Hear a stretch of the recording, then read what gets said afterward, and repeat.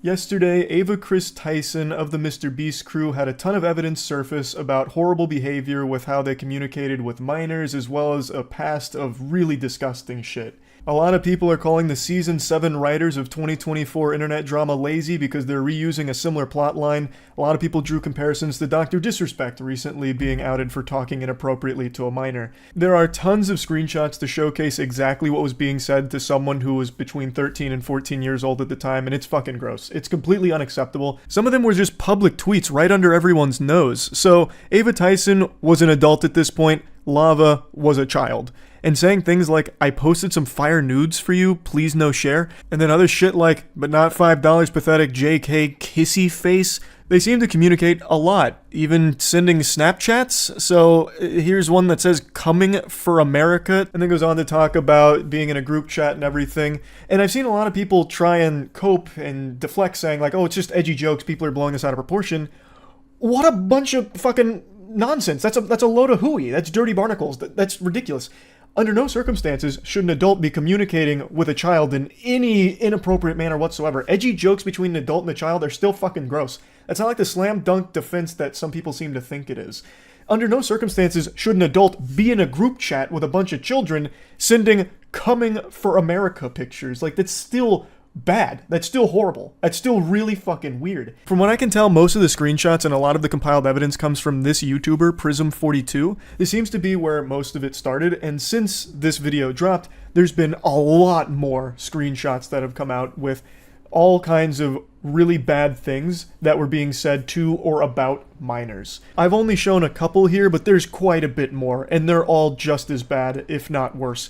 Like, for some reason, Ava Tyson had a habit of calling a 13 or 14-year-old daddy. Like, you can't just write that off as being, like, quirky, inappropriate, edgy jokes that people are blowing out of proportion. That's unacceptable. It's indefensible. Now, the 13, 14-year-old in question for a lot of these messages is someone that has come forward to give their own accounts of the situation, and according to them, they don't believe that they were groomed or anything bad was done on the part of Ava Tyson or anything like that. And I'll just go ahead and give my take on it here. I talked about it on stream, and I'm not trying to be some kind of armchair psychologist because I'm just, at the end of the day, a little reptile brain idiot. But I really do feel like in a situation like this, it's very difficult to process just how inappropriate or unacceptable something was when you lived it. I imagine that it's very difficult to view this as the person that you communicated to so closely for so long was actually evil or doing things that were wrong. But in reality, no child should have this kind of relationship with an adult where you're joking about sending nudes to a minor or making edgy jokes about coming for America. So while the person here might not feel like a victim, it really is completely unacceptable that Ava Tyson would be communicating with them like this. It really is, no matter how it's spun. Now, it is important to mention that right now, most of the evidence is screenshots, so I guess there is the chance that some could be faked, but some of them seem very hard to fake, like there's a video going through a Snapchat conversation with Ava. There's also confirmed things that were publicly tweeted from their account over the years, which I'll get to now. And it was also revealed that Ava Tyson had a history of being a Shadman enthusiast. Since all of the tweets have been deleted, it makes it very difficult to find the times that they communicated with Shadman or talked about Shadman and the art, but I did find this from Mudahar's video, who went to the Wayback Machine and showcased this tweet. And Mudahar censored it because the character does not appear to be over the age of 18. For those of you that know that name, that might have just triggered a Winter Soldier moment in your brain with your eyes rolling into the back of your skull, because it is so foul. Shadman was an artist who drew child porn. Now, when you hear that, a lot of people think that you're talking about lolly or lolly hentai type shit, which is characters that look like little girls but are actually 5,000-year-old vampires. Like, that's the meme. Fucking sipping from their Mountain Dew going, uncultured swine. You see, it's not actually a real child. This is a victimless crime. This may look like a 4-year-old girl, but you don't understand the lore. She's actually coming from a sophisticated line of goblin ogres, and she is over 400 years old. So it's completely legal, and you're weird for thinking that it's weird. But with Shadman, he wasn't drawing lolly. He was drawing real children sexually. So one of the most infamous cases was when he drew Keemstar's 8-year-old daughter in a pornographic setting. That actual fucking lunatic drew porn of an 8-year-old girl. That's not hearsay or anything. That is something that actually happened. And you know what's even crazier? I talked about this on stream. A lot of people supported him publicly. Like, a lot of people defended that. Back when Shadman dropped that revolting dog shit, there was a lot of people that were pumping their fists saying, "Go Shadman! It's Keemstar, who cares? Doesn't matter, he deserves it anyway. Shadman, do you take requests? Can you do this person's underage daughter next?" He received applause for drawing child porn. Let that shit marinate for a moment. So anyway, Ava Tyson has publicly tweeted about lolly. And in particular, there are tweets of Ava Tyson talking either to or about Shadman. A lot of the tweets are gone now because the Twitter account has been nuked, but there are archives of a lot of them. And one thing that still persists, and one thing that a lot of people have been showing, is that Ava Tyson may have actually commissioned a piece from Shadman, or at the very least, purchased a piece from Shadman. There's a clip from a MrBeast video where there is Shadman art hanging on the wall, belonging to Ava Tyson. I censored the close-up of the art for obvious reasons, but this is something that is irrefutable. The only question about Ava Tyson and Shadman's connection is whether or not a piece was commissioned or purchased. But at the very least, a piece was owned by Ava Tyson. And I don't think there's any wiggle room to just explain this away as some kind of innocent whoops-a-daisy moment of being ignorant of what the art was.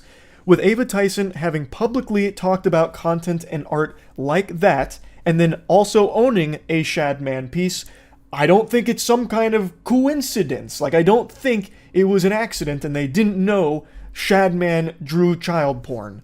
I really don't. And then yet another disturbing video surfaced where they had actually made a video a long time ago that linked to revenge porn of Jeanette McCurdy. The story is she sent pictures to her boyfriend, her now ex-boyfriend, and he leaked them out. And but the link's in the description if you want to see them. I mean, I'm not endorsing people to go look at somebody else's private business, but I know that you know, people might want to see them, so it's there if you want it. That's crazy. That's astonishing. Sharing revenge porn publicly and trying to spin it like, well, some people might want to see this, so for you degenerates, I've posted the link in the description. If you want to check that out. But you'd be weird to do that, and I'm not endorsing it. That's unhinged. Completely unhinged. So all of this started to hit the mainstream. More and more people started sharing screenshots as well as other chat logs, all kinds of things with a history of communicating inappropriately with or about minors. And in response, a couple hours ago, Ava Tyson did make a statement, and this is what was said. I would like to apologize for any of my past behavior or comments if it hurt or offended anyone. It was not my intent. Seeing recent events, we've mutually decided it's best I permanently step away from all things MrBeast and social media to focus on my family and mental health. That is kind of a textbook non-apology. It doesn't address anything. It doesn't talk about anything. It's just like this blanket boilerplate statement about stepping away. There's no denial of anything, no claims that some of the information is false, made up, fabricated, a lie, a fib, a bunch of malarkey, nothing at all. You would really think that if any of the information was wrong or faked, that would be one of the first things that Ava Tyson would want to set the record straight on. But that didn't happen. Even if it was something like needing more time, I really feel like that would have been expressed in the statement, saying, need more time to talk about all of these things that are incorrect. But again, that's not there. So they're assumed to be all correct at this point, and they're indefensible, the things that have come out here. As I was rendering this video, Ava Tyson dropped more tweets claiming that no one was ever groomed, and then states that the victim vocally supported that that's false. I again, already told you my feelings on that. I really don't think a child who has this kind of relationship with an adult would ever really recognize just how inappropriate it was because it became so normalized to them, which it never should be. It's a horrible thing, and there really is no excusing it in my eyes. Going further, there's an apology about unacceptable social media posts and then saying that it was edgy jokes and that it was unacceptable humor, that it's like a thing of the past and it's been misconstrued into things that didn't happen, and then not wanting the accusations to impact hundreds of people who work at Mr. Beast, which is why Ava Tyson has stepped away. I just don't think you can write off a lot of those social media posts as edgy jokes or edgy humor when you actually owned art from an artist who draws child porn. That's not a joke anymore. Haha, bought some child porn art. Like, that's not exactly side-splitting comedy. Like, I don't really think you can just go ahead and hand wave that as being edgy and like old humor that you've grown from. And then some of the tweets about it and like requests, what's the joke? Like, what's the punchline of that? I really don't think you can just say, oh, it's just edgy jokes that are blown out of proportion. Sorry if people are offended by it. Like, that just doesn't really work to me. As of right now, there's been no response from Mr. Beast or anyone else on the team about all of this. So it remains to be seen whether or not Jimmy or anyone else on the team knew about these things or what's going on there. But as of me making this video, there's still no response yet. So this whole situation is obviously horrible. And there's a little bit more I want to talk about here, and it's something I didn't even think I'd ever need to talk about, but I guess we've reached this point in the internet where this is necessary. I've been being attacked on Twitter, just fucking dogpiled, about my ignoring the situation and refusing to speak on it, being too much of a coward to talk about all this, which is crazy to me. And then people saying like, oh, where was the same energy for where was the same energy that you had for Dr. Disrespect here? And it's crazy that I even have to talk about this. So last night during stream, this story was still breaking. Things were still coming out about this story. And I talked about it on stream last night. The same day all of these pieces of evidence were surfacing. I talked about it immediately. Once I became aware of what the evidence was out there and what the claims were and what was going on, I was talking about it right away. And I even posted a video that is highly edited and short, nice and concise, about the whole bare bones of the situation and my thoughts on it for the second channel, so that way even if you have the biggest brain rot and can't focus on a video for long, you can still finish that whole video and see just how bad this whole Ava Tyson situation is. So I talked about it immediately, but Twitter didn't see that video, and the ones that did wrote it off as, oh, he's only going to put this on his second channel because he's afraid to put it on his main channel. He didn't do that for Dr. Disrespect. He was like that with Dr. Disrespect. You are provably wrong. All you had to do was activate a few fucking neurons in your noodle. Check my Dr. Disrespect video. I posted it at, I think it was 9 p.m. on June 22nd. June 22nd is when my Dr. Disrespect video went up. The allegation against Dr. Disrespect was on June 21st. So what happened is, that allegation came out. I talked about it on stream. Dr. Disrespect made a statement as well the same day that I talked about on stream. Then the following day, almost a full 24 hours later, I made the video talking about it. And in this situation, it is the exact same timeline. I was talking about it as everything was unfolding. I even had a video go up on the second channel going over everything that was coming out, and now I'm making the full video about it 24 hours later. It's the exact same speed and same energy as the Dr. Disrespect situation. And the main person who started this lightning rod of accusations about me ducking it and refusing to address it is fucking Sneeko of all people. Yo, look out, Moist Critical is not gonna go talk about the Kris situation because he wants to have the Mr. Beast collab. Bro, you're gonna talk about every other trending situation, Dr. Disrespect, Sneeko, anything that goes viral goes on your main channel. Kris, the associate of the biggest YouTube channel in the world, you do a 4-minute clip on your second channel. Stop coping and be a journalist if you're gonna be a journalist, or just say that you wanna have the collab. Stop lying. Jesus Christ, the fucking drool there is gonna drive me insane. I need to go put on the fucking bathrobe here and give him PTSD or something. What do you mean it is a 4-minute clip? Because I did that so people like you who don't pay attention long enough could see my take on it and also get the bare bones information of what makes it so horrible. That's the reason it's a 4-minute clip on the second channel. It was never going to be the only video I made talking about it. I was always going to make a full breakdown of this because it's bad. It's a horrible situation. So yes, you're right. I do talk about like big trending bad shit like Dr. Disrespect or like Cody most recently. I don't know why people thought I wouldn't talk about this. I knew Cody far more than I knew Ava Tyson. I talked to Cody Co at length one time on his podcast, and then one other time in DMs. Ava Tyson, I met 1.5 times. I first met them after a poker game with Mr. Beast. They showed up right at the end, right before I left. And then at the most recent Mr. Beast video, also right when I got out, Ava Tyson showed up, and I talked to them for a couple of minutes. But I never knew Ava Tyson very well. Cody Co I did, and I still wasn't afraid to talk about how awful his shit was. So I've never been someone to fucking shy away from a bad situation like this just because I know or am familiar with the person that it's about. So I don't know why people thought that that would be the case here. And also, for the millionth fucking time, I'm not a journalist. I'm like the Z-tier stupid journalist, like this actual layman fucking CTE-riddled idiot that reports on stories, and I talk about them usually to make jokes about them. In rare cases, and recently it's been very common, there's serious stories that I am very passionate about delivering and talking about how shitty they are. So, like, in a situation like this, yeah, this isn't really a story that I joke a lot about because it is serious. When there is a victim who is a child here, that's something to take seriously. But I'm not a fucking journalist. Most of the shit I talk about is the most inconsequential mumbo-jumbo ever, like aliens in warp drives, or that recent story about how scientists discovered hippos can fly because they get airborne for a split second, literally like 1/2 of a frame. They're able to get all 4 little legs off the ground.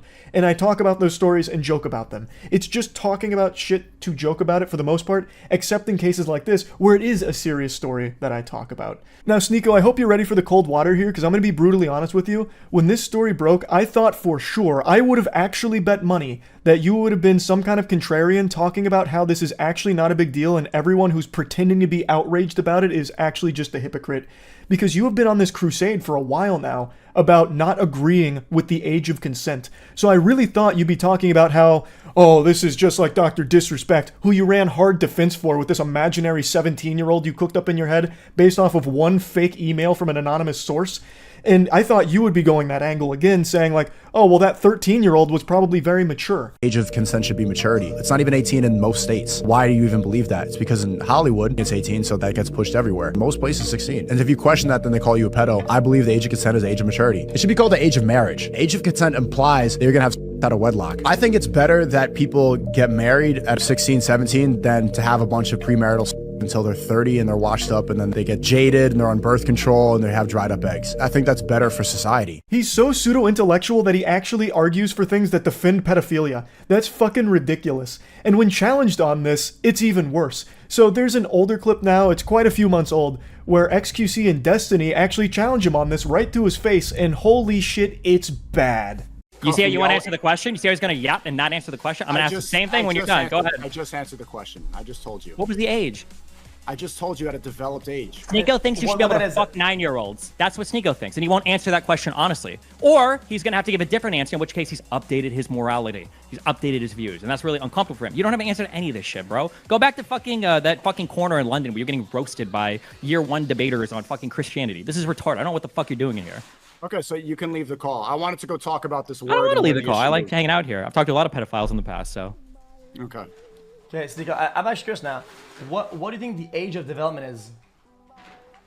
I just told you. It depends on where you are. It depends on the world. Then at what stage do you think somebody is developed in it? What stage of development?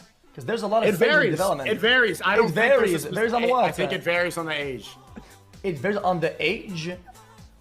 It depends on where you are. You need to have set ages for that. There are stages of development.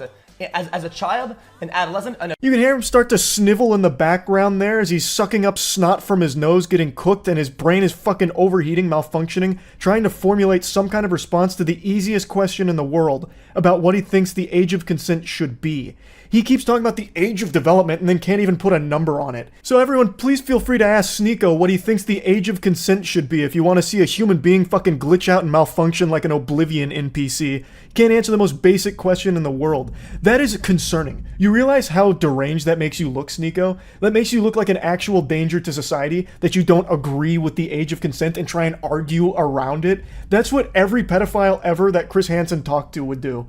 Like, you're a fucking weirdo. So for you of all people, this fucking putrid vermin, this absolute slimy worm, to have the gall to say that I only care about the Mr. Beast collab, thus this whole story is just relegated you'd never use that word's too big for you. This whole story is just put on his second channel where no one's gonna see it because it's safer that way so he can keep the Mr. Beast collab alive. He's afraid, he's a coward for it. He has no problem abandoning his morals and defending blatant pedophilia, brushing it under the rug as long as it means it keeps the Mr. Beast collab alive.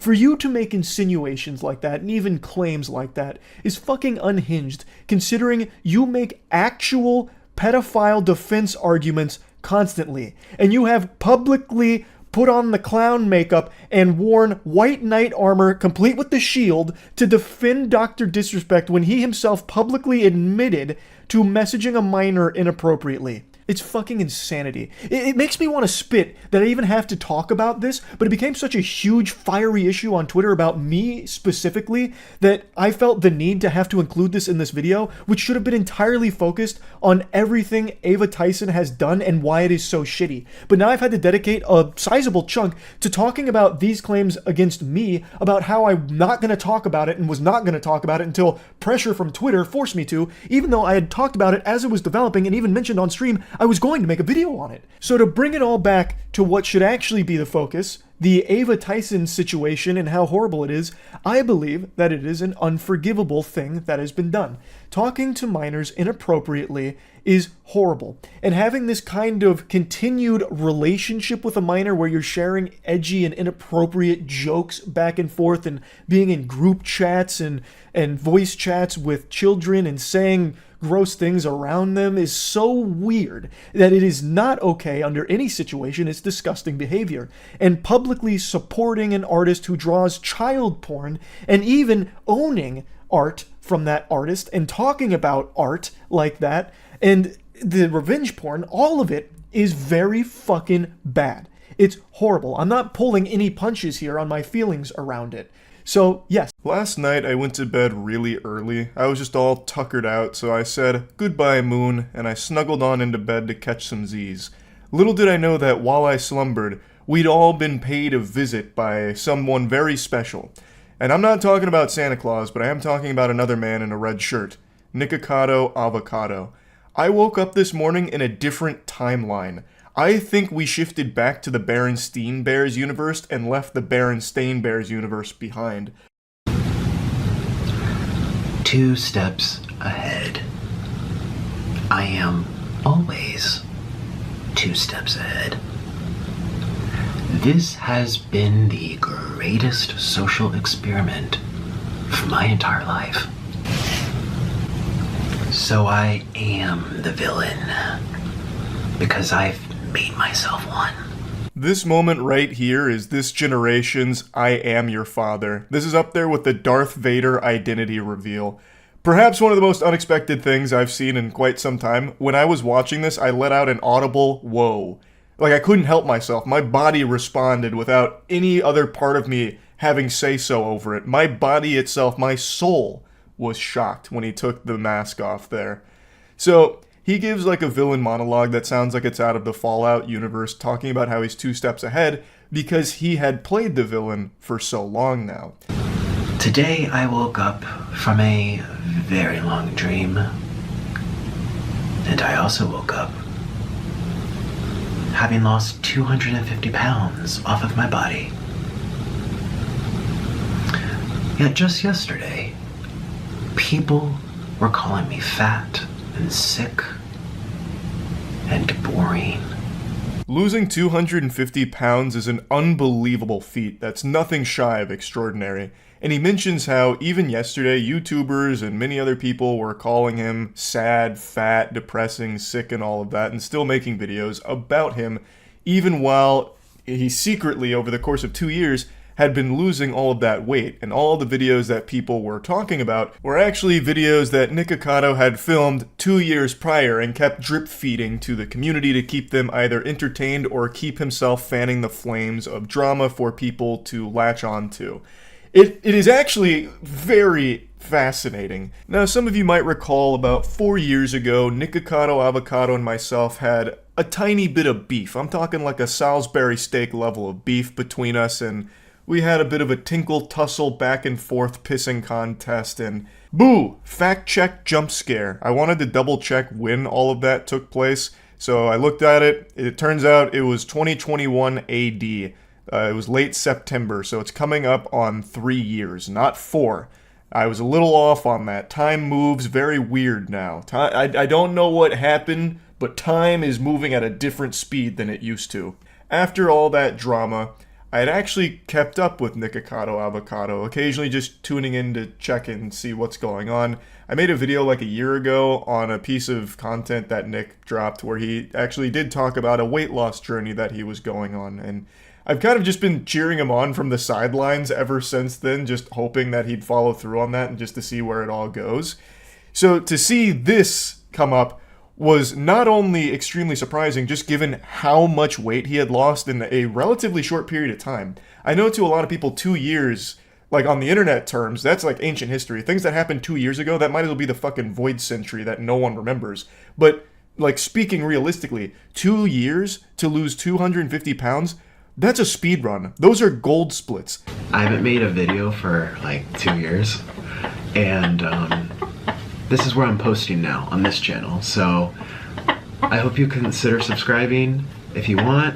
I'm actually posting more next week, so yeah, that would mean a lot to me. On his second channel, he mentions that it's been 2 years since he's made a video, so you can piece little breadcrumbs together in your head and follow this path here, connecting the dots.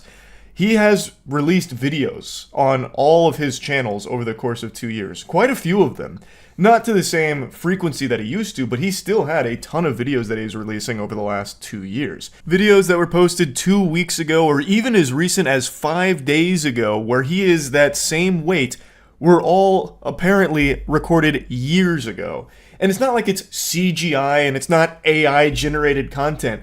Nick actually just had a crazy backlog, like the Library of Alexandria for mukbangs, and he just kept going to the vault to upload some of that old pre-recorded content as if it was new, and people were none the wiser. I even went through these 2 videos here in particular just to see if I could find like a date somewhere on like his phone, or when he went to the Heart Attack Grill, like maybe like a calendar sticking on a wall, but I didn't see anything. Maybe I missed it. I did kind of go through it like 2x speed, so maybe it like flashed by really quick and I just didn't see it. But I do believe him that these were recorded years ago, because that's the only logical explanation for how he is 250 pounds down right now, yet 5 days ago he has a video at the Heart Attack Grill where he's still like 400 pounds or whatever it was. Dude was playing chess while the rest of us were playing checkers. He played us like a goddamn violin, and Nick loves the violin. Many of you might not remember this from the Nick Expanded Universe, the lore, but he was actually an incredible violin player. He was more decorated than like Captain America in terms of accolades when it came to this. Like in his field of violin, he was a very well-regarded, talented player. And he came out here and just fucking Gangnam Styled on us. He really did play us like a sweet melody on that instrument. It was a long 8 years, wasn't it? It was a long 8 years. And I didn't think that it would have gone this long, but it did. And it was like a bad dream that, yeah, it was like a really bad dream that we were waiting for it to be over. And it's over. It was just a dream. For a long time, Nick became synonymous with breakdowns on camera. Nick and breakdown went together like a peanut butter and jelly sandwich, and that's something people talked about a lot, but then always talked about how it was always fake for views and drama and controversy. I have always somewhat believed that there was always an element of truth to some of the things Nick was saying. I really do believe that Nick was miserable with what he was doing, but felt like he had to keep doing it because that was his source of income. That was his livelihood. And he was probably very afraid to just stop doing that. Which is completely understandable, because if people are subscribing to watch you eat yourself to death and you stop doing that, they might leave. And now you've got your ass in your asshole and no money being generated anymore because the audience left from you not doing the content they wanted you to be doing. And I really do feel like he felt like he was a prisoner to that for a while. I'm not trying to be an armchair psychologist here, it's just I've watched a lot of Nick's content and it really does feel like there is a lot of truth to some of the things he has said during these moments.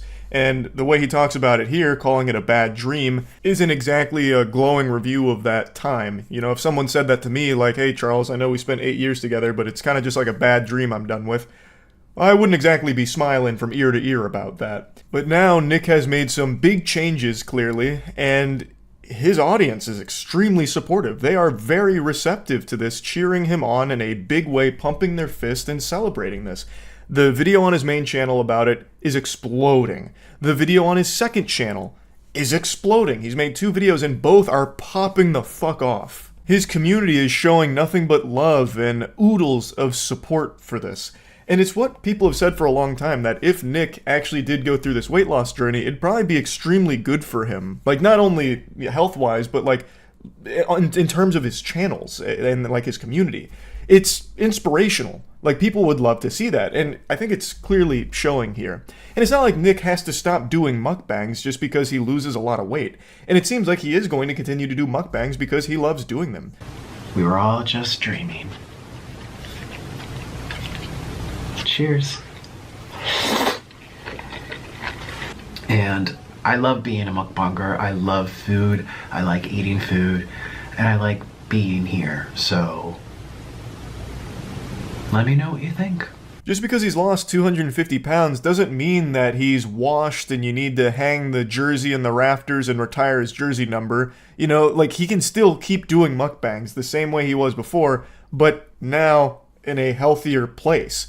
And like I said last time when he had lost, I think it was like 89 pounds at the time, he seems happier. You know, like, I'm not his therapist. I don't know Nick personally, but just from what comes across in the content, he seems happier at lower weights. Like, in the content where he weighs less, he actually just seems like a happier person. At least that's the impression I get watching it. So it's really something to celebrate here with what Nick has been able to accomplish. And I really am happy to see that the reception to it has been overwhelmingly positive. It is incredible work. This is an effort that is extremely impressive. I'm also really curious and excited to see what Nick does going forward. If he's going to continue to do like exclusively mukbangs, or maybe he's going to talk about this weight loss journey that he secretly went on for a long period of time. I'd be really interested to see like what he did to lose all of that weight so quickly.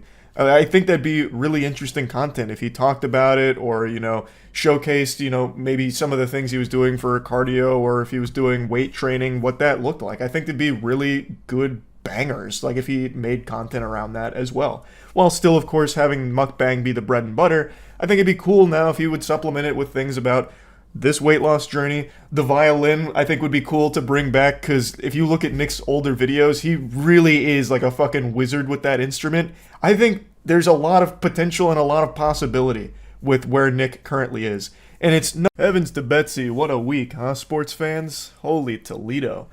Yeah, so Moist Critical's in a big oopsie-poopsie situation here. It reminds me of the time in Moonfall when KC Houseman sacrifices himself and dies of cringe to become the moon. Yeah, so, being serious now, since this has become such a big issue, I've been in a lot of drama recently. I'm in hot water, and I'm biting on the fart bubbles that pop up in the bathtub here. It is a lot. So let's start with the most recent one today. My retirement. I didn't know I was retiring. That's news to me. I'm as shocked as all of you are. I had a ton of fun last night playing a game called Clickleding, which is basically like a cuckoldry simulator, but for clicking against like the Lorax in a hotel room. And I just did like an old school gameplay commentary video. I was bubbly, full of jubilation. I posted it today only to learn that I'm just a big ol' fucking liar. Liar, liar, plants for hire, I suppose. Apparently, and I didn't know this until I posted the video, everyone was under the impression that I was quitting the internet. So I started scratching at the hair on my chinny chin chin, wondering, when the fuck did that happen? Was I sleepwalking? Do I have somnambulism? Is this some kind of like, you know, Fight Club situation? But instead of like Tyler Durden, I have fucking Charles Turden here that's just making wrong announcements. It turns out the patient zero behind all of this was a post Jackson made announcing that I would be leaving the podcasts, which is something I thought about periodically for quite a few months now, mainly because I started to recognize that I was becoming the very thing I'd make fun of with being chronically online. Like, I just was always online, And the podcasts were a big proponent of that, and I just kind of wanted to scale back the amount of time I spend online, and I kept Jackson in the loop the whole time here about where my head was at, and last week I told him, hey man, I think this is going to be where I hang up the jersey, you can put it in the rafters, throw it in the dumpster, but I think I'm just going to be, sailing off into the sunset here and just reducing the amount of stuff I do online. Which he completely understood, so he made the announcement just letting people know that, and then that got spun on Twitter and Reddit as Moist Critical's taking an indefinite hiatus and quitting the internet, fundamentally. Don't know when I'll be back. He's done with the internet because of all this controversy. Patooey on his grave. He's gone. When looking at the post, I don't even know where that's coming from. It's literally just talking about the podcast and me just stepping away. Like, it doesn't extend beyond that. I can't even wrap my tiny noodle around how anyone could perceive this as me being done with the internet entirely, but that's the story that they ran with, and that's what most people saw, not the actual post. So everyone thought I was quitting the internet, so I posted that video that I was really happy with because it just felt like an OG old school video that made me happy, and then bang! Just a flood of comments and dislikes all saying shit like, how could you fucking deceive us? I thought you quit, huh? What happened to leaving, huh? I just read this post on Twitter from an account that had a profile pic of titties photoshopped onto Thomas Edison that said you were done, and it had 50,000 likes, so I know it was true, and you're just a fucking liar. I can't even just peacefully walk away from some projects without it being a massive fucking reaction over actual nothing burger information. And trust me, no one has a palate more refined for nothing burgers than me. I have ranted about the stupidest shit of all time, but this was mind-boggling even for me. So to set the record straight, no, I'm not retiring, despite what the experts are telling you. All I did was walk away from a couple of projects. That's really it. That's a pretty normal thing to do, especially when one of them I've been doing for 8 years. I really didn't think it was that deep, especially not deep enough for how big of a story it's become with all of the wild narratives running around about the true reason that I stopped doing it. So let's get into that drama. I've talked about it on stream, I don't even know how many times at this point, but we'll just talk about all of it in this video here. So, when covering the Ava Tyson situation, I was attacked by a lot of people for not being quick enough. Even though I covered it within the first 6 hours, people were unsatisfied that I hadn't made a video within the first fucking 20 minutes of it dropping. And then when I did finally finish the full video covering all of it, it was another massive problem where now I only did it out of an obligation because people called me out, and then I also got accused of being a transphobe because I didn't use Ava Tyson's preferred pronouns, which were she, her. I didn't know that. I thought just calling Ava Tyson by her name was okay, and I had also heard when I went to the Mr. Beast thing, someone refer to Ava Tyson with they. So I was truly under the impression that that was okay. And for that, I was annihilated by a good chunk of Twitter. And then annihilated by another good chunk of Twitter because I called out Sneeko, who was the main proponent about me covering for Mr. Beast to keep the collab alive. I wasn't talking about Ava Tyson because I wanted the Mr. Beast collab. And I talked about how absurd that statement was, especially given his history with fighting against the age of consent. He's been very vocal about how much he hates the age of consent, and so I talked about that briefly at the end of the video, which then changed the whole narrative for a lot of people where I never talked about Ava Tyson and only talked about Sneeko. So it was a complete lose-lose, because if I didn't talk about what Sneeko was saying, I would have been called a coward for not addressing it and talking about, well, he was going to cover for Mr. Beast until Sneeko called him out. So, if I didn't do it, I would have been attacked. I did do it, still got attacked. It really was unwinnable. But from that spawned a conversation where I talked to Sneeko directly, because he was very upset that I was talking about how him rallying against the age of consent is pedophile arguments, like defending pedophilia.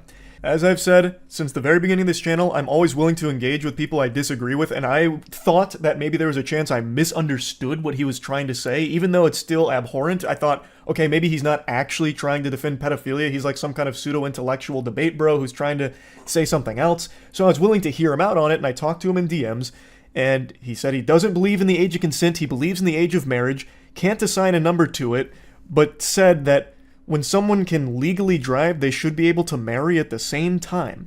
which is literally like a 15 or 16-year-old, because you get your permit at 15, your license at 16, and both are way too young to be marrying. That shit is completely unacceptable. It is downright disgusting. He then said that he was happy to discuss it in a call, which I said I was willing to hear him out on, and he said that he would do it later because he was outside doing an IRL stream in Turkey. So I was willing to hear him out because, again, if this is some kind of crazy misunderstanding, I'd like to know that, because it'd be really fucking scary for someone in his position with his level of influence to be actually advocating for adults marrying and fucking children. That's a huge problem. That's a big fucking problem. So if there was something that he was like trying to say but failing to do so, I was willing to at least hear it. And this is where the infamous debate came from. The debate that people are calling the debate of the century. I'm kidding, not a single soul on the planet said that. It's actually one of the most dogshit debates I think human beings have ever had. He eventually called me on Discord. I was under the impression this was just him and I talking.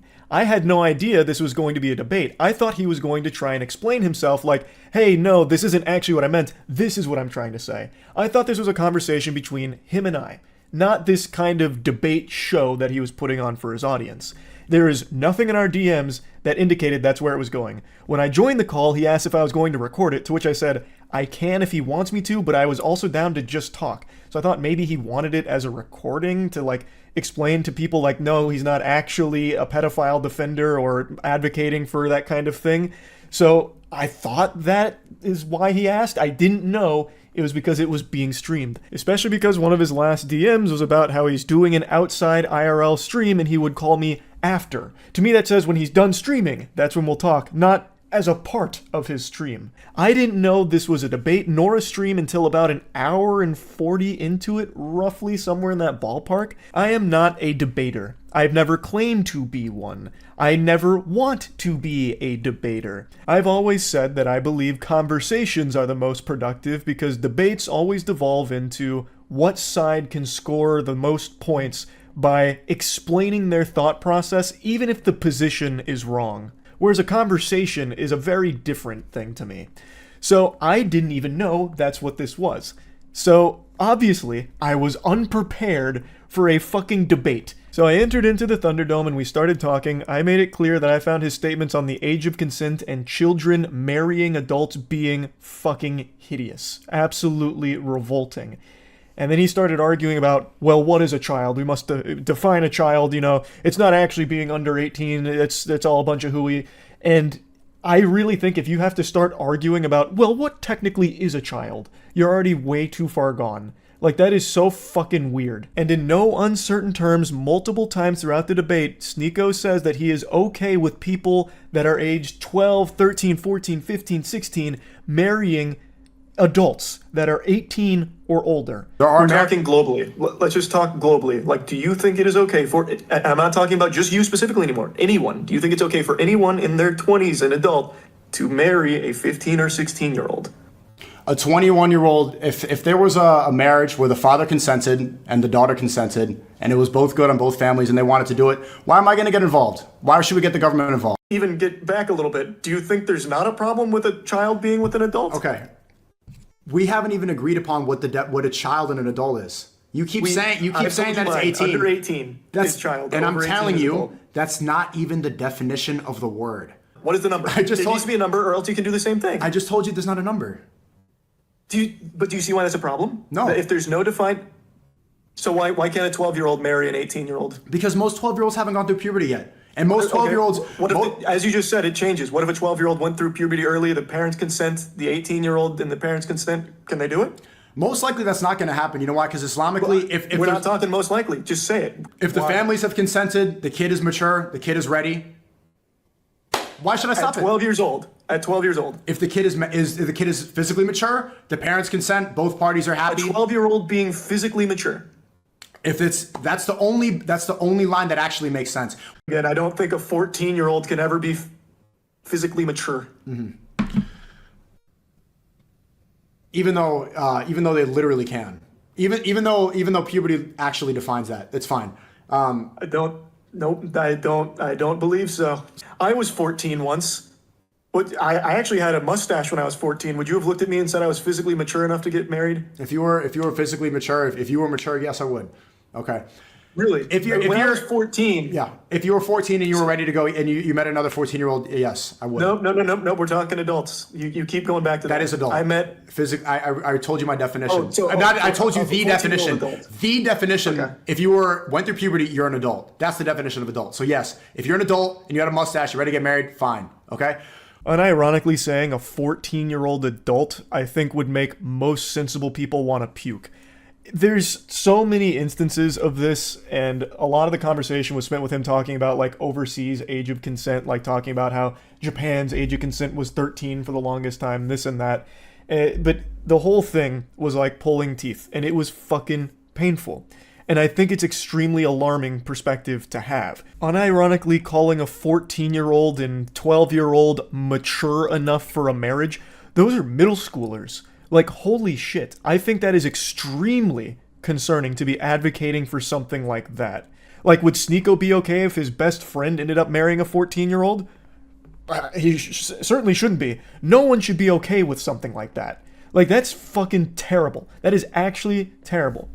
But now, since I wasn't, like, holding him to this topic or making sure it stayed on the topic I thought we were talking about, it went all over the place with a ton of different things, but the big one, and this is what most people have focused on, which was my response to his question about kids transitioning. And the way he would pose that question would be by asking if I thought it was okay if kids who want to switch their gender go to the doctor and get their dick cut off.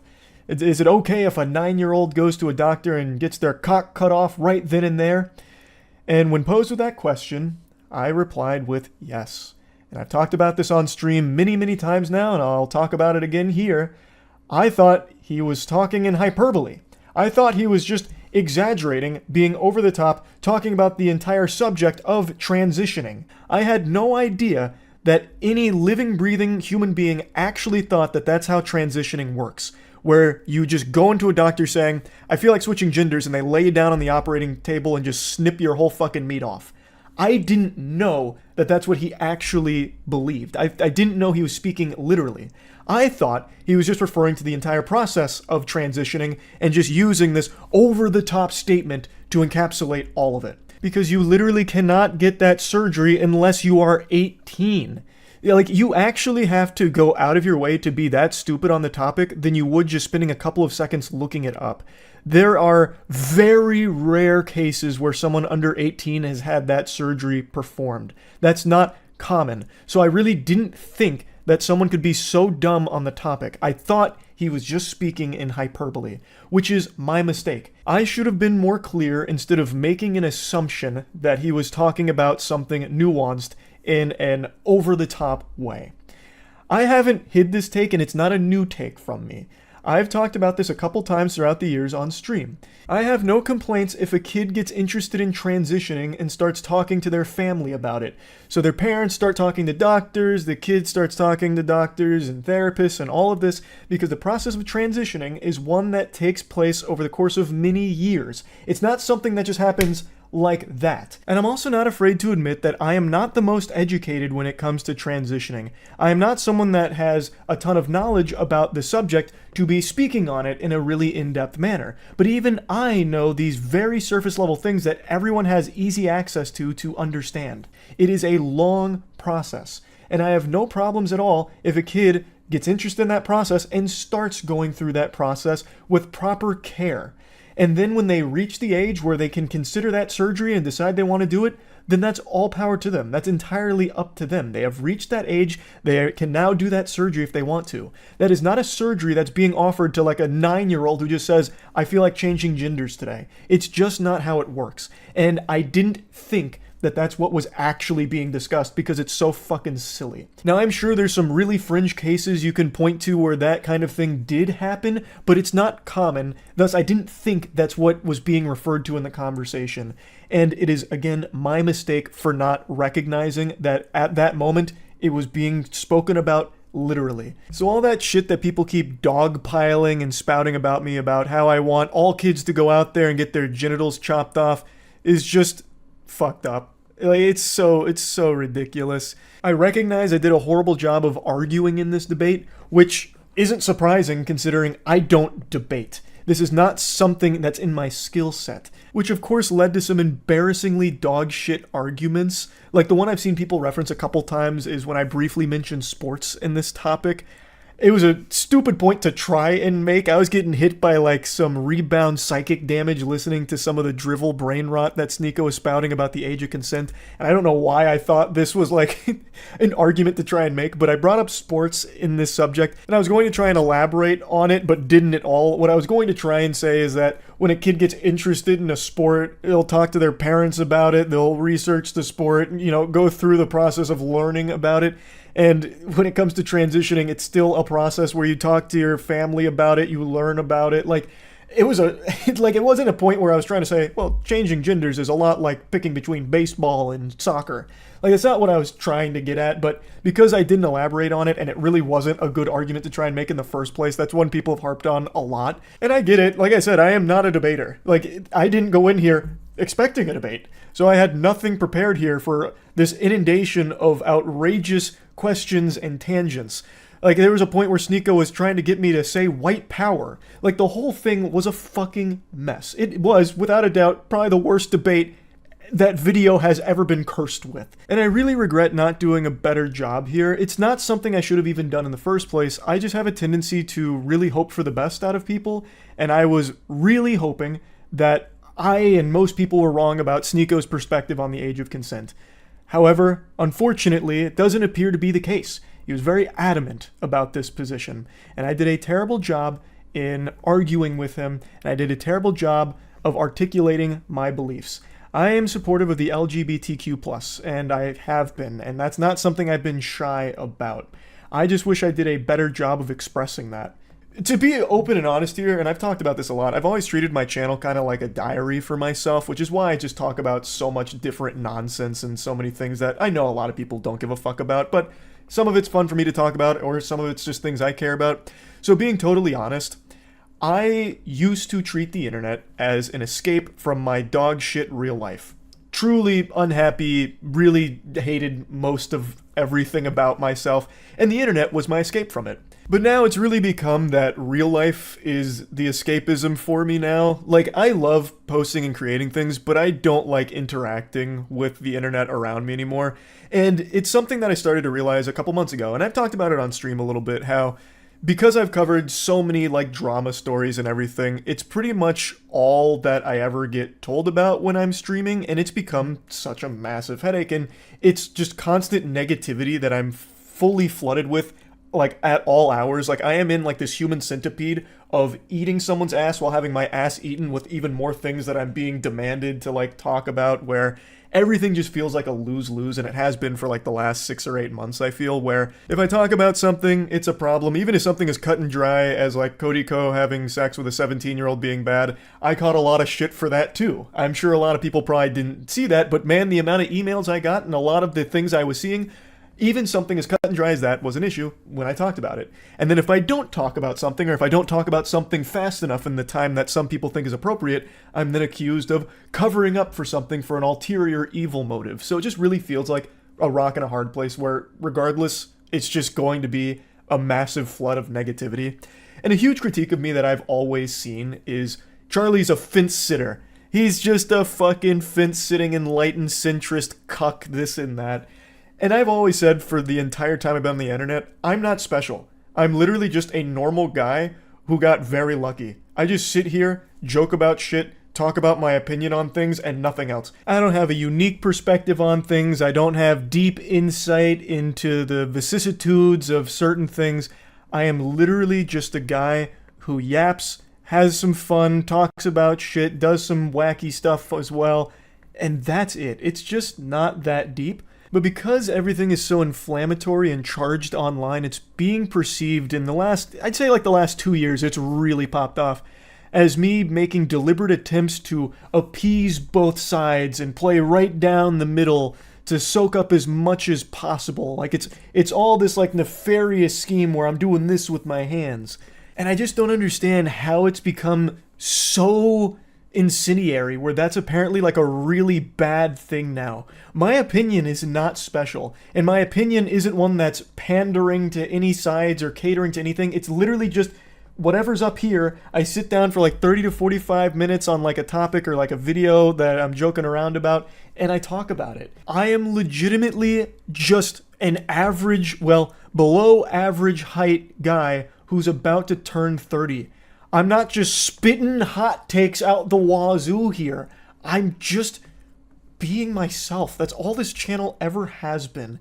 And now it's become super controversial to do that if it's not like, you know, picking sides on everything, it seems. And it's very frustrating.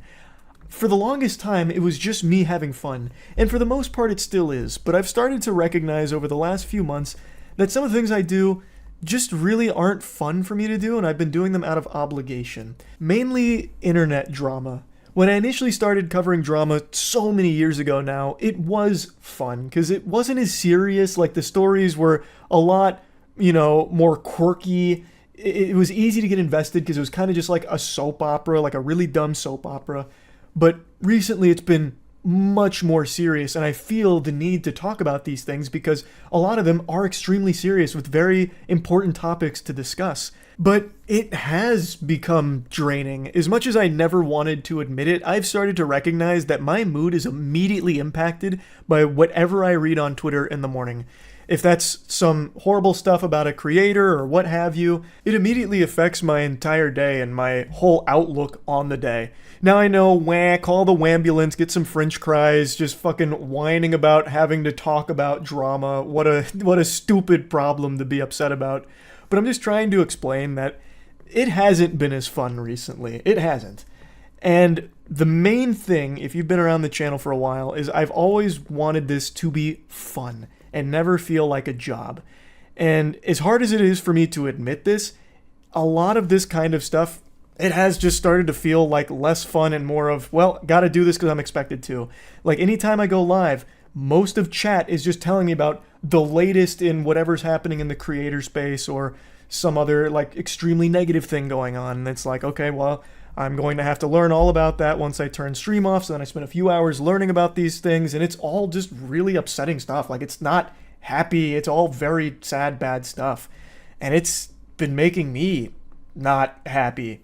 So I definitely think I'll be slowing down on covering internet-related drama or, like, drama in general. I'll still talk about, like, really wacky stories and shit like that, but I definitely think I'm gonna be pumping the brakes on, like, the kind of drama I have been covering recently. And instead, I'm gonna go back to focusing on the content that I'm most happy with. Like, if you ask me what content I'm most proud of throughout my entire time on this platform for the last, like, 17, 18 years, none of it would be drama coverage. It'd be things like Skynut. It'd be things like shooting a potato at a tennis racket to see if you can make french fries in midair by frying them in hot oil. It's shit like that. And I think I'm going to go back to that kind of stuff as opposed to the direction that I have been going recently.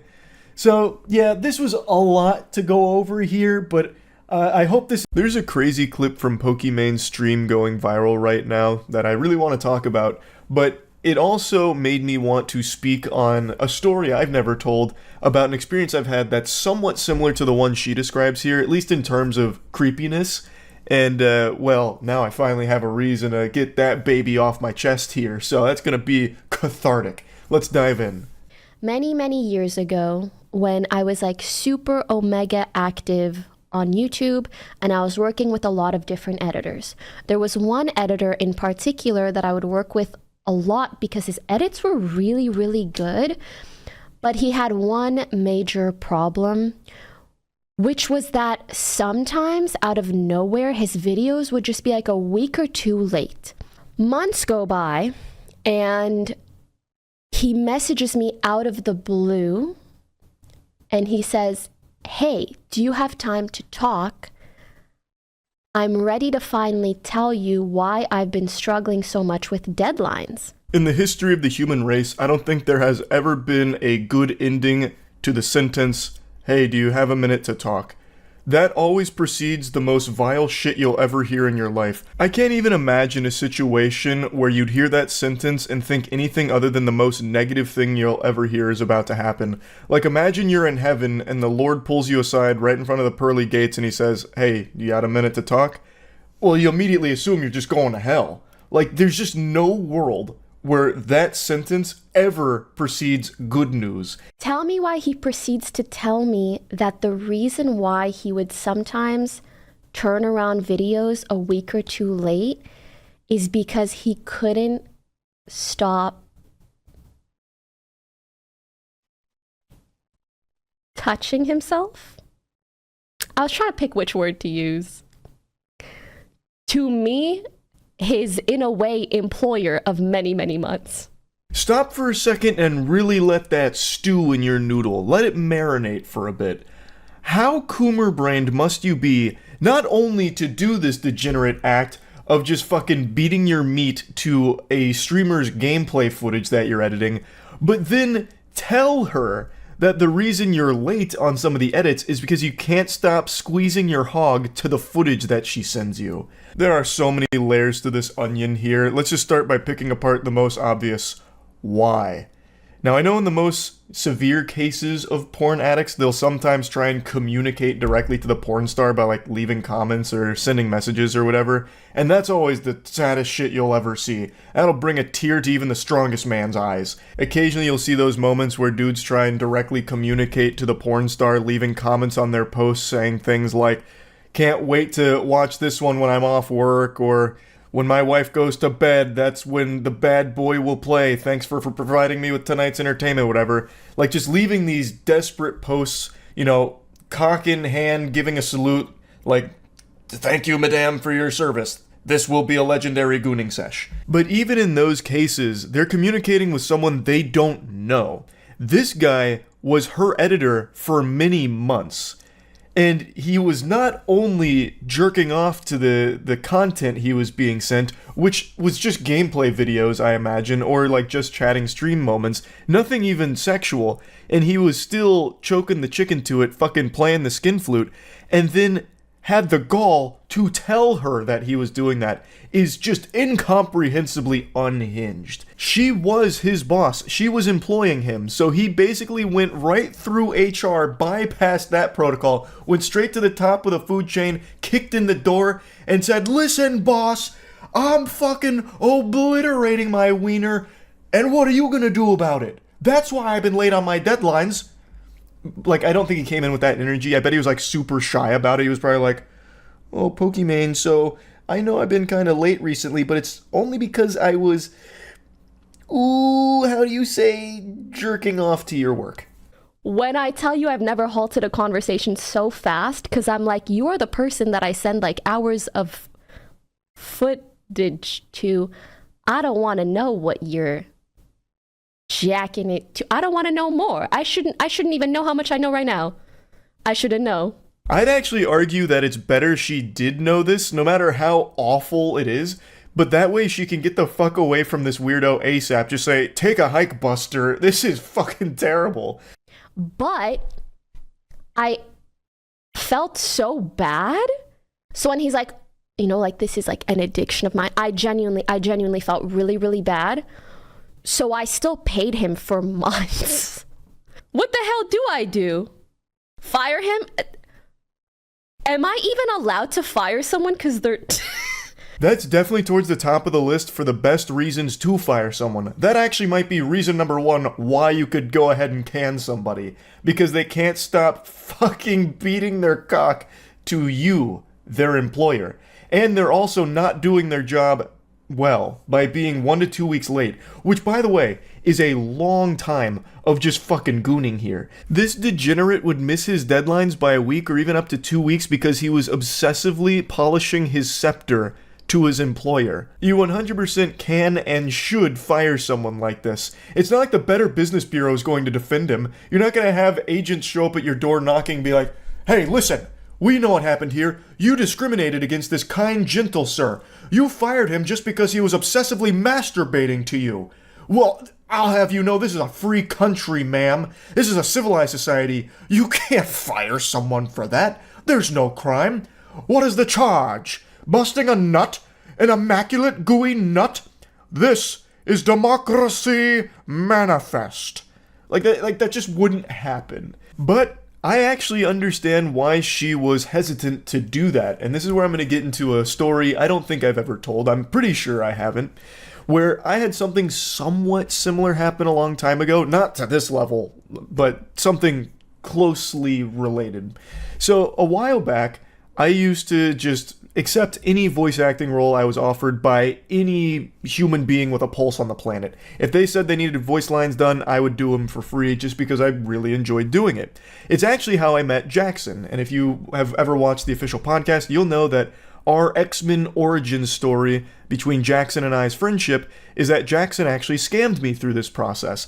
He sent me an email asking if I'd be down to do voice work for his upcoming game, and then sent me like some in-game screenshots and promotional screenshots that were actually just Dark Souls images that he photoshopped to fit his game style that he tried to sell me on. And I was like, yeah, fuck yeah, I'm definitely down to do voice work.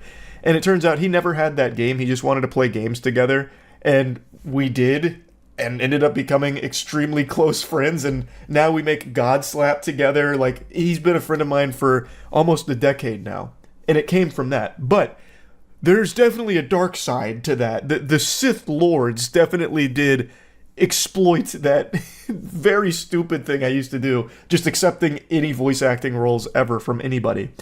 So, I think this was after I had met Jackson and after we were friends. I can't quite remember the exact chronological timeline here, but I received a very interesting email from a very peculiar man that under any other circumstances probably would have triggered red flags in a sensible person's mind, but for me, I saw the word like voice acting opportunity and I was like, I'm in. Say no more. So I emailed him back saying that I was absolutely down to do this and when should we get to work on it. So we communicated back and forth a little bit and eventually set up a Skype call, because this is when Skype was still popular. I think one of the best things that's happened in modern day is that Skype has died. That was legitimately just like fucking official malware. That was the worst program that ever saw success, and I am embarrassed that it ever got as popular as it did. But this was a different time and day back then. So we went in Skype and we had our first voice call a couple days after that initial email came through. And it wasn't like super weird. He conducted himself pretty professionally. He was trying to tell me about the game. I don't remember all the details around it. It was a game that never was going to happen, though. It was unbelievably ambitious. It was some kind of like MMO hack and slash with like a super deep branching plot lines, all made by him, the solo dev. He was just spamming every buzzword he could about this game, but again, it didn't matter to me because it was voice acting work, and I wanted to get the reps in. And so I just said, yeah, like, I'm super on board. Let's stay in contact. You can send me the script and whatever else you need. And that was kind of the end of our, like, introductory call. And man, did I open Pandora's box. Pretty much immediately after that call, he would start messaging me on Skype often. And it wasn't about the project all the time. Sometimes it was just about his day, which I would engage with. I'd be like, oh, it's really interesting to hear about how your day's been going. Thanks so much for sharing. And then he'd start tiptoeing into like some other small talk. It started to feel like he was interrogating me sometimes, where he'd be like, so what'd you do today? And I'd tell him, and be like, oh, so like, you didn't really respond earlier. I thought you were just doing something really important, but you were just hanging out at home? That's kind of weird. Like, what, are you sure that's all you're doing? I was like, brother, yeah, I mean, I don't know, I'm just not like always on Skype. He's like, oh, no, that's fine. You just didn't respond to me. And then he'd start gradually asking more and more questions, like questions you would ask someone on like the most awkward first date imaginable if you were some kind of Reddit mod. He'd be like asking me certain things like about anime and just like general interests and shit. And this is right before I had graduated college. I was still in college because I remember he was asking me about how my schooling was going. And I was like, yeah, I mean, it's going well. How's your project going? And he'd tell me some shit that I know wasn't happening. He's like, oh yeah, I got a lot of work done today on the game. I was in C# really just fucking in my flow state. I took like the limitless pill, and man, I programmed fucking 15 trees and I have 17 actors doing mocap for me, and they're all martial arts specialists, so the hack and slash animations are top notch. And I was like, oh, that's awesome. Do you have like that script or anything ready? He's like, oh, it's still being worked on. And then he just keep kicking that can down the road and change the topic of like, but enough about the game. Tell me about exercise physiology. What's that like? It's like, brother, you're not my mom. Like, why are you checking in like this? I don't care. And we're not really like close or anything. So why would you get upset if I don't like respond to you in a timely enough fashion? Like, it was just a disaster. So this went on for like a few weeks of this kind of stuff happening every couple of days, and I was ready to just wash my hands of it and just say, all right, this voice work isn't worth, I'm not getting the juice isn't worth the squeeze, as they say. So I kind of just started to let that peter out. I'd really very rarely respond to him, so he'd send me like a few messages over the course of like a week or two that I just would ignore. And then it got really bad. This guy was sending me like deep messages, and some of them just very unsettling. And then he eventually sent me a message talking about how he's about to end it all. And, he doesn't expect me to respond since I haven't responded in so long, but he just wanted me to know how much our friendship meant to him and all that. And I fucking freaked out, immediately responded to that when I saw it, and then he once again just switched gears and was like talking about my day and his day and this and that, and once again, just going down this small talk and then like interrogating me like, well, why haven't you been responding? So that I had to come up with a story like, oh, just haven't been checking Skype for the last few weeks, just stuff going on. He's like, oh, okay, yeah, no, okay, yeah, I'm sure, and then getting upset and whatever. I recommended him getting like professional help, which he claimed he was doing and seeking, but it wasn't really working. The only thing that really helped him was our little chit-chats back and forth. So obviously I kept that door open, and luckily the frequency of his messages was much slower, so over the course of a few months now, the messages were far less often. So it wasn't that big of a deal, but it still just felt miserable to keep this communication open. It felt like a hostage situation where like if I didn't respond, he might do something, and it was scary. And as this continued for quite some time, he'd make threats occasionally of harming himself if I didn't respond in like a fucking speedrun fashion to one of his messages. When I got into a relationship, he sent a really creepy message about like, well, is it serious? Why is it serious? What do you see in her? That kind of thing. Like, it was all really alarming shit. And I'm not going to keep boring you with details here, but similar to how Pokimane didn't immediately fire that guy because she like felt bad for him or was like a little afraid of what might happen or whatever, it's easy to take a step back when you're not involved in it and just be like, oh, this is what you should have done. But when you're actually in one of these like really weird fucking situations on like a personal level here, it's just a little harder to do that. So I do understand that, but again, definitely the right course was firing that guy. In my situation, eventually what I did was I just stopped responding. If he did send me one of those messages, I would reply just telling him he needs professional help, and I won't talk further about these kind of things with him because I am not a professional. I'm not equipped to deal with that or handle that or help him in any way. He needs real help. And that would be how I'd respond to those messages when he sent them, and he eventually stopped. Yeah, I know, I'm the millionth person talking about this situation, but how can I help myself? I'm an addict, and my drug of choice is silliness.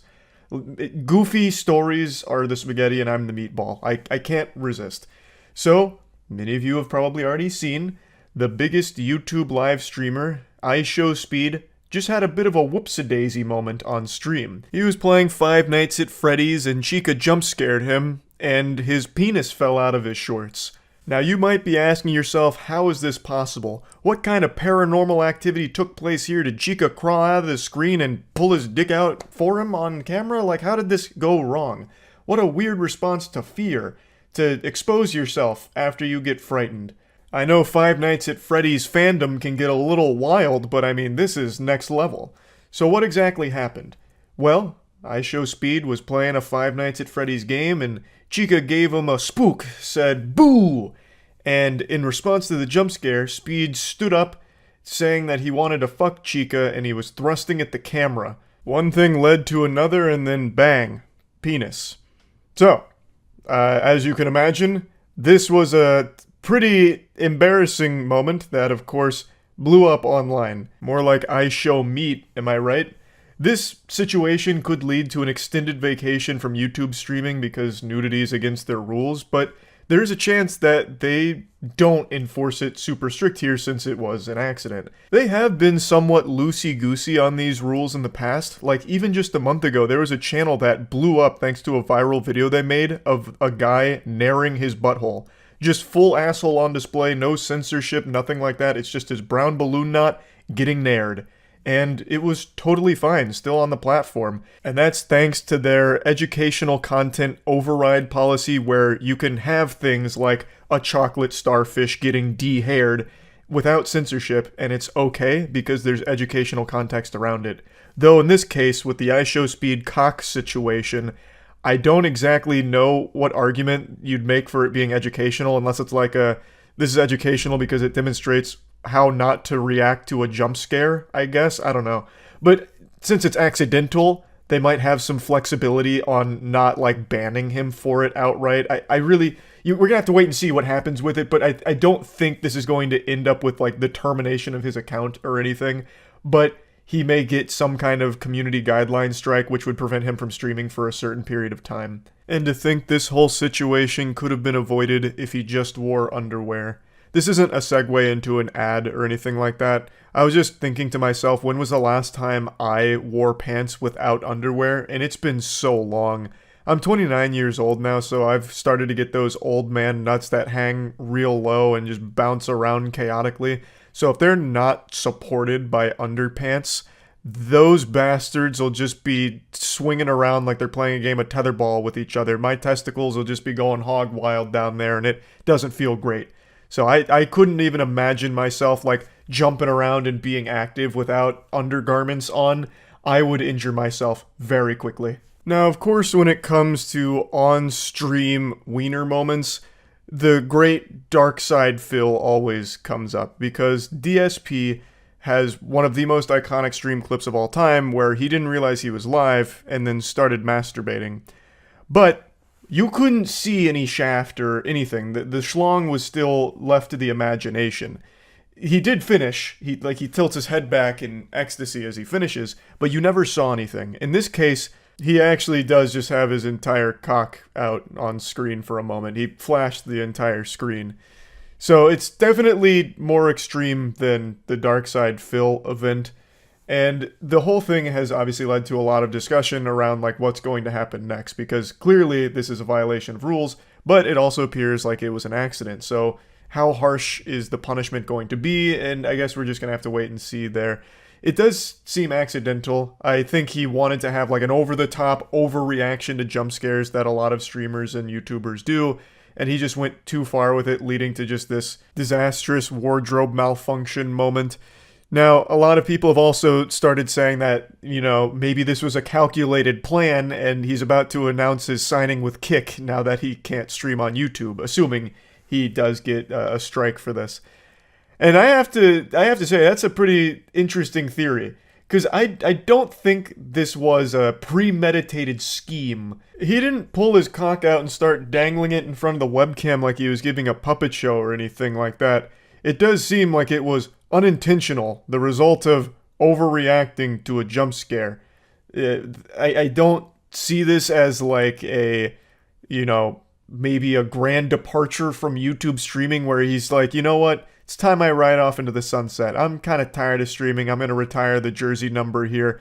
We're done. But I want to go out with a triumphant bang, an exit no one will see coming. Like, I don't think he came in here to try and subvert viewers' expectations like it was Game of Thrones Season 8 here with a fucking penis jump scare. Like, I don't think this was a plan. If it was, this could lead to, like, huge trouble for him, actually, I would imagine. He knows his audience skews on the much younger side of things. A lot of the IShowSpeed audience is young, and a lot of those kids were probably watching this stream, especially considering it's Five Nights at Freddy's, which is predominantly a kid's property that they really resonate with. So I don't think the idea would have crossed his mind like good content would be exposing myself in front of all of these viewers, many of which are minors. Like, I highly doubt that was a thought that crossed his mind. Now, of course, the fact that it still happened is awful, but I just really don't think it was a plan. Of course, the overreaction to the jump scare is a plan. Like, that was definitely something he decided he was going to do with, like, going crazy about the jump scare. But everything that happened after that, I don't think was some kind of calculated plot. Cody Co is a YouTuber that probably doesn't need an introduction. I don't need to read the Wikipedia article explaining to you who he is and lore dumping. I'm sure most of you are at least loosely familiar with his content. He's been very large on the platform for years now. And recently, some disturbing allegations have come out against him. Now, the allegations against him aren't exactly brand new. They're not, fresh off the battle bus, hot drop in here out of nowhere. They've actually existed for a little while now, but never actually received a lot of coverage or a lot of attention. Kind of just been sidelined with people not knowing about it or not talking about it until yesterday when another YouTuber named D'Angelo Wallace gave some amazing coverage breaking down the entire situation here and going over everything that Cody Co is accused of. Someone has been alleging for years now that you, one of the largest commentary creators on YouTube, knowingly committed a crime against her when she was a minor. But YouTubers and viewers alike are ignoring and discrediting these allegations solely because the person making them happens to be an unlikable woman online, Tana Mojo. Yikes. Yeah, that's some pretty awful shit right there. That's a huge allegation that actually has a lot of evidence backing it up, which D'Angelo Wallace covers in great detail in this video. It's not some imaginary nothing burger that someone squeaked out between their butt cheeks to try and ruin Cody Co. It's a serious accusation that appears to have a lot of evidence about it. I'm not here to accuse you of committing a crime in this video because I can't do that based on someone else's allegations. Nobody can definitively take these allegations as proof, but at the same time, they should still be looked at and not treated as an open secret and swept under the rug like you've been doing for so many years now. I think that's a great point. Even though these are still allegations with nothing that's been proven, since there is so much supporting evidence around the claims, it definitely is something that needs to be examined thoroughly because it is a huge deal. And speaking of this podcast, about a month ago, she hosted a live episode in front of an audience, and the conversation turned to you. Who's the smallest you've ever had sex with? Oh my god, no one look at me, Cody Co. I can say that. I was literally 17, I can say that. This clip started making the rounds and people were understandably perturbed because if Tana Mojo was 17, you would have been 25. So people started speculating and Tana decided to set the record straight. I hooked up with Cody Co when I was 17 and he was 25. I'm going to go ahead and break down these numbers here because it seems like people are starting to struggle with math, like teriology starting to pop off with 1 × 1 equaling 2 and all of that. I'm just going to go ahead and explain this. 17 is less than 18. Thus, that is below the age of consent and is a crime. And I already have seen comments on this situation about 17, who gives a fuck? That's basically 18 anyway. And it's this same dog shit, brain dead, concerning mentality, like your hard drive needs to be investigated type shit that we saw with Dr. Disrespect, where they're like, no one should really care that Dr. Disrespect was talking inappropriately with a 17-year-old. Even though, once again, you absolute fucking Cro-Magnon, there is no evidence that Dr. Disrespect ever talked to a 17-year-old. Not even he said that. It has only ever been stated as a minor. Everyone around Dr. Disrespect never mentioned 17. It's actual delusional Fantasyland Narnia type shit where people are trying to defend him by saying it was actually a 17-year-old, 364 days old. Which is absolute fucking barnacles. Like, that's a load of fish paste. And even still, it's bad. I don't know how we've devolved so much where all of a sudden 17 is now something people try and justify. So like in this case right here, you'll have some drooling, stinky, bumbling morons in the comments saying how it's not a big deal because 17 shouldn't be an issue. You know, like, age of consent over in this region is actually 16, so really, he waited till she was old. Like, it's craziness. It's actually craziness. It is a crime. It is a minor. Still, it's bad. Like, I don't know why that needs to be explained all of a sudden. Now, something D'Angelo Wallace does make a point of here is pointing out that Tana Mojo is not well liked. I am sure if you've been on YouTube for any length of time, you've heard her name and seen a lot of less than stellar things about her. She has a history of lying and putting on a lot of bad stuff and bad behavior. However, when it comes to this claim, this doesn't appear to be something that she's just lying about for clout to try and elevate her platform on the back of Cody Co's good name or anything like that. This is a story that's been told even a few years in the past about this situation here. So this isn't something that she just pulled out of thin air. This is actually an allegation that has existed for a long time that is only just now starting to surface. She claims that not only were you fully aware of her age at the time, but someone even tried to stop you and you went ahead anyway. There was a situation with Gabby Hanna at a playlist live where she pulled him aside and told him like, yo, she's 17. And then we still went and hooked up. To be clear, 17 is under the age of consent in many states, including Florida, where playlist live used to take place. So this means that Tana Mojo is accusing you of statutory rape, and she's not trying to hide that. This isn't just some crazy tea. it was a crime. Remember how Tana said that fellow YouTuber Gabby Hanna tried to stop you before everything allegedly went down? Well, did you know that Gabby is actually on record telling the exact same story several years ago? One time, I told a guy, I saw him making out with a girl at a party who was underage, and I pulled him aside and I was like, hey man, you probably don't know, I know she like looks a little older, she's underage, watch it. And he's like, oh my God, thank you for telling me. And then he turned that. This is really, really bad. Really, really bad indeed. Pardon my potty mouth here, but this is fucking disgusting.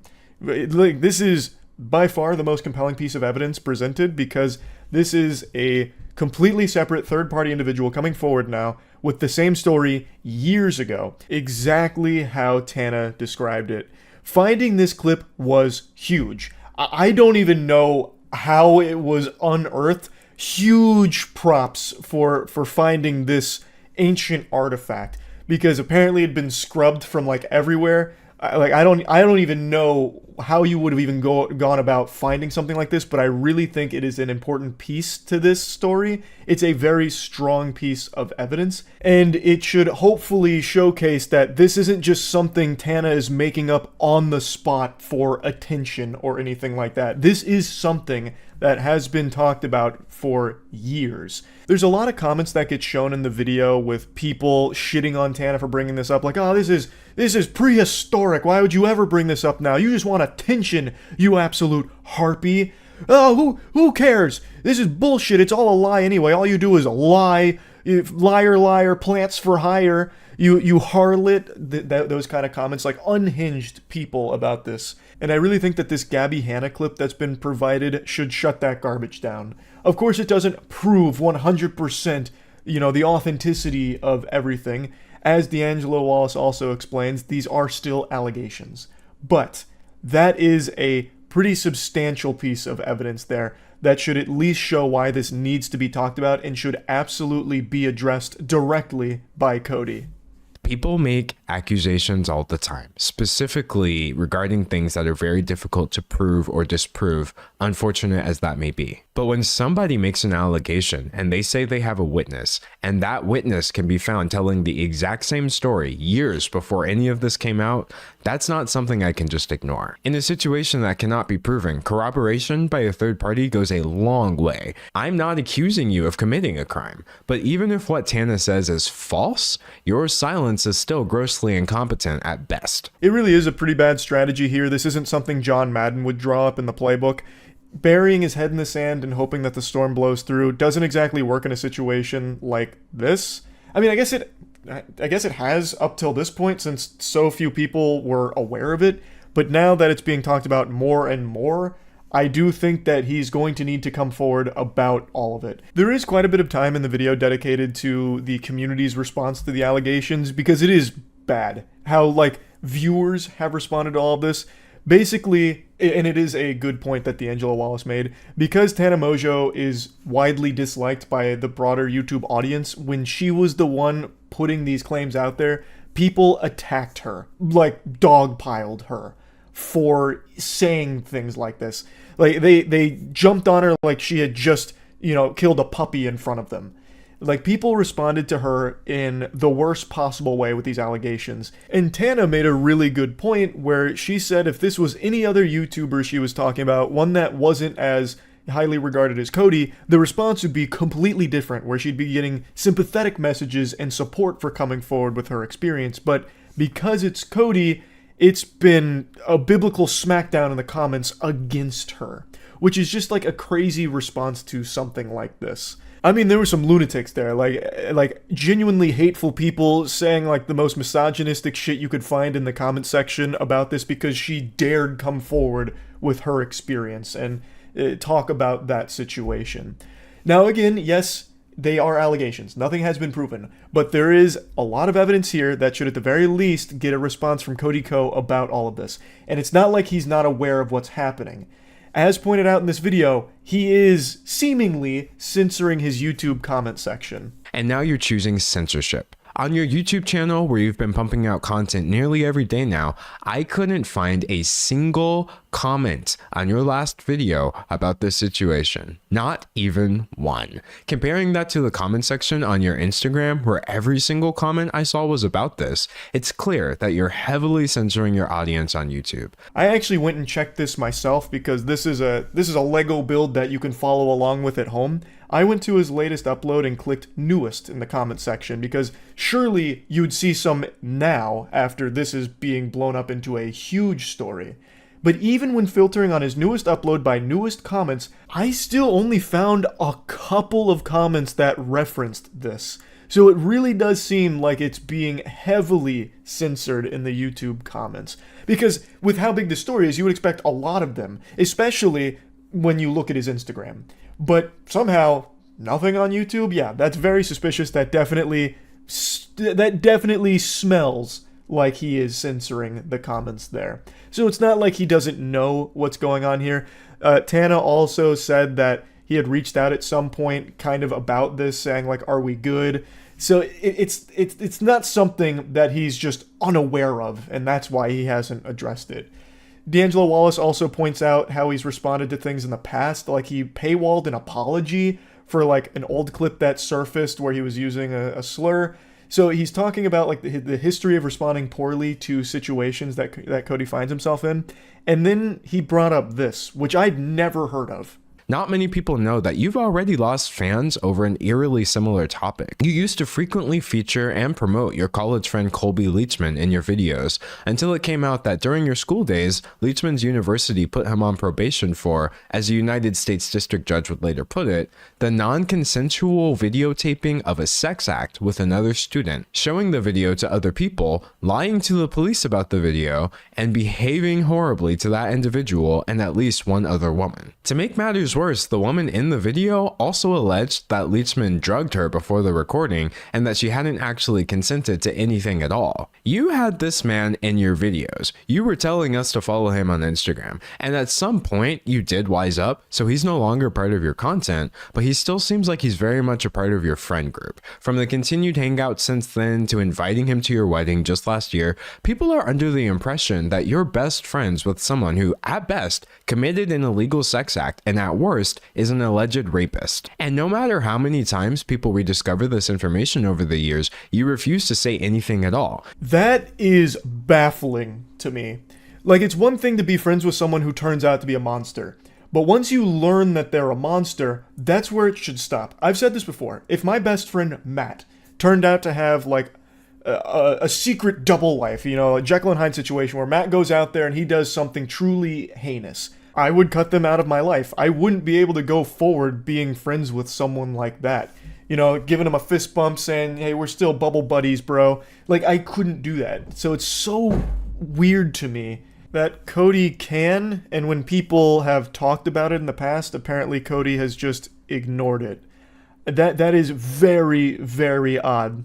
I haven't seen a single channel over 1 million subscribers do so much as acknowledge that this situation exists. And I'm not talking about channels that never would have discussed something like this either. I mean the same channels that were rightfully calling out people like Dr. Disrespect for texting a minor, which are the same channels that are now completely ignoring a scenario with an even bigger creator being accused of doing something much worse. D'Angelo Wallace makes a point a couple times in this video about the silence on this subject being staggering, considering in the YouTube ecosystem there's tons of commentary channels that'll cover a wide variety of topics, sometimes rumors that aren't nearly this serious, you know, like a 2-part docuseries on that time Markiplier allegedly pooped without peeing. Or, in my case, I'll make a whole rant going over how aliens probably aren't visiting us via theoretical warp drives to haunt our boners. And yet, somehow, a story that's this serious just slips through the cracks and didn't have many people talking about it until very recently. So I'd like to at least take a quick moment here to explain why I hadn't covered it. Now, I did hear the whispers about this Cody Co allegation about a week ago now, where someone in stream chat had mentioned, hey, have you heard what Cody Co apparently did with Tana Mojo? And on stream I asked what they were talking about because I hadn't heard shit about that. Eventually another chatter explained that I could find more information about it on Reddit because a conversation was starting to develop around those allegations, so I made like a note of it and then went to bed. The following day, I got home pretty late and then went to follow up on things from the previous night, because sometimes during stream, I'll make like tabs about what people are telling me to look up. I don't do react content on stream or anything anymore, so if it's like a video that people are recommending I check out to get caught up on something or whatever, I'll make a tab for that video and then watch it when I get back to the following day. And when it came to the Cody Co thing with the Reddit post, by the time I got to it, it was deleted. So I kind of assumed that maybe the claims were just baloney, and I didn't see a whole lot of chatter about it. I saw a couple of tweets that loosely talked around it, vaguely, and I just didn't look into it deeper than that. And I recognize now that that was a mistake, so I'm sorry for that. But I just didn't find a lot of information at the time, until, of course, last night when D'Angelo Wallace posted the video covering all of this. So I know the speculation has been made that the reason people aren't talking about the Cody Co situation is because he's a channel that a lot of people respect and is friends with a lot of the community. So no one wants to speak out against their friend or a channel that they respect so much, thus they're trying to help, bury it or not let it, erupt into the mainstream. For me, that wasn't the case. When I went looking for the info after that stream, I didn't find anything, and I didn't do a big enough dive on it to access it, so I just kind of stopped looking, which, again, was a mistake, clearly. I've talked about Cody Co's content in the past. I've liked his content. I respected him as a content creator, but I'd never say that we were friends or anything. I went on his podcast one time, and I think we only ever talked in Twitter DMs once as well. We weren't exactly like inseparable friends, the best of pals and buddies or anything. Like, I imagine if we walked by each other in a crowded mall, we'd do one of these to each other, and that'd probably be the end of it. This isn't some kind of story that I was avoiding or anything like that. I just truly didn't do enough digging on it because, as D'Angelo Wallace does mention, this story has been pretty successfully buried for the most part, where a lot of people just weren't aware of it, and I didn't do due diligence to become aware of it. But luckily, D'Angelo Wallace did, and created this great video going over all of it. So I wanted to talk about this because obviously it's a very serious situation. Cody Co absolutely should come forward to explain all of it, and if there is another side to this story, tell it. If it's wrong, set the record straight. It's a very upsetting story here that at the very least needs to be addressed by Cody publicly. This can't be another paywalled apology situation or anything like that. This should definitely be something that he comes forward and... As a Z-list celebrity, I get asked to do a lot of stupid shit a lot of times, and sometimes I accept. The Rock does excel at a lot of things. Being super big, commitment to being super big, getting bigger, eating like a big person, and being big. I do like a lot of The Rock's movies. I do like CIA was one of my favorite movies from The Rock. Jumanji, that was very cool. That was very cool. He's laid out a couple stinkers. He's laid out some stinkers, but I have faith in the man. And it seems there's no exception for Dwayne "My Rock" Johnson.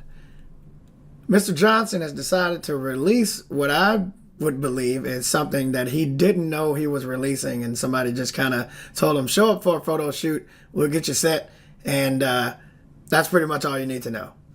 Ladies and gentlemen, Dwayne "The Rock" Johnson is coming out with a hair product. You heard it right. The bald guy is coming out with a hair product. It's called Papa Tui. Now, here's the thing.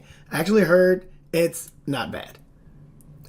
It hasn't really been locked down on what kind of hair it's for. But look, I'm guessing there's going to be different formulas. There's going to be, different situations for different... I'm not sure. I'm really trying to give this a fighting chance. I just want the bald man to explain what's happening here. One thing you have to think about.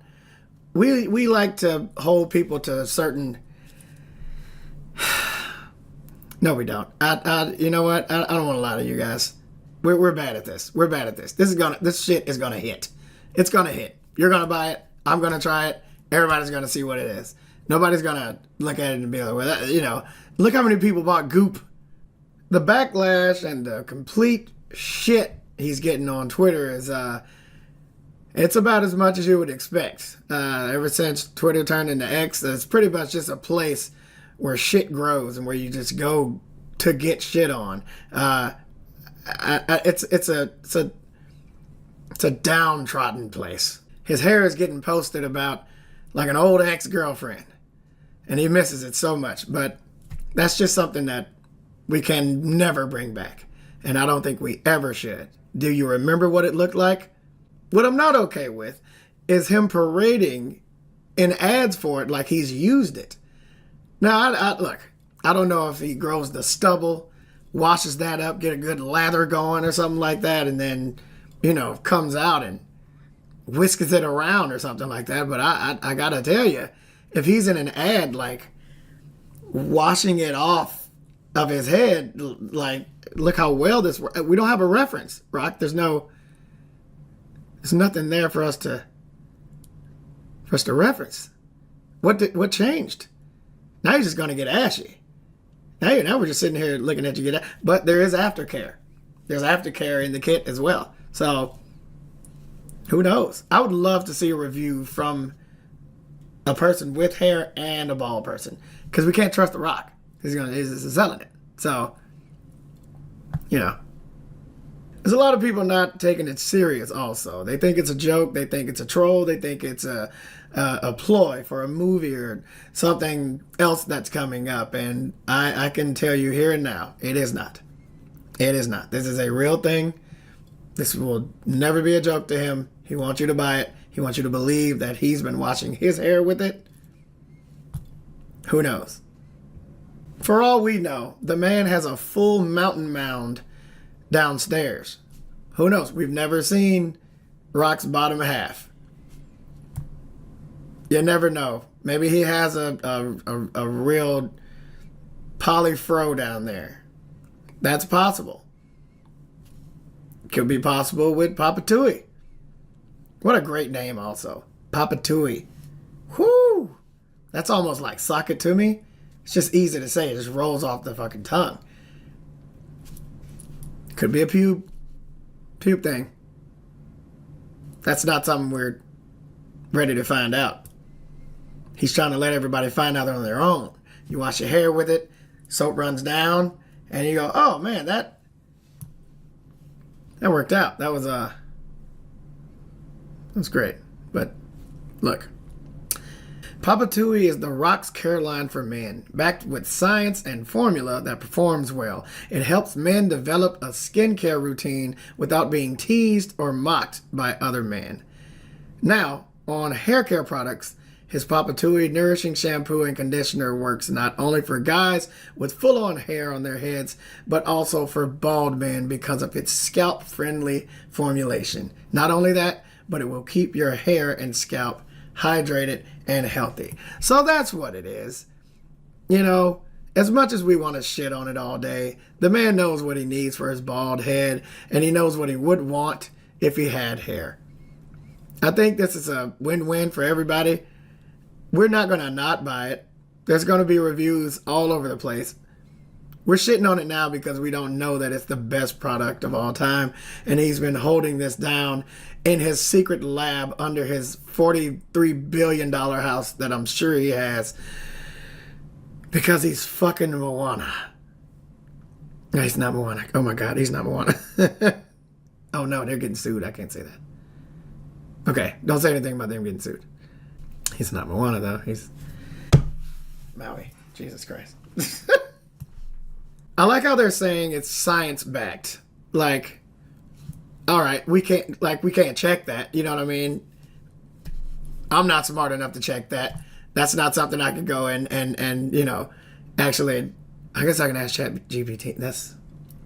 Yeah.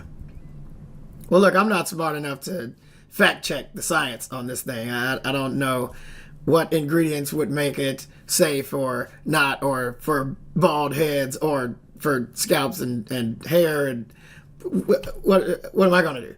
What am I going to do? You want to check? Take the Papa Tui to a scientist and hey, can you tell me if this is good for hair or not? Well, what's it say on the back? Yeah, this is good. That's fine. I'm not spending money on checking this. I'm sure there is going to be somebody that checks this that thoroughly because people just want to prove The Rock wrong. He's done great in his life. This may be one of those hiccups that he's going to have to get over, much like the DC movie, to not be named. Let's keep that out of this. But I think this is going to be one of those hurdles, Rock. Good job. But good news is, man never skips leg day. So, jump away, my friend.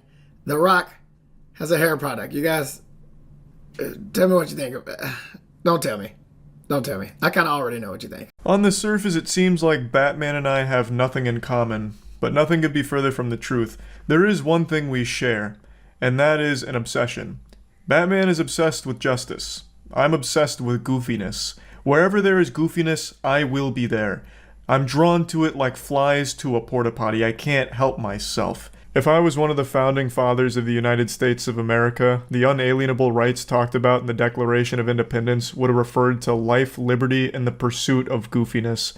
Now, why am I mentioning this?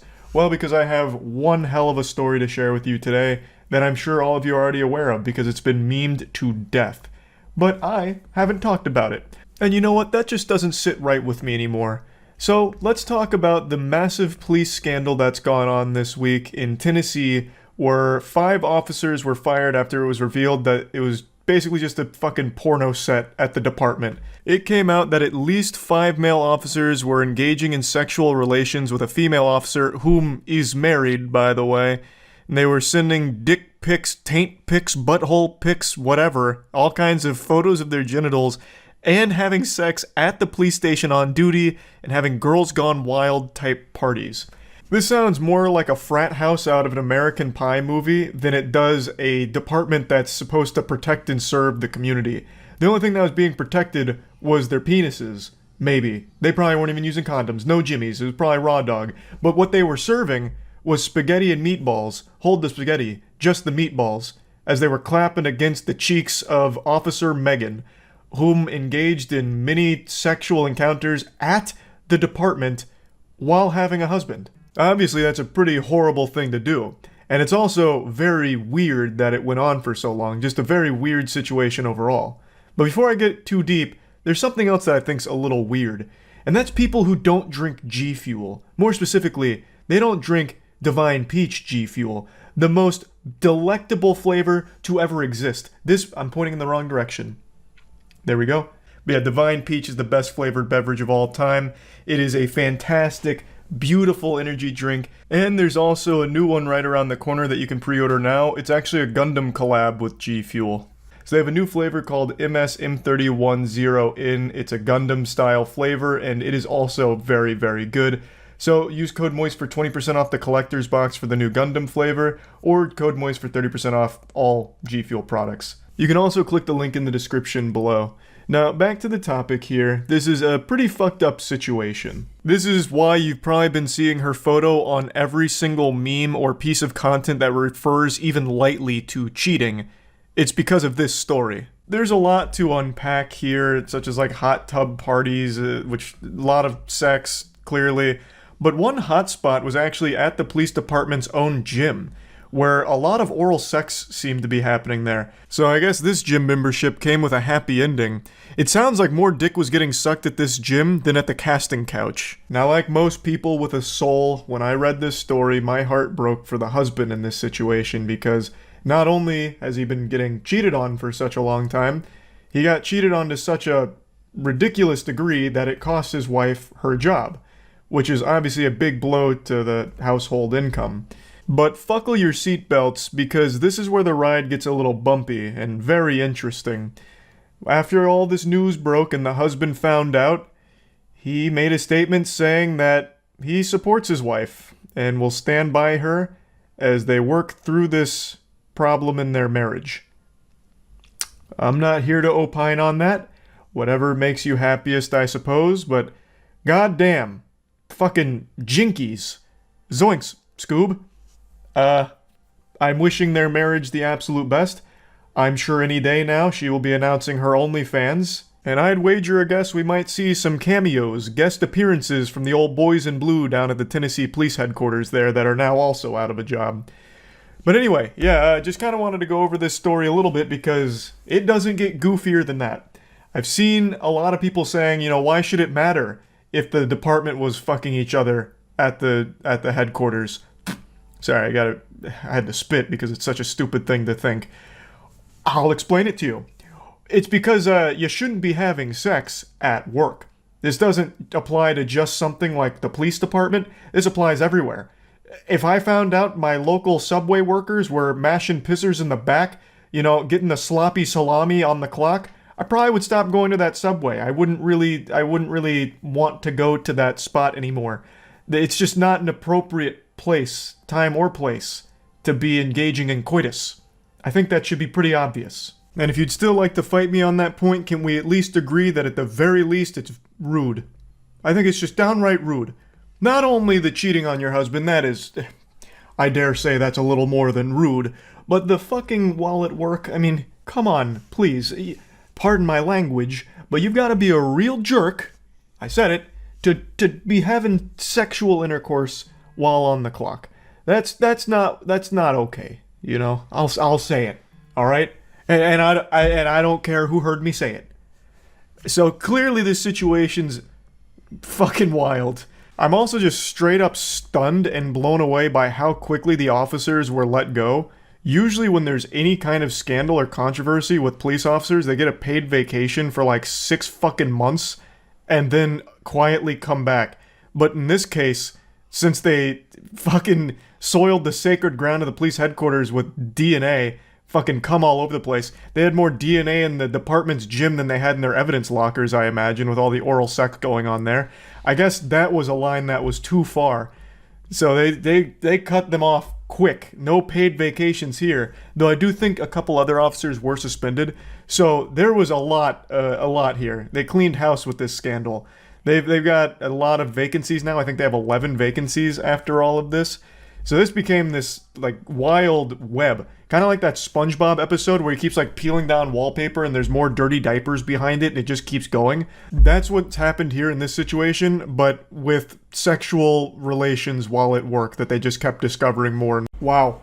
What a crazy day this has been. So I'm sure pretty much all of you that clicked on this video already know about what's happened with the Dr. Disrespect situation.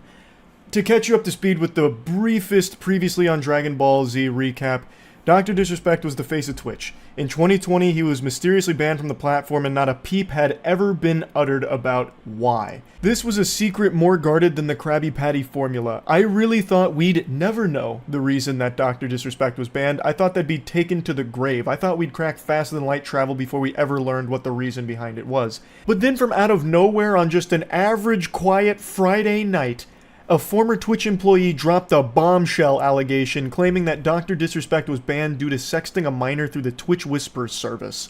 Now, there was never any screenshots or evidence provided to support that claim. However, some other parties came forward saying that they had all heard a similar reason behind the ban. Dr. Disrespect then made a response to that statement, which was less than satisfactory for most people with a functioning frontal lobe because he talked very vaguely about it and didn't actually outright deny the claim at all. So then he made a follow-up statement which aimed to provide a little more clarity, but it was still pretty vague, and both of these seemed to have like a lot of legalese talk to him to try, like, kind of tiptoe around the topic itself. So both of his responses, like the tweets, weren't received overly well. It was like he just kept stepping on a rake like in a cartoon and hitting himself in the face. He wasn't doing himself favors with his statements. But then the credibility of the source of behind this allegation started to be called into question because people did digging through their Twitter and found out they'd actually been dangling this carrot in front of their audience about they know the reason Dr. Disrespect's been banned, and if you buy tickets to their concert, they might reveal it. So then people started to question that, and then today, Dr. Disrespect released another statement where he admitted to the claim of talking to a minor through Twitch Whispers inappropriately. However, he denies that there was any real intent behind the messages, which is a crazy thing to say. Like, if any of you have watched To Catch a Predator, you'll recognize that tactic, that little maneuver right there, because that's something that was pretty frequent on that show. When a predator went down and talked with Chris Hansen, a lot of them said that same thing pretty much. Like, oh, no, I didn't mean any of that. I was actually just teaching them a lesson about talking to strangers and the dangers of it. There was never any real intent behind the things that were said.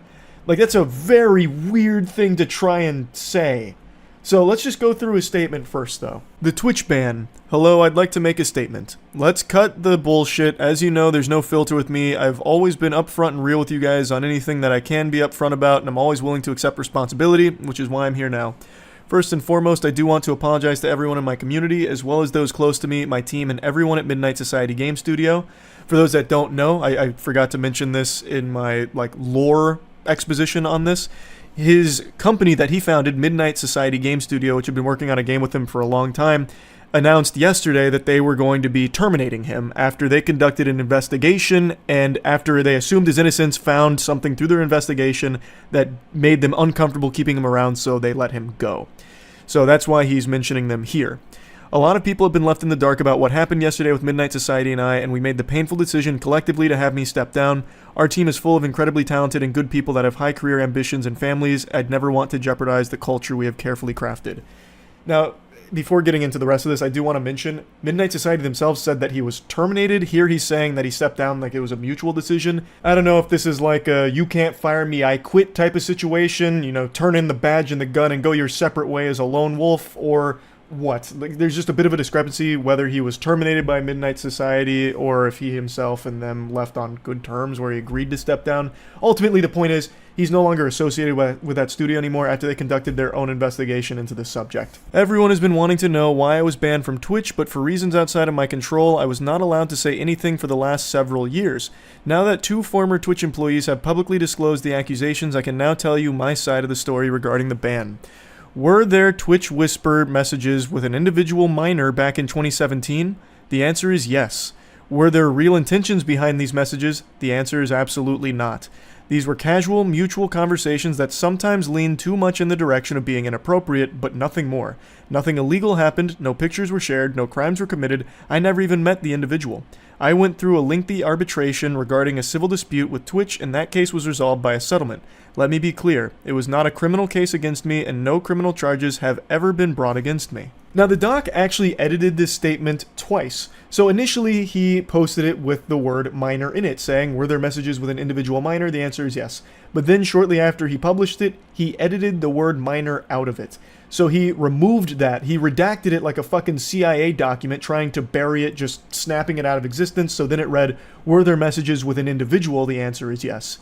But people were quick to notice the edit, and you can actually check edit history on Twitter, which I didn't know you can do, but you could clearly see that the original no longer matched the current one because he took the word minor out. So when people caught him red-handed, he just edited it one more time to put the word minor back into it. Now, there is a lot to say about just that small chunk right there, but I'm going to finish reading the statement first before we really dive into the weeds of it. Now, from a moral standpoint, I'll absolutely take responsibility. I should have never entertained these conversations to begin with. That's on me. That's on me as an adult, a husband, and a father. It should have never happened. I get it. I'm not perfect, and I'll fucking own my shit. This was stupid.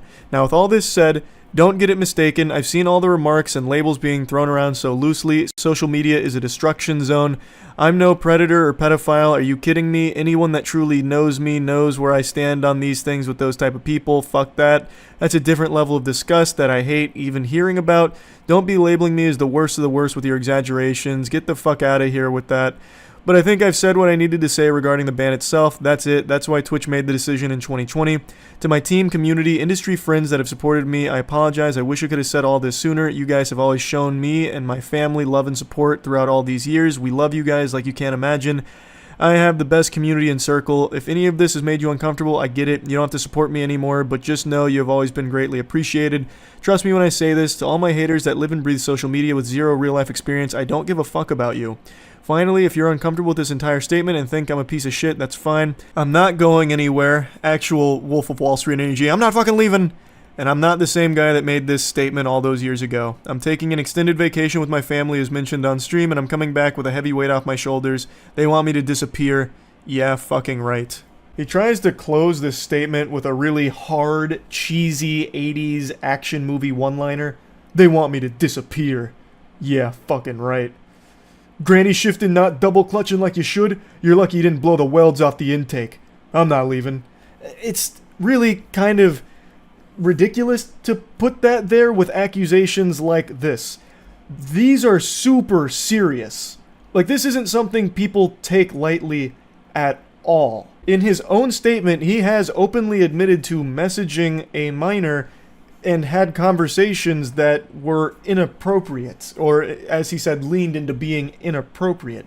Now, what's not clear, and what a lot of people are coping with, is that maybe Dr. Disrespect didn't know the age of the person he was communicating with, but I truly feel if that was the case, Dr. Disrespect would have mentioned that, saying that he had those communications with this person that he believed was of age but turned out to be a minor. I think if that was the reality of that situation, if he truly communicated with someone that he thought was of age but turned out to be a minor, I think he would have mentioned that in this statement, but he didn't.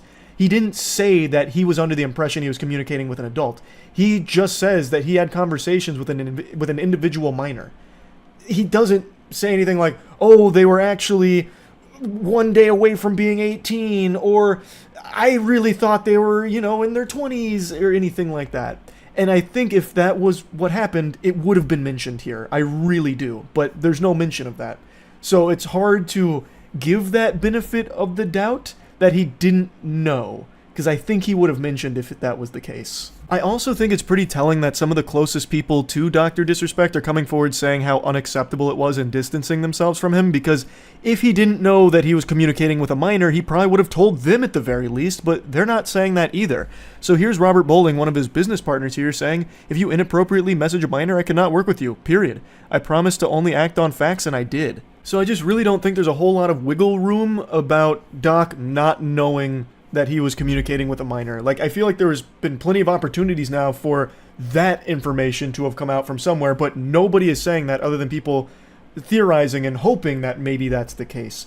But Doc himself has never said that that was a possibility. He'd never even hinted that he didn't know the person's age, and the people closest to him aren't saying that either. So I really think that it's likely that he did know that, and he still had these conversations that lean to being inappropriate with someone he knew to be a minor, which is fucking disgusting. Now, there are people still defending this, saying, well, he didn't go to jail for it, so what's the big deal? Can't wait for the next stream, Doc. Firm handshakes. Like, there's people that are just dismissing this as not a big deal, which is insanity. I think that is pure lunacy. I can't fucking believe some of what I'm reading here from people that are just writing this off as not a big deal because it's a streamer they like. An adult communicating inappropriately with a minor is bad. Full stop. It's inexcusable. No matter how you spin it, that is a horrible thing.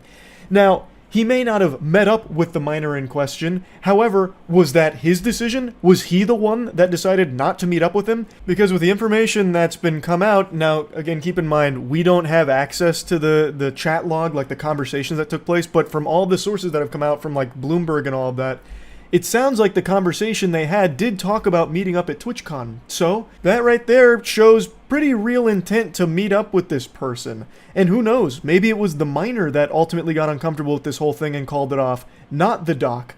We don't know for sure. The only thing we do know for sure with what the doc just confirmed is that he was talking inappropriately with a minor, which is a terrible, terrible thing. And even his closest friends are saying they can't defend it, it's inexcusable. And they're right. It is inexcusable. But there are still people trying to defend it, as pathetic as that is. And Dr. Disrespect claims that he's going to come back at some point. And I have no doubt when he does, he's still going to have a massive audience. I can already tell, based on the amount of people jumping through hoops, trying to find ways of justifying this and spinning it in ways where he doesn't look evil. Which is impossible, but they're doing their best. So I know when he comes back, he will probably have tons of viewers and tons of donations out the fucking wazoo, saying things like, keep your head up, Doc, don't let cancel culture get you down. It's just a fucking cancel culture mob that came after you. You're a victim of that mob, that's it. Which is just so unhinged. He has openly admitted, in his own words, to inappropriately talking to a minor. It's just craziness. So, that's the Happy Thanksgiving, everybody. I hope you and your family have a wonderful time of festivities, food, and whatever else you may do to celebrate today. I'm starting my Thanksgiving festivities the way our forefathers intended, by reading through an unbelievably long list of accusations and allegations against a YouTuber named Dream. Massive YouTuber, I'm sure you're familiar with the channel. I don't know how he's celebrating Thanksgiving, but I'll tell you one thing I know he's not thankful for, and it's Twitter. There are at least 100,000 different threads attempting to chronicle every single allegation as well as like the supposed evidence to support all the claims. And this morning I decided to like finally just take the plunge, fucking cannonball into this cesspool and figure out what exactly he's even being accused of, what the evidence is, trying to make heads or tails of this wild web of things. And Jiminy Christmas, I'll just tell you, sports fans, I'm more confused than a caveman seeing fire for the first time. I've read through so much shit, and then I'll go to another thread, and then it contradicts all the shit I just read, and then there's a whole nother thread about debunking all of this shit, and then I'll finally feel like, okay, I understand what's happening here, but then from out of nowhere, a new challenger enters WrestleMania coming from the top turnbuckle and blasts the whole thing wide open by making some crazy claims about, like, actually the debunking was false, this is a fake account, or, ooh, the initial account that started posting these claims turns out to be completely fake, and here's proof of them admitting that it was all a ruse.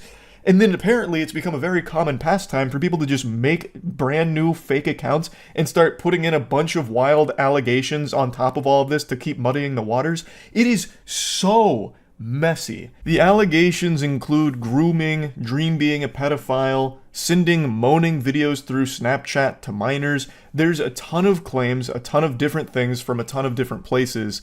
And throughout trying to follow all of it as well as the evidence, everything just keeps getting flipped around, and it's been extremely difficult to figure out what you can trust and what you can't. A lot of the claims do seem very believable, and some of the evidence seems credible, but none of it's like 100% concrete proof of anything. I truly believe Dream is a narcissist. I think most people believe that, and I think Dream knows his audience mainly skews towards kids. Dream's audience has always been on the younger side of things, and yet Dream constantly engages with them in very inappropriate ways, such as like posting thirst traps, some of the things he says, like all of that very public and very well documented. I think all of it's very creepy, and I've said that quite a bit in the past.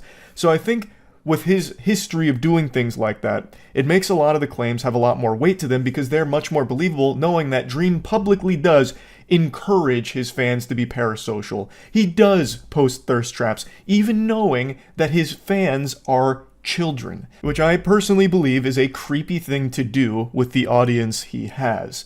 So when these claims come out, I think a lot of people start to take them at face value because they're like, oh, that sounds like the Dream that I know. This sounds like something Dream might do, so it's probably true. Even though right now a lot of the evidence backing it up isn't the strongest. Even like there is evidence, sure, but it's nothing that 100% condemns him or 100% shows that the claims being made are accurate. Let me give you an example of one that blew up a couple days ago during the whole Dream did what Twitter trend.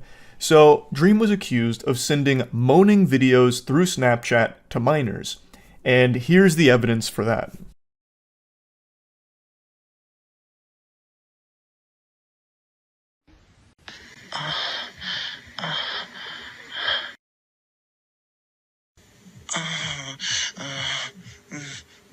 This is allegedly Dream's Snapchat account, but there's nothing actually connecting this account to those videos whatsoever. You can easily just make a fake Dream Snapchat account.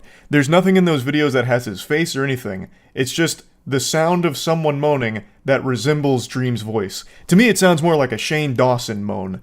I don't listen to a lot of Dream, but when I heard that, I thought for sure this was leaked audio of Shane Dawson when he did that degenerate shit with his cat. These videos just aren't definitive proof of anything. It's a black screen with the sound of somebody moaning. Now that's not to say that this can't be real. It could be Dream. I have no way of knowing for sure one way or the other. It's just right now with what is presented, it's not enough to convince me beyond a shadow of a doubt that this is Dream here. Anyone could be moaning there and just say, look, it's Dream, listen, it's definitely him. But it's just a complete random person doing it.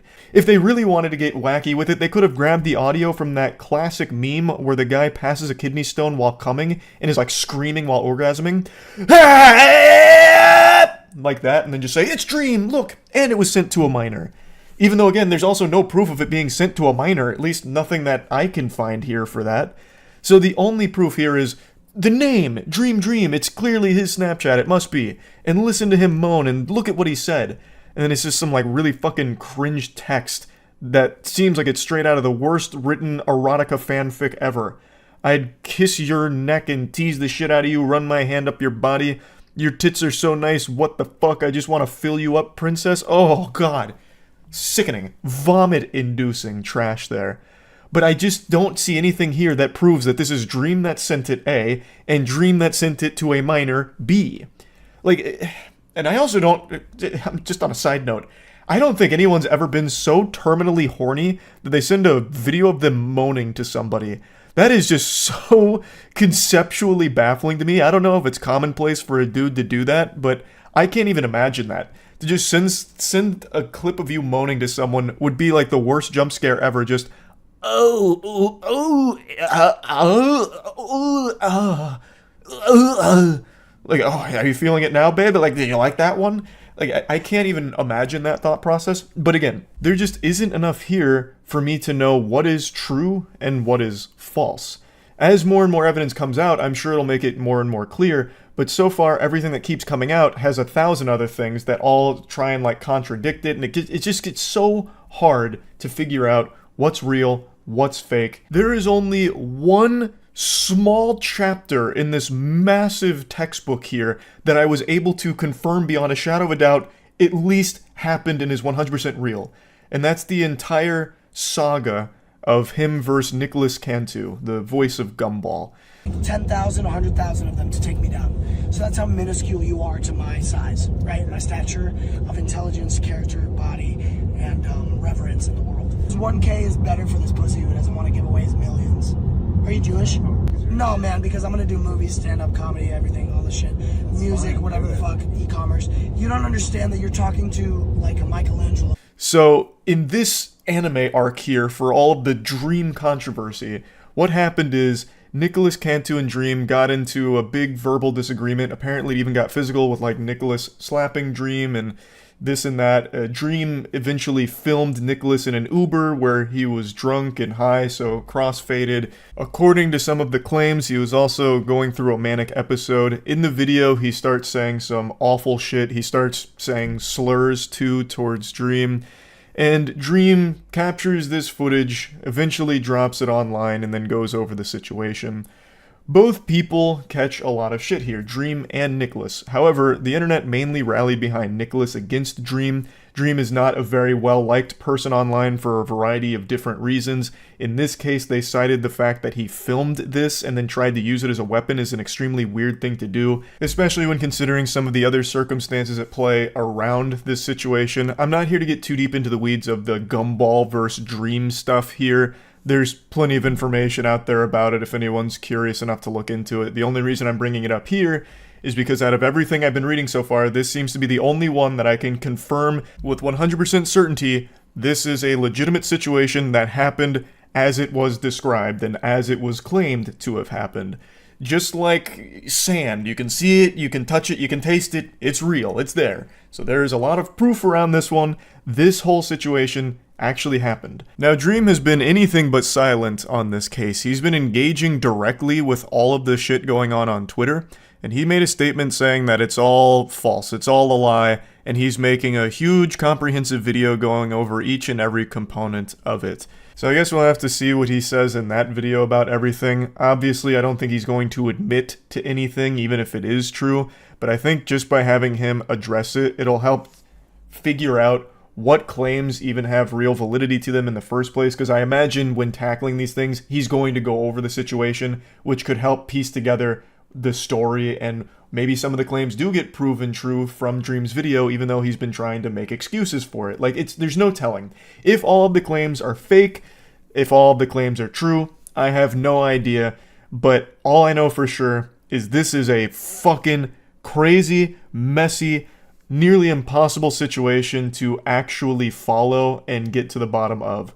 So I guess we'll see what happens when he posts this, Alright, fine, you just keep twisting my arm, you got me in a full Nelson here, demanding that I speak about this situation, so you know what? I'll do it. YandereDev, a very infamous name on the internet. He is responsible for the game Yandere Simulator that might ring some bells or pour some salt into an old wound if you've been around the YouTube Let's Play scene for a while.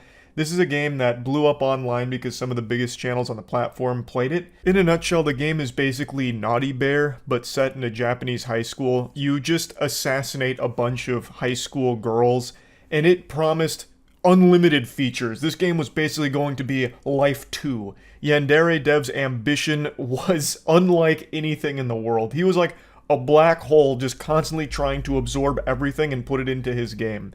So it never actually fully came out. It has only ever existed in like testing states, you know, it's still in a primitive state, not fully released. You know, there's things in there that are extremely degenerate. Like I remember there was a big controversy about like the upskirt panty shots you can do in the game. It's just a very odd experience, and the developer behind it is even more odd, YandereDev. Over the course of 8 years, he did more damage to his reputation than Activision Blizzard. His online presence became a joke to a lot of people and achieved the status of a lolcow. I'm not here to just like go down memory lane with every controversy and everything that's happened along the journey, but it's important to set the stage here for what's currently going on with YandereDev. So over the course of 8 years, everyone has paid attention to every single minute that this guy has broadcast his life online, as well as the way he conducts himself with his fans, and it's led to a lot of less than savory things being revealed. And this past week has been the worst week for him, when a lot of screenshots came out from Snapchat conversations, as well as some other very serious allegations levied against him, all hit the public eye. So this one here has been making the rounds. You're the one traumatizing me. That's allegedly YandereDev, cosplay fan. And they say, I'm sorry. And then he goes, this here is trauma. This is abuse. This is power imbalance. I am being emotionally abused by you.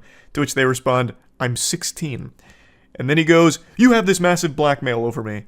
You're 35. And when I first saw this, it gave me a hearty belly laugh like Santa Claus. What an unbelievably creepy, concerning exchange. Now, he has made a response to all of this, saying, you know, it's unwise choices he's been making as a result of deteriorating mental health over the years. And he is owning up to him being responsible for these things. Like, he's not trying to say, it's deep-faked, this is all, you know, a deep state operation to frame him because big AAA titles are afraid of Yandere Simulator being released. He's not going with any of those angles. He's not, you know, trying to make it sound like all of this is, you know, a lie. He is owning up to it, but it's not like that makes it any better. This is still some predatory, disgusting behavior that rightfully got him a lot of shit tossed his way for all of it. There was a lot more that came out of it, but I just wanted to highlight that one off rip just because of how ridiculous it is. But anyway, I have actually talked about this on stream a little bit, and most recently on the podcast. And I want to take this opportunity to just let everyone here know that the official podcast will no longer be posted to my channel here. We're making its own separate channel. We have already made its own separate channel called the official channel, where the podcast will go up, as well as shorter content with the crew, as well as new shows like a cryptid hunting show that Jackson and I are doing with Windagoon, as well as a show that Jackson and Kaya do together with To Catch a Predator. Just a lot of different types of content will be going on there, so it just made sense to spin it off from here to its own channel. So if you're a fan of the official podcast, it's going to be posted there from now on, as well as still audio platforms. I want to show you some of the clips from our conversation about YandereDev with this specific situation, the most recent one, but during the actual episode, we talked far more in depth on his entire history with the development as well as past controversies too. I don't know how many of you followed along with YandereDev development, but man, was it a fucking train wreck. Just a complete disaster. Before playing that though, I do want to set the record straight on something that I said during the episode. I mentioned one of the screenshots that leaked was this Discord DM here. This was making its rounds all over the internet during the dam breaking of all of the creepy messages and exchanges YandereDev had with fans, and inappropriate dialogue that he had with his underage fans. So this one says, YandereDev, happy 12th birthday, to which the person says, thank you. That's a big age for a young woman. Has your period started yet? I don't know if I feel comfortable answering that. It's fine, I'll keep it a secret. After sending that last message, that's when the tear gas busts through the window and the FBI's rappelling down into the house to apprehend the suspect. That is some scary, deplorable shit here. But after looking into it a bit deeper over the last couple days, this one might actually just be an impersonator who threw this into the mix to muddy the water and try and, like, capitalize off, like, the viral nature of the story. This screenshot is still being debated on whether it's real or not, and from all the evidence presented, I'm leaning towards this being an impersonator. I don't think this is actual YandereDev that had this exchange here. This seems like someone that was just trying to continue to pile more and more things on there, even though this one wasn't actually them. What's wrong, Andrew? Yeah, my world's crumbling around me, Jackson, you know. What? Andrew said because YandereDev got caught being a creep. Yeah, that's exactly where I was going with that. Thank you, Kaya. That was his hero, yeah. You took the words right out of my mouth. So he got caught talking inappropriately with underaged fans. The classic. Yeah. The gold standard for weird internet people. It's always who you least suspect as well. Well, hang on. Yeah. Have you seen YandereDev? He was just being sarcastic. Oh, Yeah. I'm sorry. I'm tired. I didn't pick up on it. He had a bunch of his DMs from Snapchat and Discord and everything hit the public ecosystem. He then made a blog post confirming that they're him. He even said something like, this isn't like me, but I'm going to take responsibility. Yeah, I fucked up. Well, there was. So, like, his most famous one right now is through Snapchat. He was like, you see, 17 is actually 94.4% of the way to 18. So, technically, it's 94.4% okay for me to be, like, attracted to a 17-year-old or whatever. Yeah, I'd have to really get into the nitty-gritty of the calculations, but he had a lot of them come out. Another big one was he sent a Snapchat to someone. He's like, this is abuse. This is a power dynamic abuse. You are abusing me emotionally and physically with this trauma. And their response is, I'm 16. And he goes, abuse. And then they go, you're 35. Holy shit. It was like that, but it was like he was complaining about the power imbalance. Yeah, for them. In the relationship. Wait, he was complaining? Well, yeah, because she had all this evidence on him. Him being a creepy pedophile, and he's like, there's a power imbalance here, this is unfair, this is abuse, and then she's like, I'm 16. How dare you record me doing these things that I did on my own. What a fucking idiot. So fucking funny. I like his goofy ass attempts at math in the middle of it. Like, actually, he sounds like those guys who always have some sort of a semantics wordplay. Like, actually, technically, I'm not a pedophile. I'm an ephebophile, according to the dictionary. It's like, okay, whatever. Point is, you're a creep. So much better. Kinda. Not, nah. He doesn't talk like an anime villain or hero. He's just so formal. He wants to sound formal in his tone of voice, but all he says is just the dumbest. Okay, here, I'll read from his blog. I let the fans down. I keep saying that to myself over and over. Years of trying my best to prove that I'm not the bad guy that people say I am.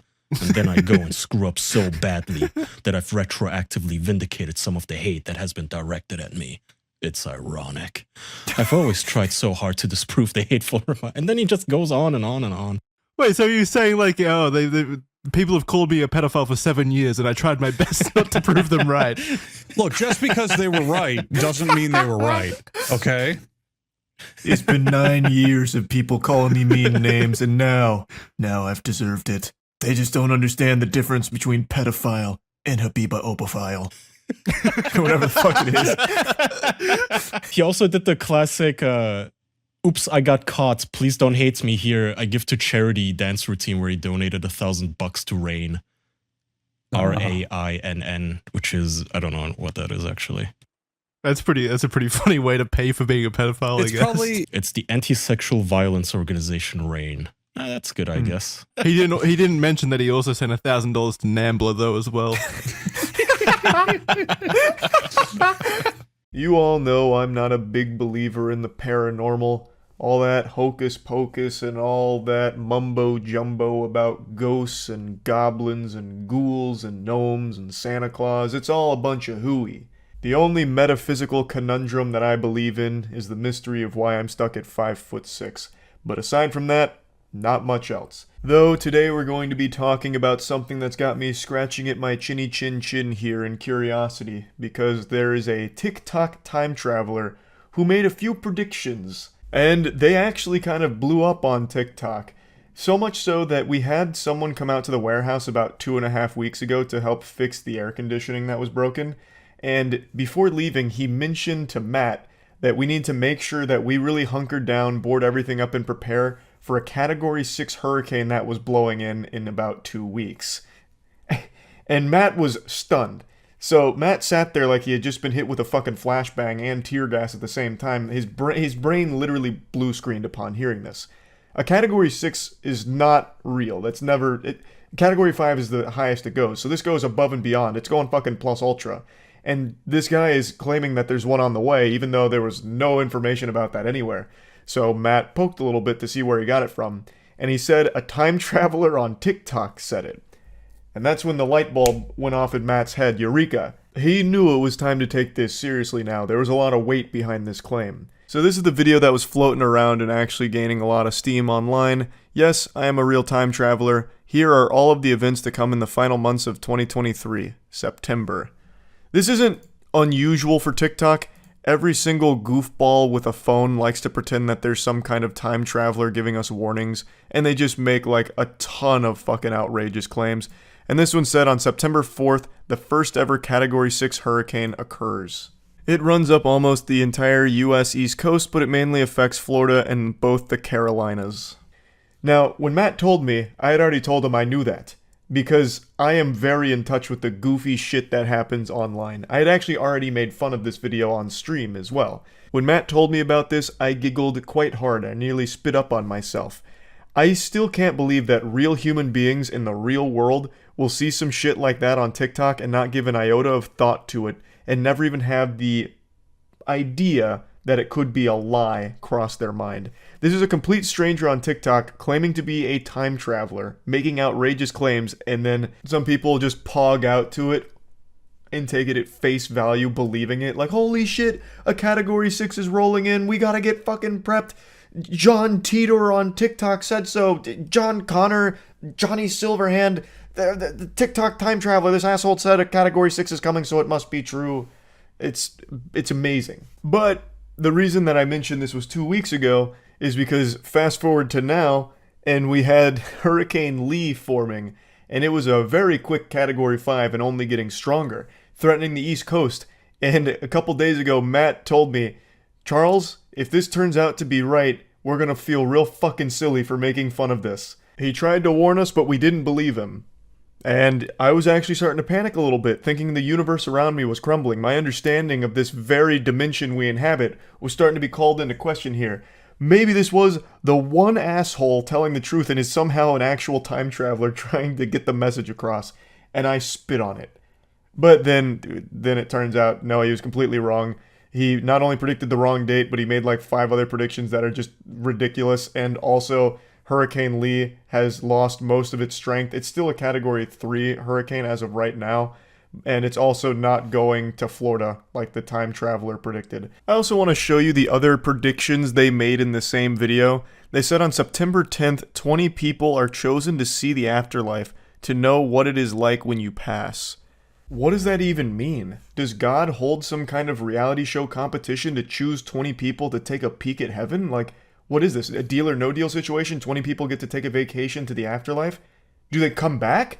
Because if not, this is just 20 people dying. And if that's the case, the bigger news on September 10th would have been that only 20 people in the world died. Because I've got news for the time traveler here. There's far more than 20 people seeing what the afterlife is like, every single day. So this one, I just don't fucking understand at all. They then say, this makes the entire population to focus on finding a way to live much longer, as less than 5% are happy after. So I guess whatever time that this guy traveled from, they lost the ability to write in proper syntax. This is broken. I can't even deduce what the claim is. So after 20 people take a visit to the afterlife, less than 5% are happy after, and the population focuses on ways to live longer? You mean like what they're doing every single day? Science is constantly striving for ways for people to live longer. And that's without the 20 chosen afterlife spectators. And again, do the people that go to the afterlife come back to tell us about it? Like, what the fuck? Now, the next one is still upcoming, so this one still remains to be seen. But on September 18th, they claim that an invisible wall is put down to surround Mexico and Guatemala. It was put there by a hostile alien species to try and weaken us when they attack. Why? Why would they be putting an invisible wall there? Did they just play a ton of Starfield and see how effective invisible walls were or something? And if they have that kind of technology, why not just put an invisible wall around, like, pretty much everywhere? Cut everyone off. And also, why even use that in the first place? They also just fucking attack. If they're here, they'll probably beat our ass in an all-out war. The final claim from the time traveler for September of 2023 is on September 23rd, a Spirit Airlines plane crashes in the middle of the Atlantic Ocean. It actually went through a wormhole where it is 2 seconds to them, 6 years to us, and they return in 2029. Call me crazy, but I highly doubt that last one's happening. But who knows? It still remains to be seen. I really think that this was probably made by a teenager. That whole last section there just feels like it was a piece of his creative writing course for, like, his English class or something. Which is fine. Like, it's really not that big of a deal. But somehow, we met a person, a real living, breathing human being outside of the internet that believed this shit. Like with the upcoming Category 6 hurricane. So much so that they were trying to tell us that we need to prep for it. I'm assuming they had already started stockpiling like doomsday preppers getting ready for it. And that is tragic. That we've reached a point where people will actually believe anything. Not that I'm surprised. I'm not surprised by it. We see this all the time on Twitter, where people will believe the most outrageous shit without even a single morsel of evidence to support it. But I've just never seen it in the real world. I thought that was mainly brain rot internet brain, but no. This was a seemingly completely normal guy and just happened to really buy into this hype that there was a Category fucking 6 hurricane that was coming in like 2 weeks. But you know what? I'm putting the carriage before the horse here. You know, there's still time for some of his other predictions to see if those come true or not. You know, he got a couple of them wrong, sure, but you know, who isn't wrong some? There are some questions we may never know the answer to. What happens when we die? What came before the Big Bang? Why am I so short? Why did Dr. Disrespect get banned from Twitch at the height of his popularity in 2020? Dr. Disrespect was the face of Twitch, one of the largest streamers on the platform and one of the largest streamers just in general in the world. And out of nowhere in 2020, he received a permanent ban with no elaboration from Twitch's side nor his. Though he has been somewhat vocal about suing Twitch as a result of getting banned, but he's never explained what the ban was for in the first place. So it's always just been this mystery that's plagued the minds of scholars for the last 4 years. A mystery on par with Area 51. And now, last night, there was a new development in this situation. Now, I want to be very clear, these are still allegations here, but a former Twitch employee on a random Friday night just came out and dropped a fucking bombshell claiming that Dr. Disrespect got banned because he was caught sexting a minor using the Twitch Whisper system and trying to meet up with them at Twitchcon. An extremely surprising statement that jump-scared the entire streaming community. Like, first of all, I didn't even know people used the Twitch Whisper system. That, in and of itself, was a shock. Twitch Whispers is more archaic than AIM and more useless than flavored toilet paper. It hardly functions. It's a joke of a messaging service. But anyway, these are obviously massive allegations against Dr. Disrespect. Now, they didn't provide any evidence or proof of the claims. However, a lot of other parties, like journalists, came forward saying that they had heard similar things from Twitch employees. Like, their trusted sources had told them similar stories about the reason behind Dr. Disrespect's ban. But again, no evidence has been provided publicly for all of this. Right now, it's just a lot of people saying, like, this is what we heard too. Dr. Disrespect did reply to a tweet talking about it a little bit, saying, "Jake, seriously, I get it. It's a hot topic, but this has been settled. No wrongdoing was acknowledged, and they paid out the whole contract." The vast majority of people were pretty unsatisfied with that response from the doc because it's a bunch of hooey, like mumbo-jumbo legal lawyer speak that doesn't actually say anything. Like, instead of saying he didn't do what the claims are, like he didn't sext a minor, he said no wrongdoing was acknowledged, not that no wrongdoing happened. And then mentions that Twitch paid out the whole contract, which I think the reason he threw that in there is to try and illustrate that Twitch ended up settling with him and paid out his whole contract, which must mean that he was in the right legally, I think is what he's getting at, but it's so obtuse and still doesn't shut down the claim that has been made against him. So most people were left scratching their head wondering, well, is it true or not? So about an hour ago, he did make a follow-up tweet here saying, "Listen, I'm obviously tied to legal obligations from the settlement with Twitch, but I just need to say what I can since this is the fucking internet. I didn't do anything wrong. All this has been probed and settled, nothing illegal, no wrongdoing was found, and I was paid.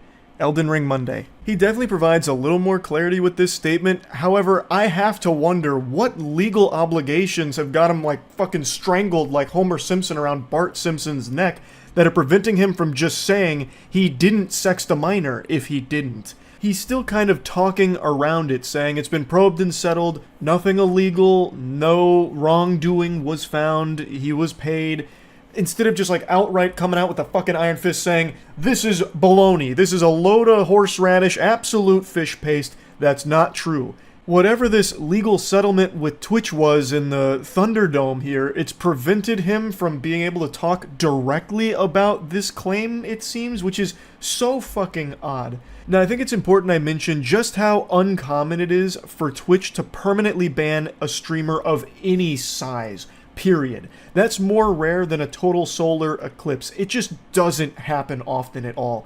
There was a streamer who went live and she goatsied herself directly at the camera on Twitch, only got a 72-hour ban. A year or two ago, there was a streamer who had full-blown sex on stream and she only got a 72-hour ban. There's so many streamers that also have like 10 or even 12 bans to their name and still get to stream on Twitch without issue. So a permaban doesn't happen often, and it certainly doesn't happen often to the biggest streamer on their platform, and Dr. Disrespect was under a big contract with Twitch at the time of his ban. So for them to permanently ban him at the height of his popularity while he was the face of their platform with a big contract from them, it had to be something big. And the theory I subscribe to, and the most commonly accepted theory for why he was banned, was that it must have been some kind of big contract dispute. This time period was a wacky one, quite quirky for sure. It's when Mixer was still around, God rest its soul. It went out with a sad, pathetic whimper, a little wet fart into the wind, but at the time, it was a juggernaut, and it was scaring Twitch. It had recently bought Ninja off of Twitch to Mixer, it bought Shroud, and there was a little bit of a panic from Twitch, who then started issuing massive contracts to streamers on their platform to keep them there and away from Mixer. So the idea was that maybe Dr. Disrespect was talking with Mixer about a huge contract buyout, and it pissed Twitch off, so they banned him and wiped their ass with that contract, which led to Dr. Disrespect suing them for it, but Twitch in the settlement made sure that he kept his mouth shut about it. That was the main theory most people believed, again, myself included, and now this has come out. And again, there's no evidence to support the claims, but with a handful of other people coming forward saying they heard a similar reason behind his ban, it's got a lot of people believing that it must be accurate. Now, if it is true, it does also make Twitch look pretty bad here, in my opinion, because this is a situation that deals with child safety on their platform, and if the face of their platform was sexting a minor through their Whispers service, I think Twitch has a responsibility to explain what they're going to do going forward to ensure that kind of shit doesn't happen again. Though I guess there could again be some real fucky nonsense in the legal proceedings that followed. I have no clue, really. But in the event that it is true, it still makes it seem like Twitch was covering up for the face of their platform being a predator. And that's not a good look for Twitch. So I guess it's also possible that Twitch wanted to bury this as well to not take some kind of reputational hit in the public eye. Especially, I guess, during 2020 when Mixer was around. So I guess that's possible. I do, however, think now that this allegation has come out, whether it's true or false, I think this is going to be the start of the information around the ban coming forward, either from Twitch or Dr. Disrespect here, because this is such a massive allegation. So someone's going to come forward to set the record straight one way or the other is what I think will probably happen here, but I could be totally wrong. It could be another 4 fucking years before there's even a peep about the Dr. Disrespect Twitch ban mystery. But something I've seen a lot of other people talking about is they're surprised that Twitch was reading whispers in the first place. I don't think anyone should be caught off guard by that. In the current day and age, everything you send through any service can easily be accessed by that service and is most likely being accessed by that service. All of your data is constantly being harvested and sold. I thought everyone knew that by this point. So in this case, Twitch having access to the whispers and reading them and then taking action from them isn't like an unheard of concept at all. It's just a matter of not that's the reality of what happened, if this is a true claim or not. But anyway, I just kind of wanted to go over where everything's at right now. It's kind of just a complete mess. So, over the last couple days, I just haven't been able to decide if it was a good idea to talk about this publicly or not. I have been more back and forth on this than a student driver learning how to parallel park. I just feel like this topic is one where even mentioning it makes it more of a problem. Kind of like the Bye-Bye Man, where even just saying his name gives him power.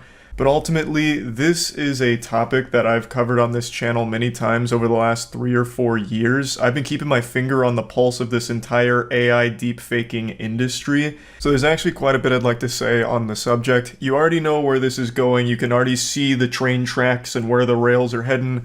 We're talking about the Atrioc situation, which I'm very confident the majority of you have seen by now.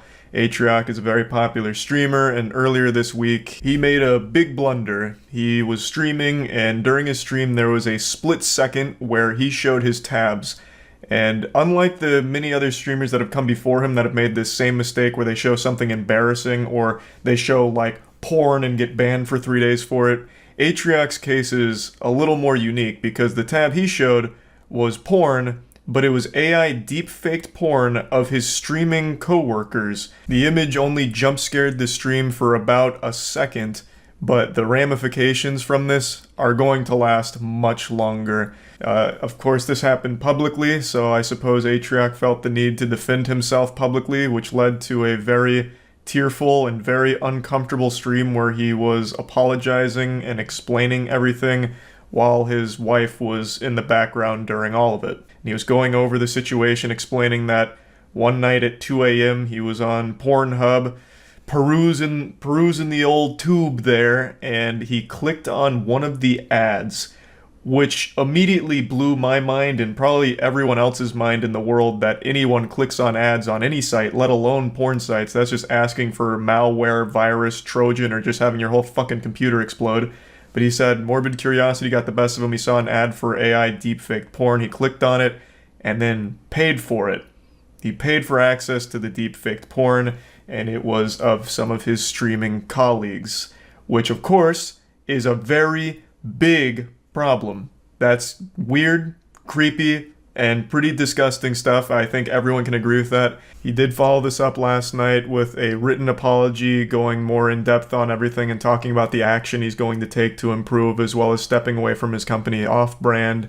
And I'm going to go ahead and let everyone know, in case you don't know, Atrioc and I have collaborated on projects over the last year a couple times. We've talked quite a bit.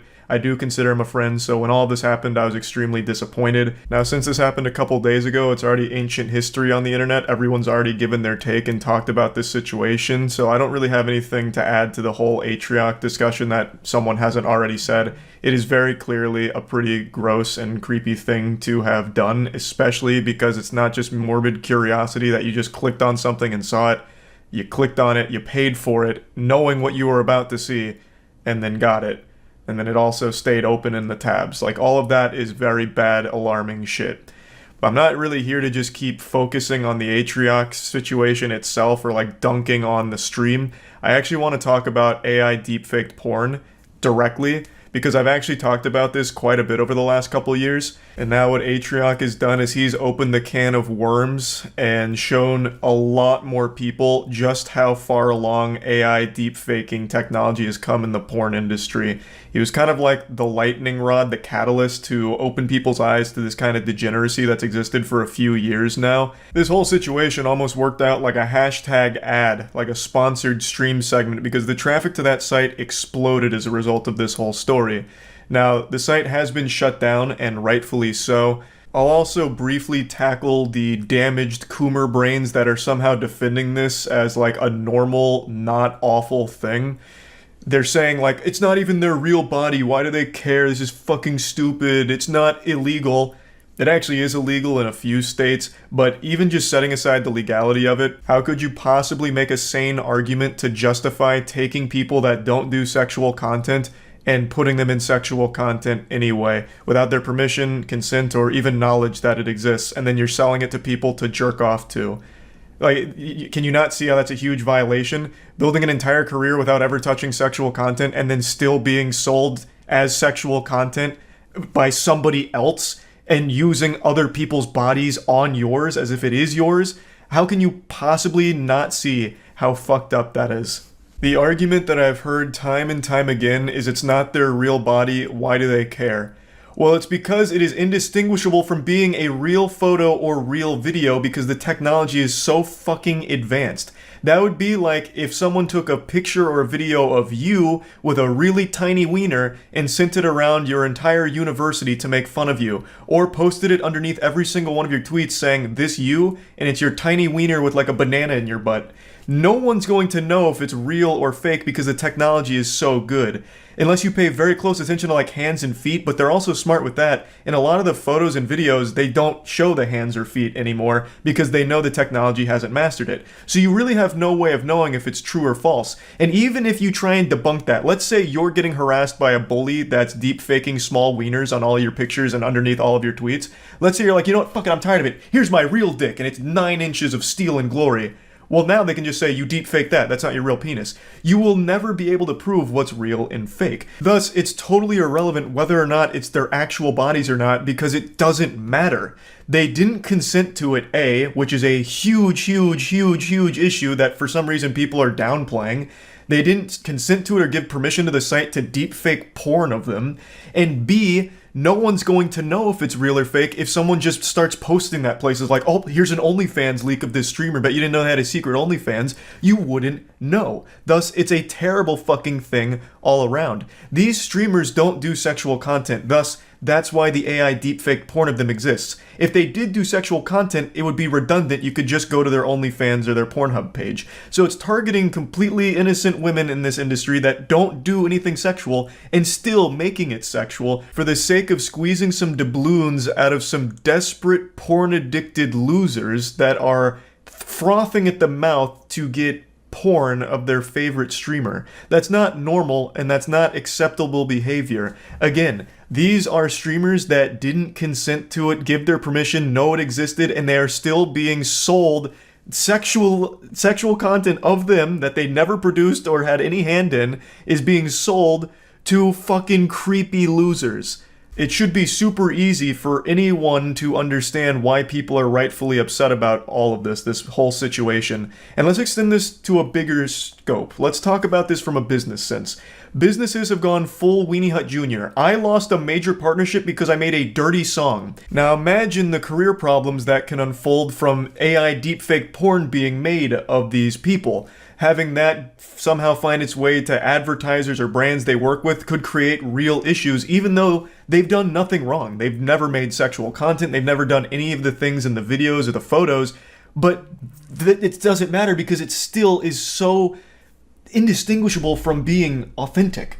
It should be very obvious why this is a fucking big problem. Now, I do really want to mention that while every victim in this case was a woman because Atrioc had paid for the female streamer's content, it does exist for men as well, and it has for quite some time. It is obviously more prevalent in women because more people are going to look for AI deepfake porn of women on the internet than men, and you'd be stupid to try and argue the opposite. But it is worth noting that this isn't just a woman-specific issue. This does exist for men. There is a ton of deepfake porn of me, for example. And I want to touch on the actual AI deepfaking and everything regarding that itself.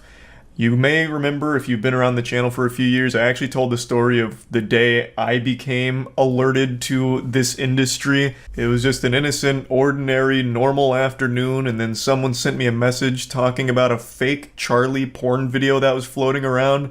So I clicked it, and it was a deep fake of me giving a dual hand job. So I was skiing with some wieners here, grabbing 2 penises in each hand. And this is when AI deepfaking was still pretty new, so it was primitive, a bit archaic, it wasn't convincing, it was floating around as like a very self-aware joke, and it made me giggle. And then another one popped up shortly thereafter of me giving myself a foot job, I think, and the physics of it were crazy. I mean, it looked like a PlayStation 1 malfunctioning cutscene. Like, there were quite a few AI deepfake pornos of me, and I thought nothing of it other than, wow, this is goofy. But I did at least want to keep my eye on it because I knew, as everyone does with technology, it only gets more and more sophisticated. So fast forward to 2023. We're at a point where AI deepfaking is so impressive that only a few days ago, a picture of 4 women in bra and panties went viral on Twitter with dudes drooling over them, and then it was revealed that that was all AI generated and none of those women existed, and people's minds were blown. It's no longer like this goofy thing where it looks like fucking terrible Photoshop. It's a very convincing tool. So obviously some bad actors are making porn out of people that don't do sexual content and selling it as authentic. They're not selling it as AI deepfaked porn most of the time. A lot of these companies are selling it as like leaks or look at what just dropped in this special Discord server of this person. And then they're selling AI deepfake porn of people that don't do that. So it's not even being marketed as a deepfake by most of the companies out there at the moment. And a lot of people are none the wiser because of just how convincing and how real it is. Obviously, all of it is being made without the people's permission or their consent for this kind of content to be made. But it doesn't matter. It's spawned an entire industry out of people exploiting it and using it for this financial gain and this really seedy, shitty, shady, weird community that has grown from it. And I don't have a spicy take on all of it where it's like, pull yourself up by your own bootstraps, that's the price of being on the internet. Because I don't think that should be the price of being on the internet. Having to just have porn of you always exist, even when you don't do porn. Just like fucking deep-faked revenge porn or whatever, like, that shouldn't be the cost of doing business online. It should be illegal, and in 3 states it is. Hopefully that grows as the technology does, where they start making it illegal pretty much everywhere to deepfake fucking porn of people. But yeah, it's a pretty awful situation, and it's a pretty complicated one. I do think a lot of the streamers are taking the right approach of getting the sites that are hosting these things and producing these things taken down. That is absolutely the correct play. 100%. It's not like what they're doing is okay, and I don't understand the fucking weirdos that are defending it. So yeah, just wanted to talk about the whole... Today we finally received an update on what the fate of the Titanic submarine was. This is a story I'm sure all of you have been following at least to some capacity or have at least heard about, and the update today isn't exactly a fairy tale ending for those aboard the vessel. Now, just in case you're in the dark on the situation, I'll give you the quick and dirty. There's a company called OceanGate. It does deep sea dives. One of the expeditions it does is take people to see the Titanic wreckage. They do this in a vehicle called Titan. It's a submersible that goes about 13,000 feet. Now, the CEO of OceanGate is a real quirky wacko named Stockton Rush. And Stockton Rush went real loosey-goosey with the construction of Titan. And there was a ton of alarm bells ringing about the potential safety risk that his experimental vessel held for not only himself, but the passengers that he would take down to the Titanic wreckage. And on the most recent expedition, that disaster, that impending doom that people were warning, came true. They lost communication with the vessel on Sunday, about an hour and 45 minutes after launch, which is extremely quickly. The whole journey is about 8 hours, and they lost communication within the first 2. So this started a very big rescue attempt to try and figure out where they are and can they be saved. And today we got our answer.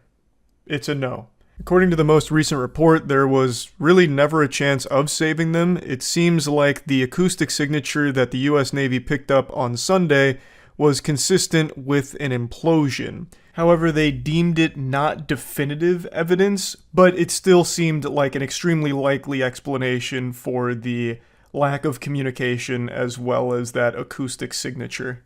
So they also, through remote vehicles, found 5 different major pieces of debris to confirm that the Titan submersible was the victim of a catastrophic implosion. Obviously, nobody's surviving an implosion at that depth, and even if somehow they did, let's say they were made out of adamantium, they would run out of air trying to get to the surface from where the implosion took place. So this Titan submersible claimed the lives of 5 passengers, and the Titanic may have sunk over 100 years ago, but it's still taking lives to this day, I suppose.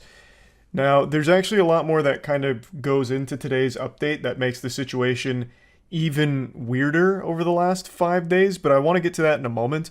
I want to explain just how fucking dangerous this thing was. This entire Titanic submarine story has captivated people in a way I haven't seen since Pokemon Go popped off.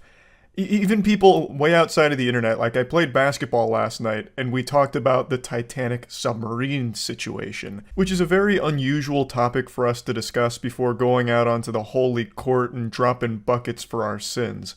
But it's just a story that everyone everywhere seems to have been kind of drawn in by, because the lunacy surrounding this entire situation is like something you couldn't even write for a cartoon.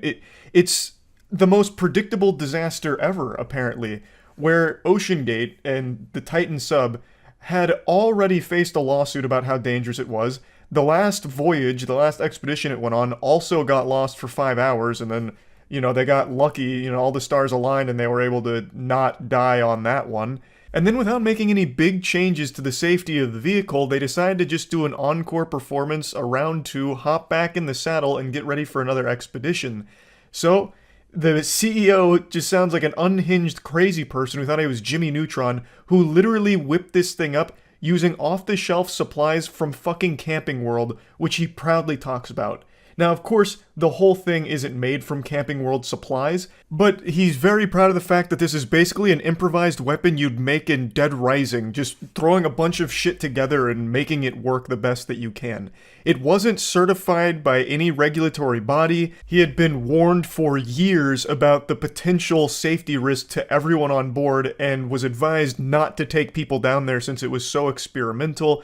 But the CEO, Rush, really seemed to have a vendetta against safety itself. He was leading a crusade against the idea of, playing it safe. He wanted to take big risks, not only with his life, but the passenger's life as well. He famously called the industry obscenely safe, and talks about how it inhibits innovation and growth, which is such a fucking crazy take. Everything that could possibly be wrong with a submersible or a CEO of a company like this was wrong here. He put a fucking window on the submersible that was rated for 1,300 meters to withstand that amount of pressure, but this fucking thing dives to 4,000 meters. What a crazy miscalculation. You are begging to die with that there. It was only a matter of time. It's fucking crazy. And Even there's still so much more. On top of this giant mountain of shit that I've already been spewing out about this, there's still one last little dingleberry I haven't even touched on. He charged $250,000 per seat for this adventure. $250,000 for basically a claustrophobic coffin that goes deep underwater. It's baffling. It is fucking... It's unbelievable that this is real. That's why the story has become such a phenomenon. Now, I briefly mentioned that the confirmation of the 5 dead aboard the Titan submersible today via catastrophic implosion makes the whole situation a little weirder when it comes to its rescue mission, and I want to explain what I mean. Apparently, they had this evidence to suggest the implosion as far back as Sunday. Yet, for the last 5 days, we've still been getting updates about the rescue missions and even been being fed like little glimmers of hope that they might be alive and there might be a chance to save them. For example, a couple days ago, there was these reports of banging that they were getting picked up, that they were hearing banging, and they were reporting it as if it could be the passengers making noise to get their attention to try and, basically send up a flare of where they were in the ocean. How the fuck could that be the case if the vessel imploded on Sunday? Was it ghost sailors playing a drum solo? Was it Davy Jones at the bottom of the seabed floor banging pots and pans together? What was the banging noise then? Because again, during, the updates on the situation, everyone was glued to each update and, getting told that there's like this, glimmer of hope, hearing these banging sounds that could potentially be the missing vessel and the people inside making noise. It's just a little odd that they wouldn't come forward like, don't put too much stock in that because we have this evidence here that suggests it's most likely an implosion. And from a couple of sources I read, it seemed like a lot of people behind the scenes kind of already understood that most likely it had imploded. Not necessarily like a mechanical failure or a power failure or something. Whereas the media kind of led people to believe that that really wasn't the case and they were potentially just stranded down there running out of oxygen. Like, Jesus Christ, a lot of these journalists had actual like New Year's Eve ball drop countdowns, an actual doomsday clock ticking down how many hours of oxygen the passengers would have left. Literally just counting down their demise through, lack of oxygen. So if they had evidence that, it was actually an implosion, I don't understand what the point of leading people to believe that they're still there dying slowly and painfully was. That just seems a little odd to me. I don't really get that. I understand that the implosion evidence wasn't definitive, but it still seemed like an extremely plausible explanation that a lot of people seem to think was probably just the truth of what happened. So I don't know why they wouldn't really be focusing on that as opposed to like they're painfully slowly dying down there unless we save them. And again, most people knew once this story broke that there was no chance of saving them. The only way they could have been saved is if they somehow floated to the surface somewhere in the area and it was just a matter of finding where they were on the surface. Because at that depth, 13,000 feet or anything around that depth, there are so little options for a rescue mission. There's not a whole lot that can really be done there. So most people expected they weren't going to be found alive or rescued, but I don't think most people expected the truth to be it imploded on Sunday. Because again, the media just kind of kept leading people to believe that, no, they're probably suffocating down there with lack of oxygen. And also we're getting some banging noises here, so they might still be there struggling right now. So the whole thing is just very odd. And the more and more information that comes out about it, the more and more sad and baffling it becomes. Like, just a few hours ago, it was reported that one of the passengers aboard the submersible, a 19-year-old kid, the son of an extremely wealthy man, had only gone on it because he wanted to do something nice for Father's Day. So he agreed to go on the submersible with his dad despite being completely terrified of it and not wanting to do it at all himself. He just wanted to be there to be supportive of his dad on Father's Day. And it cost him his life. I still can't believe that anyone would show up to the Titan submersible and actually still get on it. There's a walkthrough CBS did showcasing the Titan submersible and everything about it. And I shit you not, it is literally held together by like fucking bubblegum, popsicle sticks, and toothpaste. Like, on some of the levers, there's actual just duct tape there and Sharpie kind of pointing on what it's supposed to do. Like actual fucking it taped together components, it seems, at some parts. Like I don't understand how anyone would actually get there and be like, okay, I'm ready. I'm gritting my teeth. Let's get this done. It's just mind-blowing. It's so fucking unbelievable that this ever operated in the first place. This should have never had real passengers on it. James Cameron just did a whole little interview about it because James Cameron is actually an expert in this field. He's done some of the deepest dives ever recorded. He's been very deep in the industry here, this industry here, for a long time. And he kind of weighed in on, like, everyone knew that what Rush was doing wasn't safe. And they never should have had people aboard. It should have been unmanned or less experimental. You know, everyone knew that what he had built here was going to lead to someone's death, and it was just a matter of time. And yet he just kept doing it, just ignoring them. And it cost 5 people their lives, his included. Just a crazy situation overall. Today was, the final update about what's happened to it. So I at least wanted to give everyone closure in case you hadn't heard yet about like what the situation was. There's a lot I want to talk about here after seeing what happened at Twitchcon last night with Emiru being assaulted by a rogue lunatic fan who just walked completely unimpeded past the line at her meet and greet and unconsensually hugged her and looked like tried to kiss her, which is textbook assault. And it's very scary that it was able to happen so easily here. He was shoved off by a security guard, but then he just walked away.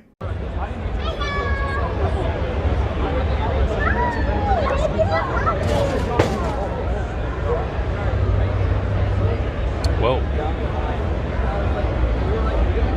That's crazy. Holy shit, what the fuck was that?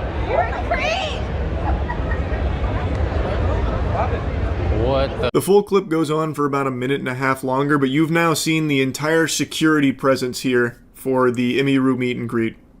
One person. One security guard. I have seen a stronger security presence at my dilapidated local Winn-Dixie. This is fucking crazy. One guy. And also worth mentioning, it's not Emiru's preferred bodyguard from what I understand. I had a security guard 2 years ago where there was a guy following me around TwitchCon and he like asked him to stop multiple times. My guard asked him and the guy wouldn't stop, so he grabbed the guy, but he didn't like hurt him. He was just holding the guy until like the con security came. And then for some reason they're like, yeah, because your security guard touched him, he's like permabanned from the venue forever. But he didn't even hit him or anything. He just like held him while they waited for like the police to come. And, what the fuck? And it was like my favorite security guard. I can't have him at TwitchCon anymore. Now, as I was rendering this video, Emiru posted an update to everything to shed light on everything that happened. And this bodyguard you see push that guy is someone she hired. It's not her first round draft pick or anything. It is not her preferred bodyguard, but it's who she was allowed to bring. And she was surrounded is the word I'm using, very loosey-goosey. There was like a couple of other Twitch-provided Fiverr security drones elsewhere that just didn't react at all. The only one who did something was the one she hired. We're going to be going through her statement quite a bit here, but she's giving an update to let people know that she's okay and thankful for the outpouring of support. The guy had crossed multiple barriers, even in front of other creators, to grab and try and kiss her. Which he was unsuccessful at doing, thanks to being pushed off.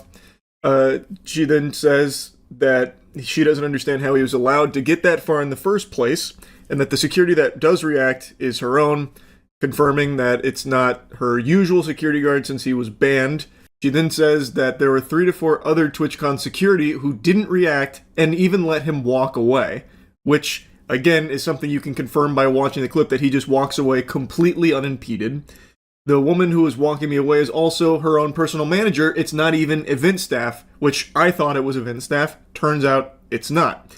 The only 2 people who were checking on her and comforting her were her and her friend. Not even Twitch staff was coming to check on her. There's more in her statement we're going to get to in a moment, but I want to go in chunks here. So, I thought it was one security guard and then a couple of event staff that you could see in the clip. Turns out it's one security guard she brought, And then no event staff, it's just her manager and her friend. So where the fuck is TwitchCon security or staff at all here? They just let this guy walk up to her and did nothing, and even just let him get away after assaulting her too. Again, I still cannot even believe they banned the security guard that she wanted to bring and had brought in the past that did successfully prevent a potential threat from harming her. It's so fucked up, and I truly can't understand the thought process behind their decision to ban him in the first place. He did his job properly. He held the potential threat until authorities arrived. What else are you supposed to do? That's like the number one thing. You're supposed to stop the threat. And that sounds like exactly what he did here. I think maybe Twitch was concerned that he used excessive force or something because he grabbed him. What? Like, what do they think? He put him into a headlock and then hit him with an atomic power bomb into a fucking tombstone pile driver and then a Frankensteiner on the way out? Like, what do they think happened there? Now, I've read mixed things on who's responsible for that bodyguard being banned, whether it was Twitch or the venue TwitchCon is held at. But regardless of who's responsible for the ban, the fact that he is forbidden from being there because of being good at his job is just unacceptable. This guy walks past this entire line, literally just fucking fee-fi-fo-fums through the whole line here at the meet and greet and assaults Imiru. Nobody stopped him when he was cutting through the line, and it wasn't until he had already assaulted Imiru that he got pushed off. And then he didn't even get stopped or anything by additional security because there was only that one guy that was there as like a bodyguard. Like, I don't know, I would just kind of expect after a fucking assault just unfolded here, there would be a big response from the TwitchCon security personnel. Like coming over here throwing like a spike strip down or like at least throwing a banana peel down so he slips and falls on it so they can apprehend him. But I didn't see any of that happen. Nothing at all, just fucking crickets. Just tumbleweed rolling through here. Like, he just walked away. Apparently he did get ID'd like after this happened later because Twitch made a statement which we'll go through in a minute and it sounds like they ID'd the guy and everything. But this is a complete failure on Twitch's shoulders here for their event. They banned her preferred bodyguard whom has previously demonstrated the ability to stop something like this from happening and instead supplied non-existent TwitchCon security around her meet and greet and forced her to hire a different bodyguard, one that wasn't nearly as efficient as the one that she typically uses and wanted to have present here to protect her. And just stew on this for a moment, because when you break it down, TwitchCon security literally did nothing. Not only did they not stop the guy before he assaulted Imiru, again, it could have even been a murder or something if he had like a weapon or something. He was not stopped despite plenty of, ample opportunity for them to intervene. Not only did they not stop him, after it happened, they didn't even pursue him. The only one who acted at all, that one security guard, was not a TwitchCon security guard. It was someone Imiru hired, a bodyguard she hired. That was the only person that acted at all. And the only people that checked on Imiru were her team. No one on the TwitchCon event side of things, apparently, according to Imiru. So that means at TwitchCon, the security didn't do anything at all, nor did the event staff do anything to even check on her after this happened. Holy shit. That is inexcusable. I've talked about events and stuff in the past. I've never been to TwitchCon. I have no plans of ever going to TwitchCon or anything even remotely similar to it. And I've always expressed, A, I don't think I'd have fun, and B, I'm always worried about events like that, like legitimate safety concerns. Ever since the Christina Grimmie tragedy, where she was murdered at a meet and greet, I just have a huge hesitation with this kind of thing. Because you never really know who's there and what security looks like. I know prior to TwitchCon, apparently there was a big emphasis on Twitch's side of beefing up their security. I'm not seeing that at all. The proof is not in the pudding here from what I'm seeing. It's extremely concerning that this creep was able to just walk up slowly, mind you. It's not like he charged the stage or something, with a fucking 4-second 40 where they couldn't respond in time. He slowly, calmly walked past everyone. Security, event staff, no one stopped him at all. Like, shit, I got stopped more often trying to go to a lacrosse party in college. Like, they were more vigilant about stopping people from getting into a fucking party, let alone, the actual safety of the guests here at this event. It is just crazy to me because this guy could have had a weapon. He absolutely could have had a weapon. It is just dangerous. It is dangerous, and it's a complete failure on Twitch's part here. Now, like I said, they did make a statement about this. The safety and security of all those attending TwitchCon is our highest priority. The behavior displayed by the individual involved in the incident yesterday involving a high-profile streamer was completely unacceptable and deeply upsetting. In line with existing TwitchCon security protocols, law enforcement and event security were on site and responded to the incident. When? In 7 business days? Like, where were they? Because, again, in the longer clip, it's like 2.5 minutes, and he just walks away. Like, you can see him leaving, and I maybe I missed it, but I didn't see anyone stopping him at any point. We immediately blocked this individual from returning to the TwitchCon premises, and they are banned indefinitely from Twitch, both online and in-person events. We're coordinating with the impacted creators team, and per our standard protocols, continue to cooperate with any law enforcement investigations. We have increased security at the meet and greet attendee check-in point, and we'll have additional security personnel surrounding participating streamers. If you've RSVP'd for a meet and greet, please note that we are unable to accommodate +1s for the remainder of the event. Twitch has zero tolerance for harassment or acts that inhibit the safety and security of our community. Like I said, based on their statement here, it sounds as though they ID'd the guy responsible for this assault here, mentioning that he's been banned on Twitch and from the events. It sounds like there's also going to be additional follow-ups, I believe. That's how it read to me. Now, as a result of the assault that Emiru experienced at their event, they are going to be having a stronger security presence at further meet and greets that are scheduled. The question begs to be asked, why wasn't that an emphasis beforehand? You're saying that safety was like your top priority, yet it's very clear, very evident in this clip that there's not a lot of security there. So what are you doing about, like, safety? Like, well, I don't understand. If safety is such a high priority, where's security? Why, I don't know why it's so lackluster then if it's such a high priority. And again, this is like a huge streamer. Emiru is like one of the biggest streamers. What does security look like for streamers that aren't her size? I genuinely have no idea. It's a legitimate question I'm asking because, again, Emiru is like one of the biggest streamers, and TwitchCon didn't have like any adequate security presence at her meet and greet. What does it look like for a smaller streamer doing a meet and greet? Did they provide anything at all to them? And also, what they do provide is basically anyway, nothing. The security didn't act at all here. So now let's go back to Emiru's statement, because she says something very interesting here about Twitch's statement.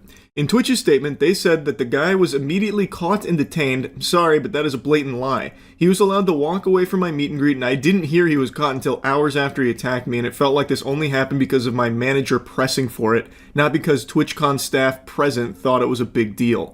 She mentions there's more she wants to talk about on it, but will save it for stream. She then goes on to thank people for the support and confirms that this will be her last TwitchCon, which I think is completely understandable. I think other creators should seriously consider not attending in the future. I did not feel cared for or protected, even bringing my own security and staff. I can't imagine how creators without those options would feel. So according to Emiru's statement here, she believes that the guy wasn't like immediately caught and ID'd by TwitchCon staff or anything like that. And in fact, it wasn't until her manager pressed them for action that they did anything at all.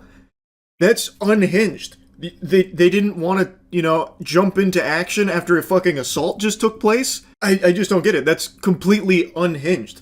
It almost feels like maybe they're more angry about Emiru's bodyguard there shoving the guy. Like maybe they're thinking about banning him from Twitch events in the future or something. Like it doesn't seem like their priority is safety.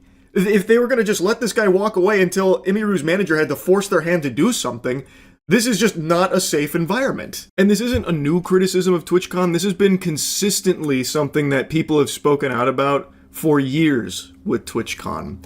Like, I'm sure a lot of you have heard the horror stories that have been reported numerous times in the past at previous TwitchCons about, like, drink spiking or, like, the lack of security present, stuff like that. It has been something that people have mentioned numerous times, and every time Twitch tries to assure the community that, they're really taking security seriously this time around. This time, it's fucking locked down. There's going to be no issues. And like clockwork, there's always seemingly some kind of big security concern or something that arises at TwitchCon. It's just, I don't understand how they're not doing anything to, like, remedy it. Even in this, which is, again, supposed to be, like, their big year of security, like, because they made a huge stance on how strong they're going to be with security this year and how seriously they're taking it, how seriously they're going to take it, and then day one of TwitchCon, Emiru gets assaulted. And then in this clip, it really seems like there's not a lot of security there. And if there is, like, off camera, a bunch of security, they're not very efficacious. They're not very good at stopping a legitimate threat. Like I said, this guy's intentions could have been to murder Emiru here. He could have had a weapon, and he wasn't even stopped. He got all the way to her and assaulted her before he was finally shoved off. Like, there is a real problem. And according to Emiru, it's actually even worse than that on the Twitchcon security side, where they didn't even, like, want to go after the guy until they were forced to by Emiru's team pressing them for it. So not only did the assault happen under their watch, where they had ample chances to stop that guy, but none of the handful of security that was around intervened in any way, and then didn't do anything to pursue the criminal. That's a crime. Like, that's a crime, and they were just gonna let him get away with that. It's complete lunacy. Emiru mentions that event staff didn't, like, check on her or anything. What you saw was her team checking on her and, you know, making sure everything's okay. So, what is TwitchCon, like, where are the event staff and security then? So they don't even check on someone who was just assaulted? They don't even go and see, like, what just happened? Like, are you okay? Do you need anything? Nothing at all? Like, that's crazy. It does not feel like safety is a huge priority at TwitchCon. What happened to Emiru is terrible, and it shouldn't have happened at all. It shouldn't happen to her or anybody attending TwitchCon. Another thing I want to briefly mention here. Apparently, Emiru didn't even want to do the meet and greet. She was obligated to in order to keep her show. So I had to cancel my meet and greet because of the stuff, but in order to, I can't cancel my meet and greet and not cancel her show because of the fact that the reason I cancel my meet and greet is I don't want to be in the same place for 2 hours because of people being weird. Okay. And then I'm under contract with them, so I can't cancel one and not cancel the other. Interesting. Oh. I'm sorry, I kept my meet and greet because I wanted to keep my show. Surely it'll be fine. I'm sorry, Emmy. I'm sure everyone will be nice. It sounds like it was a contractual obligation that if Emiru wanted to keep that show, she would have to do this meet and greet, which is something it doesn't seem like she wanted to do, but was trying to approach it with optimism about people, you know, being nice and not being weird. Unfortunately, that's just not how things panned out. And it's crazy. She didn't even want to do this meet and greet. It's something that it seems Twitch was requiring her to do in order to keep the other thing that she actually did want, unrelated to the meet and greet. So she decides to oblige and do this meet and greet, and Twitch doesn't even do the bare minimum of giving her adequate security to protect her. This is an extremely expensive adventure where you go to this company, they send you down in a submersible to explore and go through the Titanic. I think it's like $250,000 per person per seat or whatever. And they've lost contact with the submersible now. So it's been a scramble to try and, like, locate it, find them, and get them out. Now, one other thing that I think is important that we go into this with the knowledge of is this CEO sounds like a fucking maniac. Now, I do recognize that he is reportedly on this vessel as it's missing, so there is potential that he's dead. And it sounds like that's almost entirely his fault. I read this about him earlier. So there were already problems with this submarine, apparently. So in 2018, there was a lawsuit about it being a potential danger to passengers. So there were all kinds of red flags here. And the CEO at some point, I don't know if it's in this article, I haven't read this one. At some point, the CEO said that the safety requirements for the submarine were obscenely strict, complaining that the safety was overbearing. Like, he was complaining that things were too safe. So it sounds like he was a corner cutter in order to save a little bottom dollar. Boss of missing Titanic submersible once called his industry obscenely safe. The daredevil inventor is understood to be on board the submersible that lost contact with the surface last week. That is the last person I would want manning my fucking Titanic deep sea adventure. The daredevil inventor. That's such a wild thing to complain about, too. The industry being obscenely safe. I can't get over that. But it is a very dire and very serious situation. There is a good chance that they're either dead right now or will be shortly. They can't find them. Last I heard, there are only about 30 hours left on oxygen as of like a couple hours ago. Oh, here we go. Rush said that there have been no injuries in the field for decades, adding, "It's obscenely safe because they all have these regulations, but it also hasn't innovated or grown because they all have these regulations." What the fuck do you mean?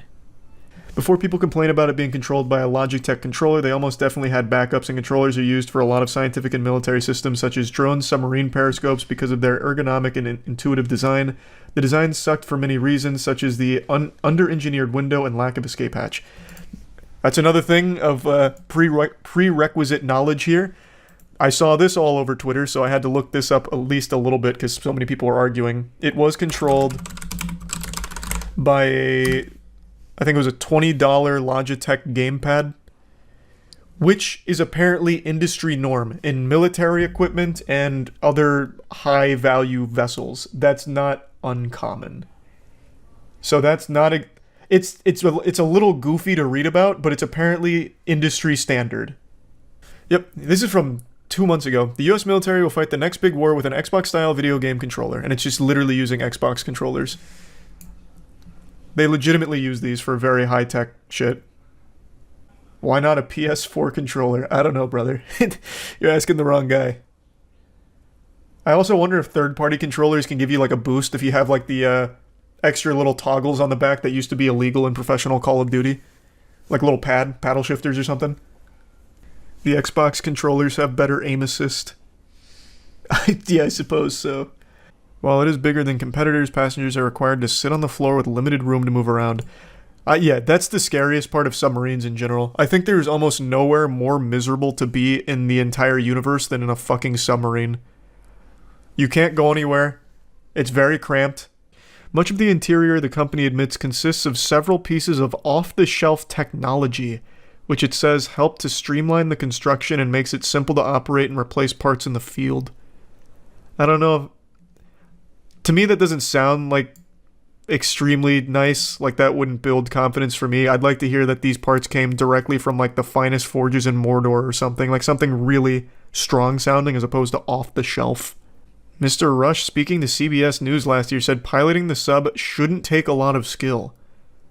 Why? I feel like it absolutely should. There's people's lives at stake there. Like 10,000 leagues under the sea. You should have a very skilled pilot behind the controller of that puppy. Give me a goddamn esports pro or something. Don't just give me anybody. Oh man, God, this is fucking terrifying. OceanGate says it's an experimental vessel and told CBS Travel on Board correspondent he had to sign a waiver to accept it has not been approved or certified by any regulatory body and could result in physical injury, disability, emotional trauma, or death. I understand waivers are pretty standard, but the regulatory body thing is actually surprising to me that anyone can build, or any company rather, can build a sub and just take people under the sea without any level of like safety inspection. That's a little surprising. Oh, yikes. Okay. The company explained why the Titan had not been classed by an independent body. Bringing an outside entity up to speed on every innovation before it is put into real-world testing is an anathema to rapid innovation. This guy fucking hates inspectors and safety. Why? Oh my god. Yeah, we don't get it inspected or approved by any kind of, knowledgeable people. I said it's good enough, so that's probably enough. Crew searching for the Titan submersible heard banging sounds every 30 minutes, and for 4 hours later, after additional sonar devices were deployed, banging was still heard according to an internal U.S. government memo. It was unclear what the banging was. I mean, it sounds like they're alive. Like, I don't think that banging is Davy Jones or anything. Like, I mean, it sounds like they're probably still alive. Yeah, but if they're freaking out, they're going to be using a lot more oxygen. These are, from what I understand, these are like just rich people, not fucking hardened super soldiers. Of course they're going to be freaking out in the face of death on a submarine at the bottom of the fucking ocean. So I think they're already working under the assumption that they're consuming more oxygen than normal. No, it's just too deep for that. Yeah, like I said, I'm not like a fucking nautical engineer, but I feel like, aren't most of these things like tethered to the ships? Like I know when you do, what's that deep sea tour? Another rich people thing? I can't remember the name of it. But they have like a giant rope that tethers it to that ship. But I guess maybe it doesn't go as deep. It's just not possible at 13,000 feet. Okay, fair enough. How OceanGate built improvised submersible from camping kit and video game controller. Again, the video game controller is kind of industry standard, but what do they mean built from a camping kit? The minivan. So this is not your grandfather's submersible. We only have one button, that's it. It should be like an elevator. You know, it shouldn't take a lot of skill. The Titan. What the fuck? Those pictures don't do it justice. Oh my god, this looks miserable. Holy shit. And just a single button on board like an elevator. That does not inspire confidence. I want this shit to look like the Starship Enterprise with 1,000 different ways of controlling it. $250,000 in your crisscross applesauce in like a car trunk. Yeah, there's like a small like bathroom area. I read it in the article. So there is like a small place to relieve yourself, but he recommends that you change your diet to reduce the chance of that of you needing to use it. Look at that. What? What? How? I can't believe anyone would go on this. $250,000, I show up and I see this, I'm just leaving. And I'm asking for my money back ASAP. Holy shit. Actual just tape and Sharpie here. These off-the-shelf components. I got these from Camper World. We run my the whole God. thing with this game controller. Come on! Oh, he's even got nipples on it. What does this even really help with? Why would you even bother putting the nipples on it? As we'll show you a little later on Sunday morning. Where things have to be. I feel like that window at that depth is just an absolute recipe for disaster. Archaeologist Rob Mather Again, I'm not an expert. Let me see it here at the bottom. Look at that, though, how it just kind of emerges out. Yeah. That thing is like fucking pathetic to look at. I'll just say it. Like, oh my god. Actually, tape and Sharpie, Camping World supplies. Oh my god.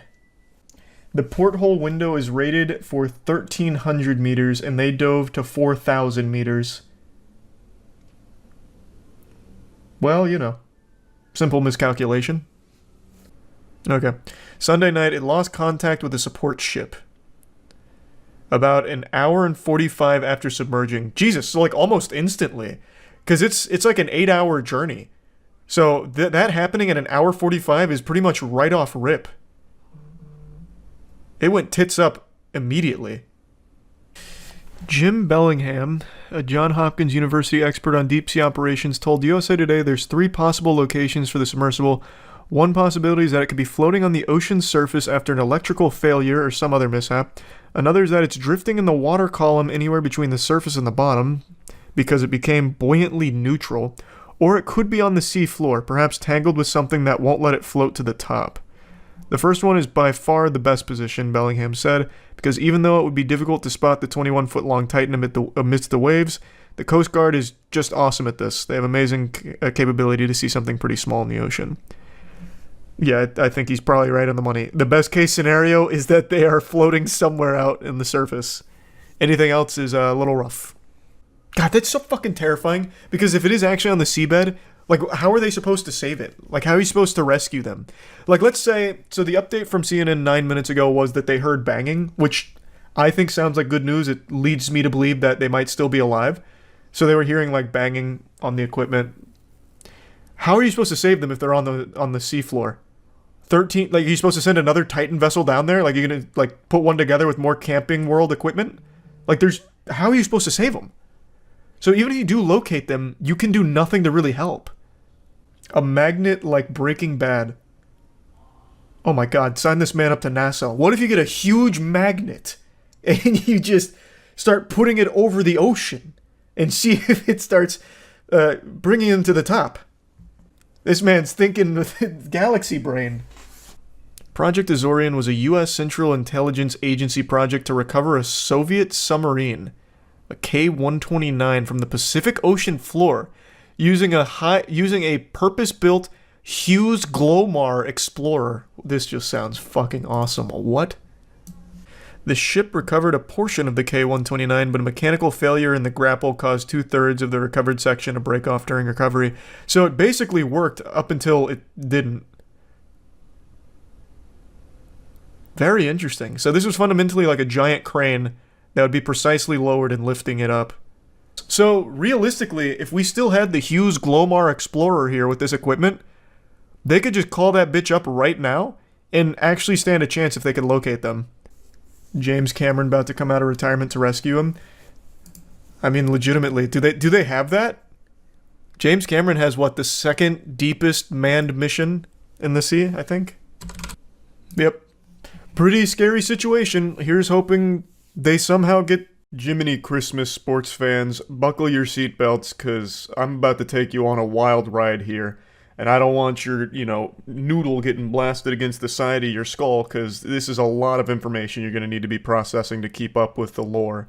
So, yesterday, and I'm sure a lot of you have been keeping up with this as well, but I'm still going to lay out the bare bones of the situation. Yesterday, out of nowhere, there was a statement posted on Lil Tay's Instagram claiming that she has passed away, as well as her brother. Lil Tay is 14 years old, so obviously this was very shocking to hear for a lot of people. It's just an extremely sad situation. Not only did she pass away, but now they've just revealed that the brother has also passed away. Just horrible all around. This was a huge story and just like a complete out-of-nowhere event that caught everyone by surprise. And it also seems a lot of people forgot who Lil Tay was because it's been 5 years since she's been active in the cyberspace, and in internet time, 5 years is ancient history. That shit's going back to like the primordial ooze. Nobody remembers things that happened 5 minutes ago, let alone 5 years. So I'll just go ahead and give you a brief refresher here. Lil Tay was a 9-year-old influencer who blew up in 2018 by posting content of her flexing money. She'd also do tours of mega mansions talking about how she buys them all the time. She'd be in expensive sports cards and say shit like, I don't have a license, but that doesn't mean that I still can't own the goddamn Batmobile. And then she'd do like a fan of money, like she was a magician asking you to pick a card, but the only card there was Benjamin Franklin's. The content was basically just, here's a 9-year-old who's saying absurd things and has a seemingly absurd amount of money. Now, obviously, no 9-year-old is going to really act this way. This was all a persona. But it turns out it wasn't like her idea or anything. It's actually a pretty sad situation. As more details arose here, it turns out the people closest to her were the ones basically controlling her whole life. They gave her this role that she was forced to play. They'd tell her what to do and what to say, and they'd get all of the expensive cars and mansions set up so that way she could go film content in there and flex on everyone so that way they could capitalize off of her viral fame. It's a classic case that we've seen a million times in Hollywood with absolutely degenerate scum using their kids to live vicariously through and make money off of. It's just abhorrent shit, really. Now, obviously, when this news broke, everyone was surprised and upset. However, there was a small number of people who got suspicious because in the past, the Lil Tay Instagram account has actually posted something out of the blue before with some very disturbing allegations. It's since been deleted and buried, but it was enough to at least put it on people's radar as something that maybe requires a little more investigation just to ensure that there's no fishy business or it's not some kind of lie or some hacker pretending to be the family of Lil Tay and making this announcement. So there's a group of people that did some super sleuthing, cosplaying as Elle from Death Note and just putting together the puzzle pieces, and most notably this included TMZ. So they had been contacting like police departments as well as other organizations just asking if they had any death certificates or records of her passing or her brother's passing, to which they all said no. And eventually, TMZ apparently got in contact with Lil Tay herself directly, who confirmed that it was all a ruse. Her and her brother are very much alive, and all of this hoopla was the result of a hacker getting access to her Instagram. She said, I want to make it clear that my brother and I are safe and alive, but I'm completely heartbroken and struggling to even find the right words to say. It's been a very traumatizing 24 hours. Now, this whole situation is so fucking weird then, because there's actually an even deeper layer here. The question would obviously be, why would a hacker bother doing this? Like, this doesn't make any sense. And right now, the leading theory is that it ties into crypto. And let me explain. I actually learned about this from a publication speculating on why this might have even been posted in the first place. So it turns out there is a crypto coin called Lil Tay Token, and it's existed for a little while now, though I don't think it's fully released or anything like that. But in the wake of all of this information here with like you fake out that Lil Tay and her brother are dead, people were wondering what the fuck would anyone even gain by making up that lie. So they turned their attention back to the Lil Tay token, and this account is actually pretty active on Twitter. They're denying that this was all a publicity stunt. This is actually spearheaded by someone who has worked closely with Lil Tay in the past. So the theory does hold a bit of water. They wanted to get Lil Tay's name out there in a big way to get a ton of publicity and hype around her. So they went with the Dino Spumoni approach here from Hey Arnold with the fake death thing. And it got everyone talking about Lil Tay, which in turn would get people to talk about Lil Tay token when it drops. Maybe the idea was drum up all of this interest around Lil Tay's name, then this crypto token comes out and people buy it in honor of her memory. And I think that is the stupidest idea ever. If that is actually the root of all of this evil here with this whole situation, that would be a dumber idea than the fucking shake weight. That is so stupid. That would make no sense. There is no logical thought process that would go into someone saying like, man, it really sucks that Lil Tay and her brother passed away so young, that's tragic. And then being like, in order to show support to their memory, I'm going to buy an overpriced crypto shitcoin. That's what they would have wanted. Like, that's just not going to happen. This would never move tokens. This would never sell crypto for them. So I don't really think that's what the whole purpose was, but it's also hard to deny that there is a chance with how degenerate the internet's become that a team might actually try this. So it's possible, but I think it's unlikely. I think one thing is very clear here though. Lil Tay is surrounded by bad people. They told her everything to say back in 2018, saying awful things, doing garbage shit for the sake of being a viral celebrity so that they could make money off of her. She is surrounded by fucking parasites.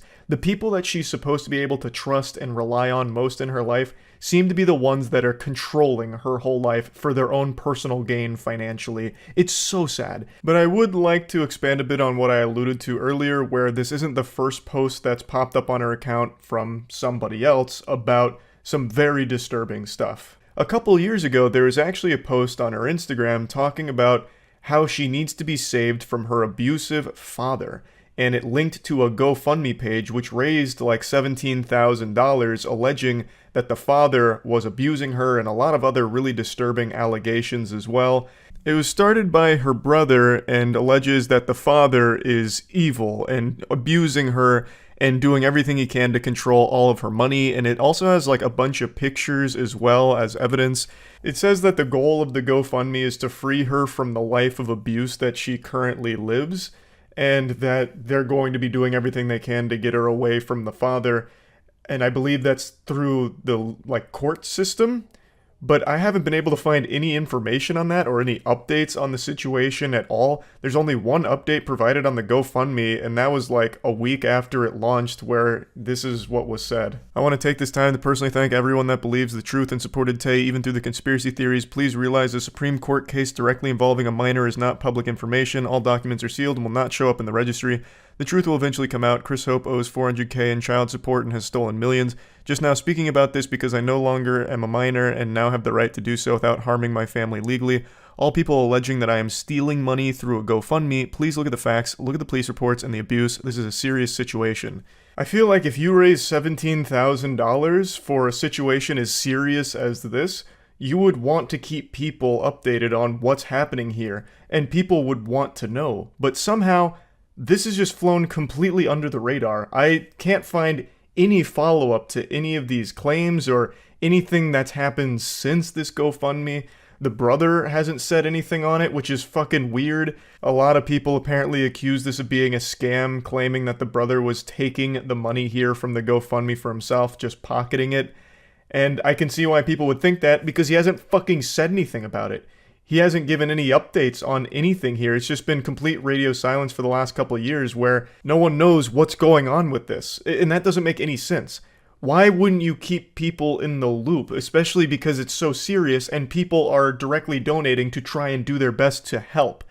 The brother of Lil Tay has been a very controversial person since the beginning of Lil Tay's career, where there's a lot of accusations against him for a lot of different things. So the fact that all of this here, the hashtag Save Lil Tay movement, all of it that he was putting out there to try and get some steam behind has just vanished without a trace from him or anyone else involved here.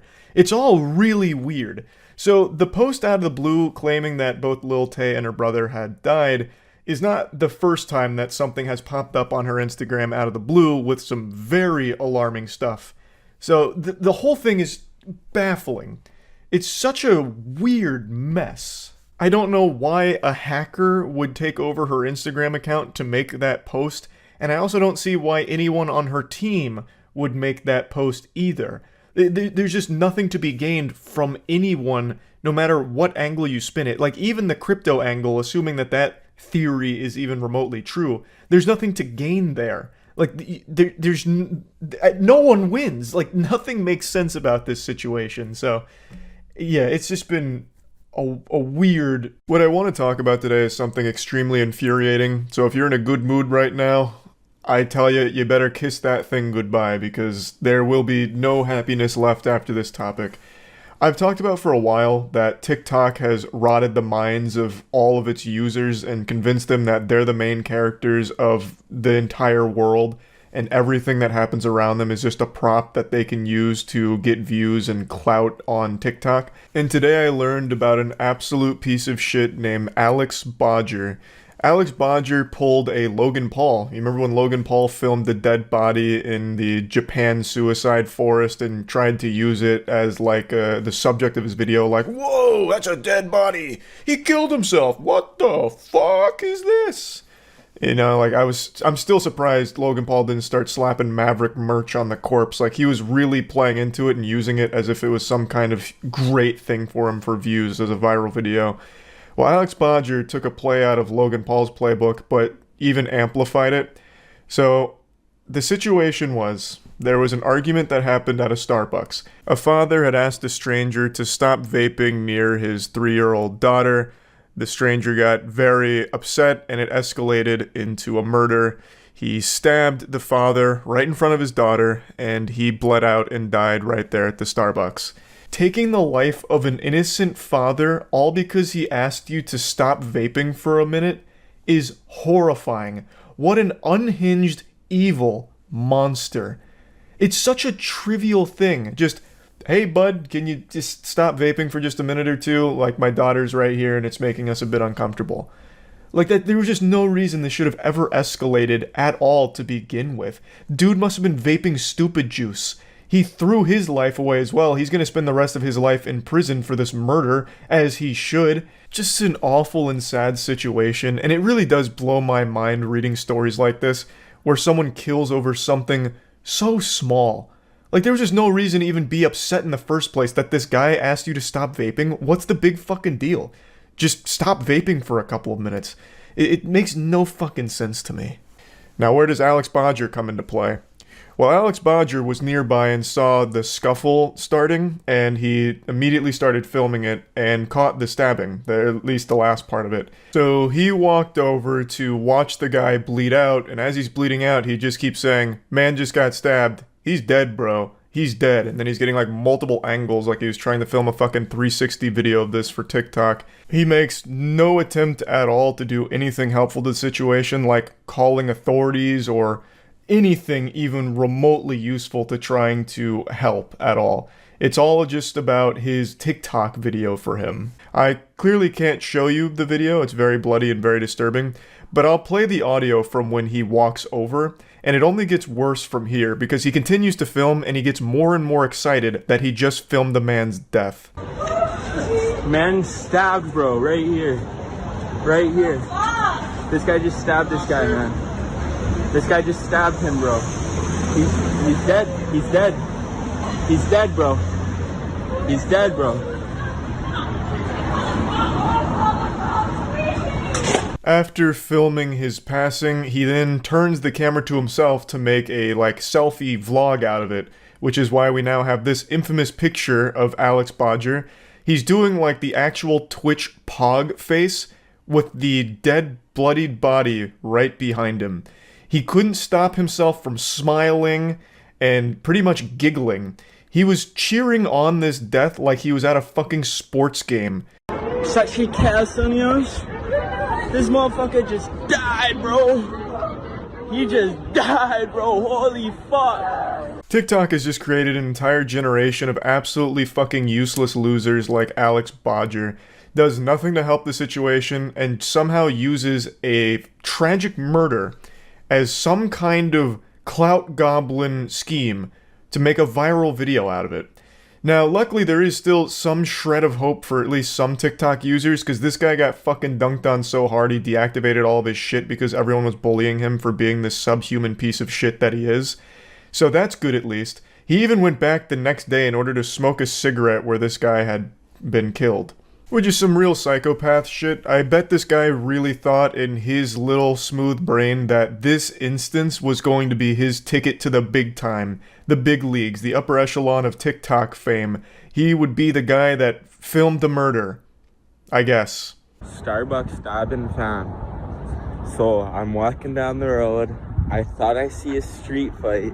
I thought it was just a street fight, right? So I start running over there, I start videotaping. This guy actually just looks like he's cosplaying as a generic psychopath. I don't know how to explain it, but just by taking one look at him, I know he lives alone in an apartment and abuses his pets. He addresses the viewers as the Starbucks stabbing fam. I guess that's what he's trying to call his community, or lack thereof a community. It's pretty clear that he doesn't actually think this is a serious situation at all. This video is supposed to be like his defense, his side of the story, explaining it, you know, getting to the truth of it. You've all misunderstood me, and, you know, that kind of deal.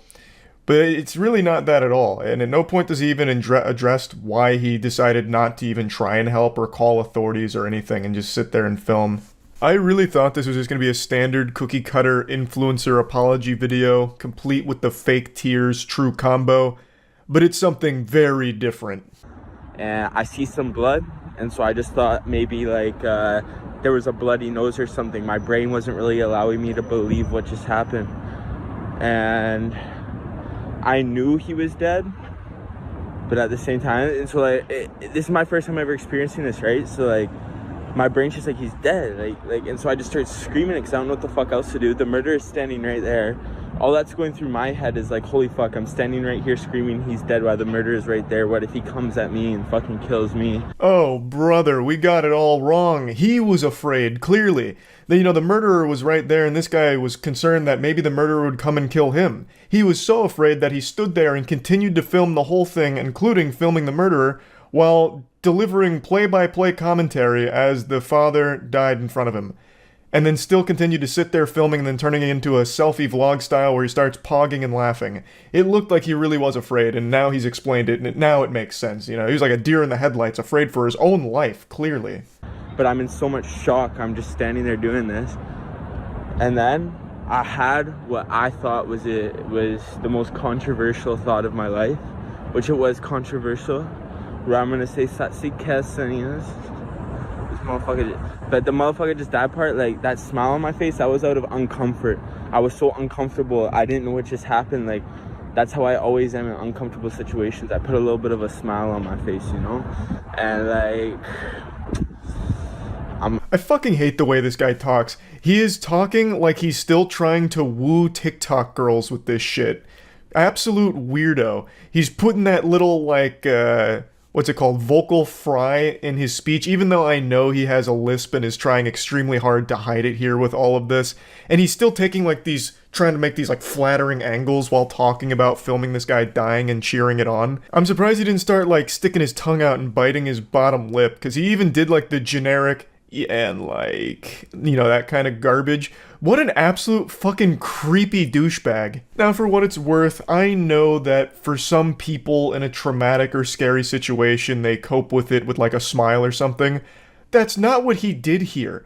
Like, that's not the same response. Not only were you laughing and smiling, you turned the whole thing into like a song and dance for you, for your content. You turned it into content.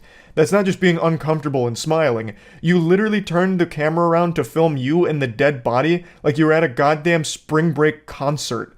Like, it's not the same. Like, you can't even come close to making a convincing argument that, well, actually, I was just uncomfortable, which is why I was smiling and, you know, started vlogging. It's how I deal with trauma. I'm sorry for the people that it pissed off. I've been called by the homicide unit. I shared my grief. Yeah, like, this shit, it doesn't faze me too much, only because, like, I've seen, like, I'll just say human life, to me, the way I look at it, if I don't know you, is meaningless. It's meaningless. I'm just keeping it straight up, but, yeah, he's dead. What can we do now? What a totally normal person thing to say. Human life, to me, if I don't know you, is meaningless. Oh, that's something not, you know, concerning to hear at all. That's not like a giant red flag. I'm also very curious where his brain was going when he said, like, it doesn't faze him too much because he's seen, and then he cut himself off. Also interesting that he contradicts himself, because he stated that he was, like, traumatized by the event, saying that every time he thinks about the situation, he gets a feeling in his chest of pure fear. But in this video, he's puffing out his chest and, you know, fucking spreading his lats like a bat, like he's such a big, strong man that this kind of thing doesn't faze him. So that's weird. What is it? Were you fazed by it, or does it not matter to you at all? And even in this video, said he shared his grief. Well, what grief? You already said you weren't really fazed by it, and since you didn't know the guy, his life had no meaning to you. So what the fuck are you talking about? I really feel like this guy has no actual human emotion whatsoever and is trying his best to put on some kind of show to prove he does, but it's very unsuccessful. The whole thing fucking sucks. This guy is an actual piece of shit and it infuriated me, so I wanted to... I remember growing up thinking that brainwashing and mind control was just something you see in comic books and cartoons. But now I know it's a very real thing that you can see happening daily in this country. Now, the big thing I want to talk about, I'm going to talk about a lot here. There's going to be a bunch of blabber in here and drool coming out of my mouth as I'm spitting, because I'm about to be getting pretty passionate. The big focus is on the huge crypto collapse from yesterday. And the very suspicious, very lucky trader who was able to cash out $190 million off of it because they were shorting Bitcoin and Ethereum a day before and all the way up until a minute before Trump's Truth Social post announcing the massive tariffs on China, which crashed the entire market. And then 30 minutes later, they cash out $190 million. It seems like they might have known something, but that can't be, right? That would be corruption. And this administration doesn't engage in that kind of nefarious activity. Except for all the previous times that this exact same thing has happened, with Trump announcing things on Truth Social that people close to him that suckle his fucking teats must have had insider knowledge on, because they're able to cash out millions upon millions of dollars because of his rinse and repeat cycle of threatening tariffs, backing off tariffs, postponing tariffs, just fluctuating the market up and down. Yet people in his inner circle must be privy to this knowledge because they are making absolute bullseye trades based on that before it becomes public. So this isn't really anything new, it's just the most egregious instance because you can literally see it. This account opens and starts shorting Bitcoin and Ethereum a day before this announcement, and then a minute before the Truth Social post goes live. Like, it's unbelievable. And if you're a MAGA cultist, it actually is unbelievable. They refuse to believe it. They refuse to accept the very real reality that they are getting fucking hosed. Trump and Trump's family's net worth has exploded since becoming president. How do you defend that? Well, I'll tell you how. Because they say Trump is such a benevolent saint, he actually doesn't even keep his salary from being president. Wow, that's how much he cares about the American people. You fucking delusional homunculus. The presidential salary is actual peanuts. It's literal fucking used condoms in the grand scheme of how much money him and his family are making throughout his presidency. When he was being fucking sworn in, he was still launching up to 168 new products. And that doesn't even include things like his cologne that he launched, you know, the fucking Trump Gooch galore smell, the Trump watches, the Trump phone and shit like that. So that has only increased the amount of things that he is hawking to the American people to buy solely to enrich himself and his family, his fucking meme coin and all of that. His family is going ballistic in terms of how much money they are making off of his presidency. They're not even hiding it. They are just constantly making money off of you. As you suffer and get less and less money, they get more and more. They are taking the pizza and not even leaving you bits and pieces, morsels of the crust. It's sad, and yet people love it. they will accept it with a fucking smile on their face and say, please, give me some more. I've got more holes for you to fill. Please, come in here. I'm waiting.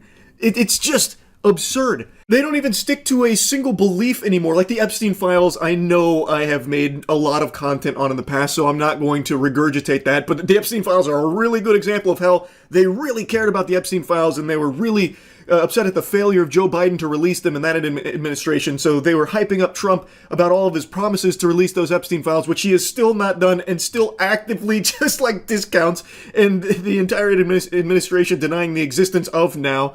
And this same group of people that was so excited for Trump to follow through on that promise is now like, oh, he didn't break any promises. In fact, it's just not even important. That's why he's not doing it. Like, it's not a big deal. Like, who cares about the Epstein files? We have so many bigger things to worry about. Like what the next product we're going to have to buy from Trump is. Like, they're just now saying, it doesn't matter. We don't care. We actually don't want this information. Actually, I believe everything they're saying now. Yeah, it definitely doesn't exist. Yeah, actually, Maxwell's probably innocent too. But again, I've already talked about that a lot. Let's talk about some other stuff.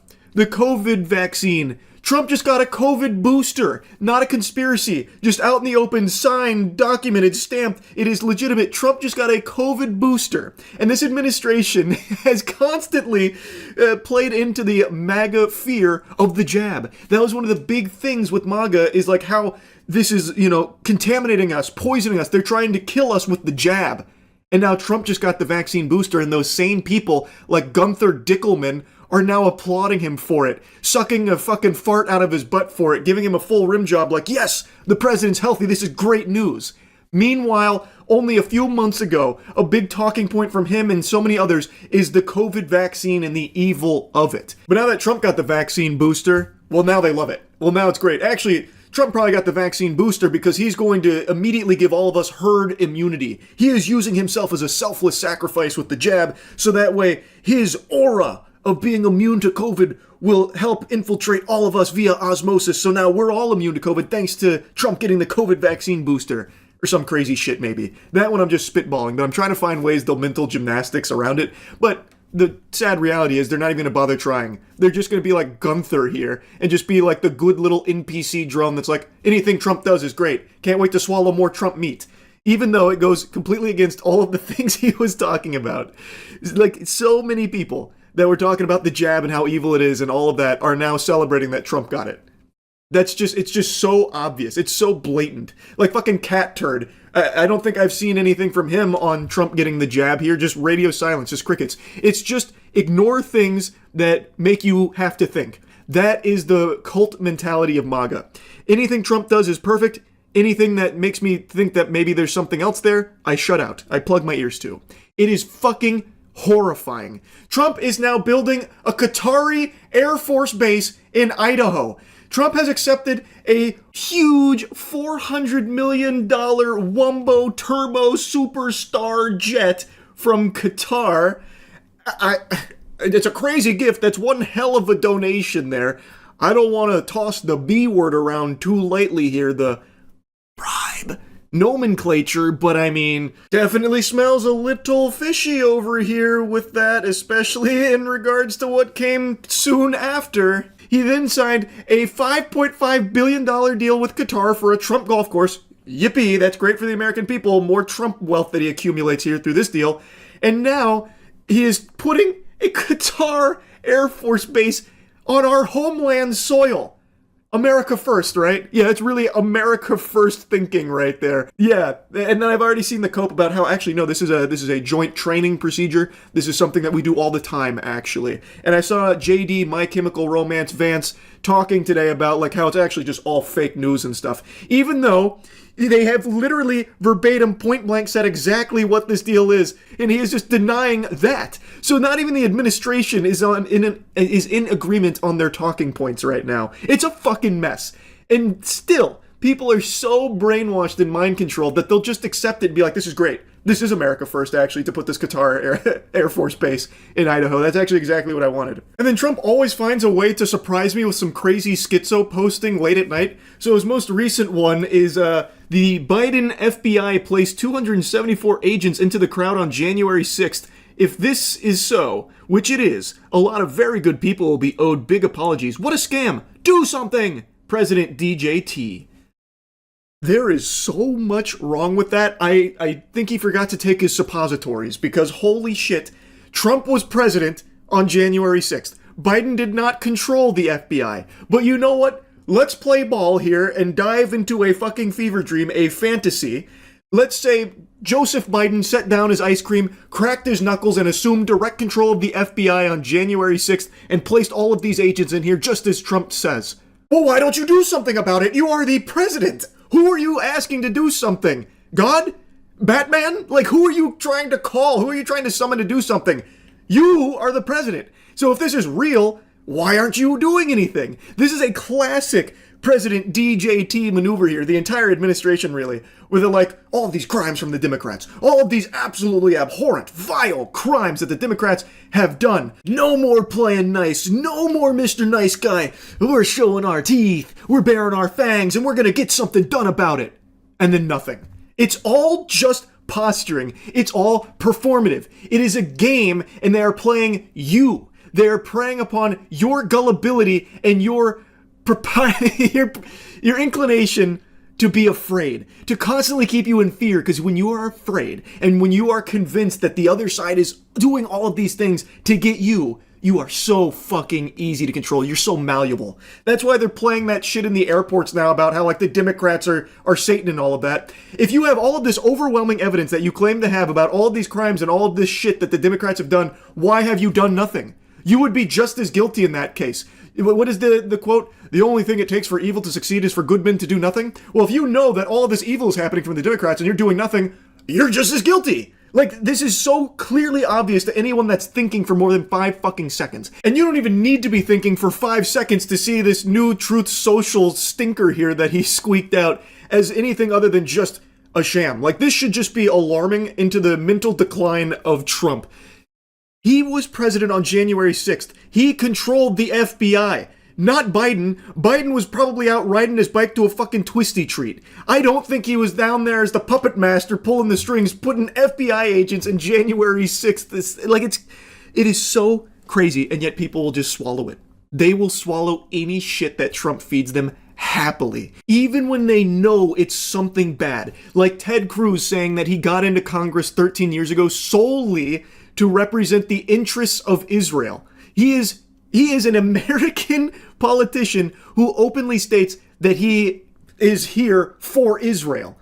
That, again, like I said, feels treasonous to me. And I imagine most people in a different time period would feel the same, but because of how tribalistic politics has become, if you're a big MAGA enthusiast, Trump supporter, you have to somehow just hand wave that and support it because that's what you're told you need to do. Even though anyone should be able to hear that and be concerned. Why does Israel have such a huge stranglehold on the American political landscape and such a massive say-so in how American companies do their business? And why do they even have like the ability to start making demands about what needs to be censored in regards to their atrocities on American platforms? It would be alarming to everyone if the political sphere wasn't just, I have to support everything from this side no matter what. It is fucking scary. Now, I do want to make a mention of something. It's not all horrible, awful news. There's actually a ceasefire going on right now. And I can only pray that it sticks. With Netanyahu, you never really fucking know. But I can only keep my fingers crossed and pray for the absolute best for the Palestinians and hope that going forward, the people of Gaza will no longer need to fear being massacred by Netanyahu's IDF. Now, I know I said at the beginning of the video, the focus of this was going to be on the crypto collapse and the super lucky guy that happened to make $190 million going against all rational thinking and against all the odds. Truly a miracle.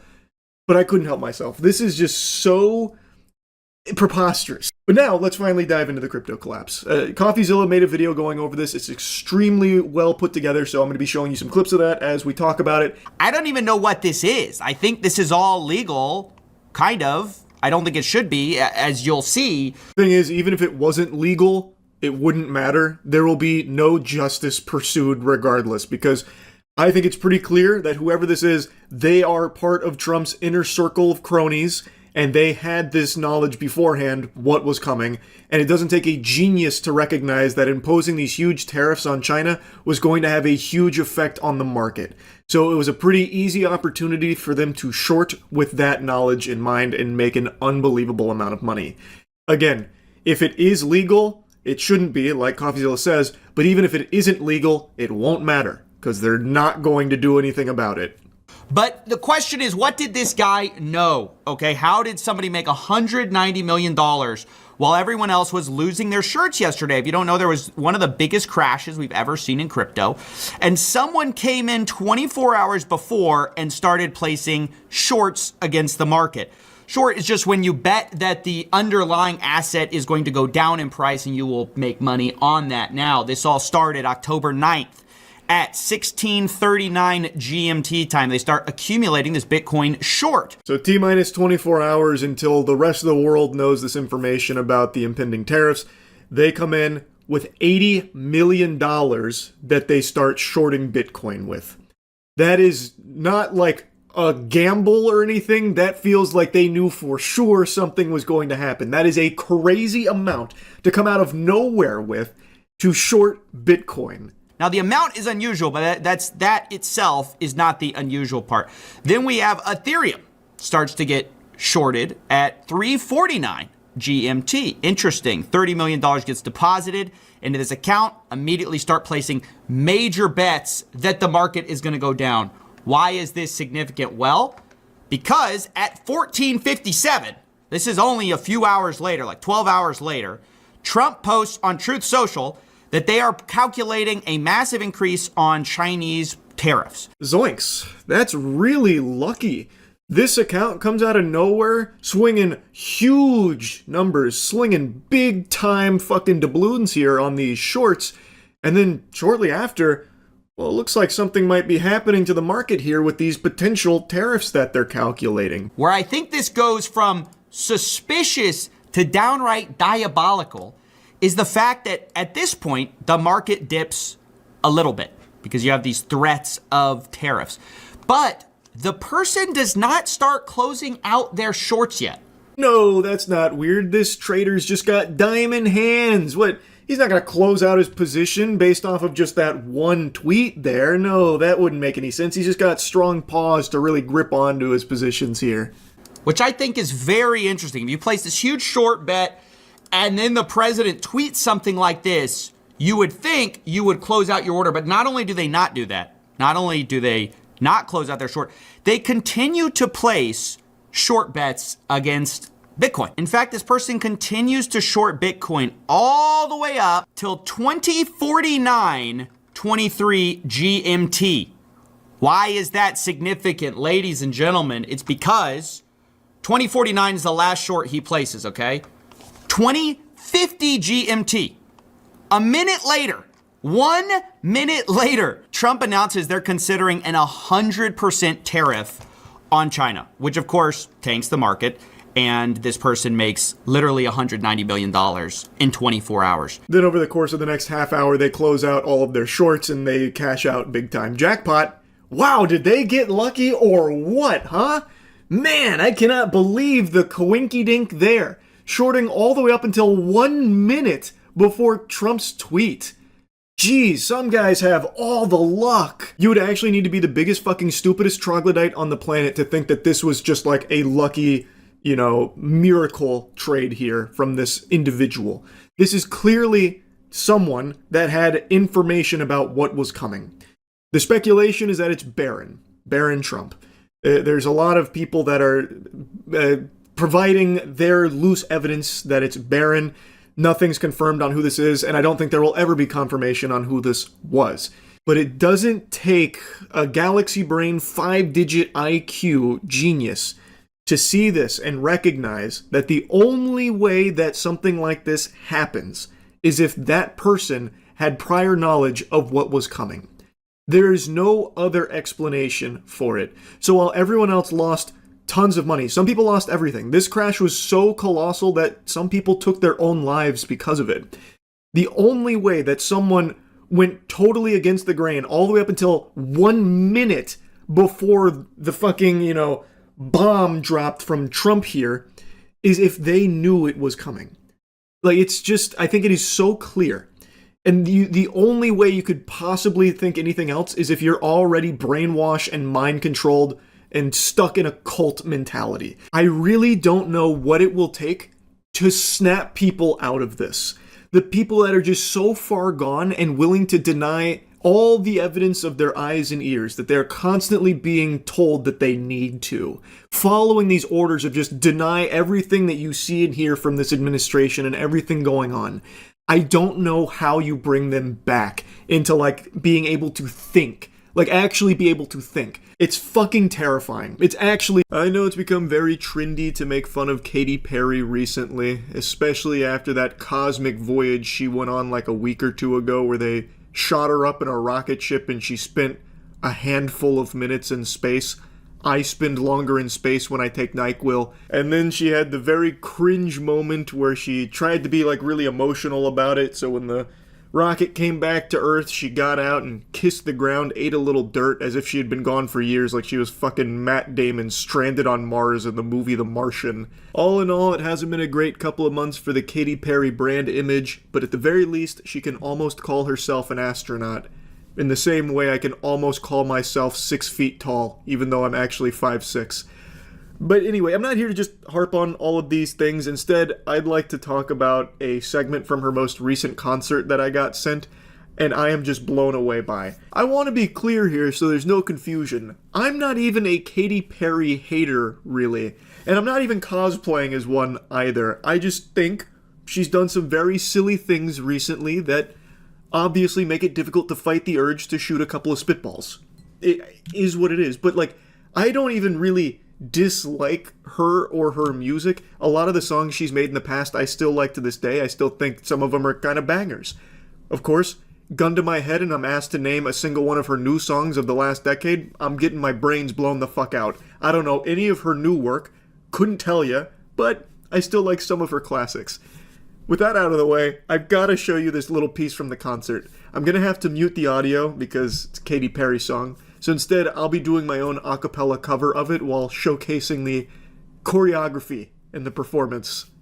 They say, be afraid, you're not like the others, futuristic lover, different DNA, they don't understand you, you're from a whole nother world, a different dimension, you open my eyes, and I'm ready to go, lead me into the light. Kiss me, kiss me, infect me with your love and fill me with your poison. Take me, take me, wanna be your victim, ready for abduction. Boy, you're an alien, your touch so foreign, it's supernatural, extraterrestrial. I'm ashamed to admit it, but this cover took me far longer than any sane man would ever pour into something so trivial. But I'm happy with how it came out, and that's all that matters. So anyway, this was Katy Perry at a performance last night in Mexico for her song E.T. There's a lot to unpack here. I cannot believe that this got the green light for the big stage. Her tickets are expensive. I was looking at the prices to attend one of her shows. They are not cheap. And if I went there and saw this, I would be the happiest camper on the planet. This is like the moonfall of concerts here. This shit is incredible. It looks like how I used to play with my friends when I was 8 years old with lightsabers. It's so good. I don't know why she's moving around like she's in slow motion or she's like 80 years old. Maybe she spent too much time in space so her body needs to reacclimate to Earth's gravity. Couldn't tell you. But the way she's maneuvering around the stage with the lightsaber... cinema. I don't even know where to begin. So she's being chased around by anchor arm aliens, and she's got the Darth Maul lightsaber out, but she didn't even do the bare minimum of like twirling it around or anything. She just holds it static, like an American Gladiator with the giant Q-tips. I would have at least thought there'd be like some twirling or something there to make it interesting and entertaining, but no, it's just like she's basically T-posing across the stage. So she's running away from like the Power Rangers villains, and then there's like the space ninja on the wire system. Maybe there's like some metaphors and symbolism there that escape me with my tiny little reptile brain here, but I love it at surface level where it's not really a fight. She like runs at him, and then he does like a flip over her, and then she like just holds the lightsaber out and he grabs it and he's like, ah, and gets like defeated from grabbing it. And then she fucking sends him into the rafters up there. And then she runs back around, like, through the aliens, kind of, like, holding it out like she's jousting. My god, I forgot the showdown with the raid boss there, where they were exchanging blows back and forth. It was like a Dragon Ball Z beam struggle between the two of them there, but luckily Katy Perry squeaked it out, and then she ran through the other aliens. I don't know what it all means. I'm gonna be honest, maybe I'm too stupid to pick up on what the actual messaging here is of the choreography, or I guess maybe lack thereof choreography on her part. Maybe she just didn't feel like doing a whole lot there, but it is visually a masterpiece, because that shit goes crazy. At the very least, it looked like a lot of fun. No doubt about that. I also saw some of the other, like, videos and pictures from the event. The whole fucking thing looks out of this world. I think the 11 minutes she spent up in space must have, like, rewired her neurons or something, because she is on some other shit right now, and I love it. Like, some of the other pictures I saw, she was riding in on, like, I don't know, like a 3D printed Pokimane thing. I don't even know what the fuck it is. It looked like something I would have made in Maya or Blender back when I was a digital art student in college before I switched to exercise physiology. And she's like riding it around briefly, and then there's like another one where she's on like the wire system and she like goes out and then like comes back in. It's I want to go to a Katy Perry concert now. It was just watching the highlights of it has been an experience. I can only imagine being... Yeah, I'm late to this one, but I finally learned what Labubus were on stream a little bit ago. And now, since I watched a couple videos on the lore breakdown explaining Labubus to a Neanderthal, I've been inundated with Labubu-focused content. Now, if you were like me, living under a rock like Patrick Star and had no idea what Labubus were, you thought this was some kind of like spin-off of Biba Doobie, like some kind of new artist hitting the scene, well, I'll give you the cliff notes. In a nutshell, Labubus are just like a collectible toy. They're like a tiny little monster guy. Well, I guess there's a mini type of Labubu, so it's not just like one, because there's like a bunch of different ones. And what you do is you pay a lot of money for it and then attach it like a keychain to your designer bags. Or, I guess you don't have to. You don't have to accessorize with it. You can also just worship it or flex it. In my personal opinion, the reason it got so big is because of the gacha mechanics. It's a loot box, fundamentally. They have blind boxes of Labubis, and what you do is you buy the Labubu, you don't know what's inside of it, so as EA would say, you get the surprise mechanics of opening it and getting whatever RNG decided you would get, whatever fate blessed or cursed you with, whether it was the one you wanted or a lump of dog shit, a whole fucking cow pie. That's kind of the main business strategy of it. Labubu. What the fuck is Labubu? I keep seeing that name. They're like stuffed animals, right? Oh, here. What is Labubu? So if you're ready to explore the magic behind these irresistible collectibles, let's get started. My name's Doyle. It looks like the thing from Where the Wild Things Are. Does it have like a deep lore or something? Like a TV show associated with it? Like a Hello Kitty or something? And welcome to a huge interest in collectible figurines. And that decision totally paid off. Wang Ning is now a billionaire. It's crazy how huge that industry is. Globally, with queues wrapping around. One big reason is their use of blind boxes. If you haven't seen them before, blind boxes are packages with no indication of which figure is inside. God, everything has been gotcha-fied. Everything is like a loot box and gotcha mechanics these days. I see. That's absolutely a huge contributing factor for why this is so fucking big then. Unbelievable how big gambling is. It's crazy. Like trading cards. It's like trading cards if you only buy singles and only want one of those cards. I guess you could make the comparison. So like it's like me wanting to make a deck and I need a specific card, so then I buy the mystery singles hoping I get that card. Fun fact, Labubu is a girl. You'll have seen the TikTok frenzy of people bathing, gluing braces to its teeth, and even giving it facials. From classic designs to collaborations and limited... Why? What the fuck? Well, you know what? At least they're using it. That's cool, I guess. I mean, it gets a use, as opposed to like my statues that just fucking sit here and I like stare at them. I mean, I guess that's cool. Multi-purpose. Why did Labubu get so popular? First, Labubu has a unique look that stands out. It's not your typical cute kawaii character. It has an edgy, mysterious feel that makes edgy? it kawaii, mischievous, and freaking adorable. I don't know about However, edgy. It would be crazy to forget to mention one person, Lisa from Blackpink, the K-pop group. Her unboxings and wild love for Labubus follow her everywhere, from concerts. Okay, now it makes sense. Question answered, I get it now. Okay, now it checks out. You have Gotcha Mechanics, the mystery box, plus a K-pop idol rocking one. Yep, that was always going to take off. I see. Rabbit hole goes deep. I just found a video about Australia's Labubu King. Global sales peaked at around $21 billion, with the Australian market making up $260 million of that, as social media continues to drive hype around collectibles. Oh, okay, it was collectibles in general. I thought it was 21 billion for just Labubus. I was gonna say they're gonna beat Pokemon. Okay, that makes much more sense. Jesus Christ. We get a lot of slack on Instagram, but because of how much stock we have, you took all our stock, we're collectors and we want the box and you're triple the price and this and that. But unfortunately, people don't understand how a business model works, you know? No. People perfectly understand how the business model works. You try and squat on as much inventory as possible so there's scarcity, and then people have FOMO, so they want to make sure they get it, so they'll pay the extra markup that you just drive the price to the fucking roof.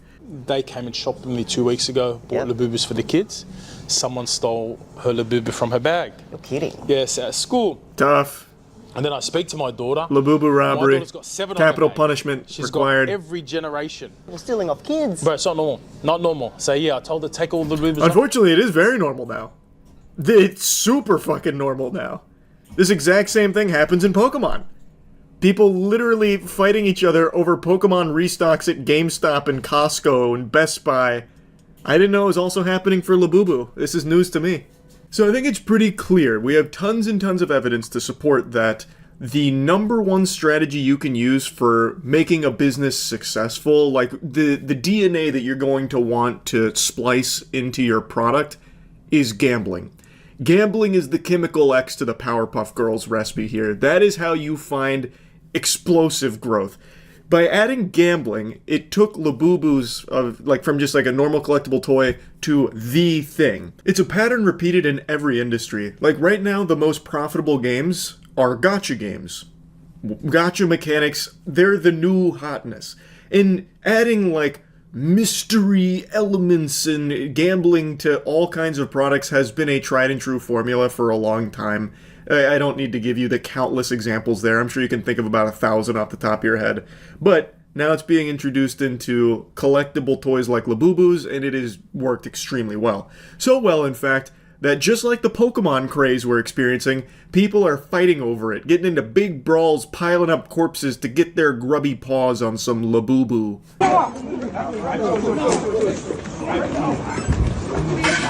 Oh my days, all for Labubus. No shit, it's for Labubus. Is there a better cause to die for? This is like the most noble thing to sacrifice your life for. Your country and Labubus. That's it, really. And it is far from the only brawl I've seen. It's pretty interesting. And it's gotten so bad that now people are giving like warnings to other people that might be trying to get their hands on some, because apparently it's just kind of dangerous now. There was even a fight, like an actual fight. What the fuck? would not recommend. Literally, there's people in balaclavas running to the front, apparently, like, just surrounded the workers to grab all the tickets.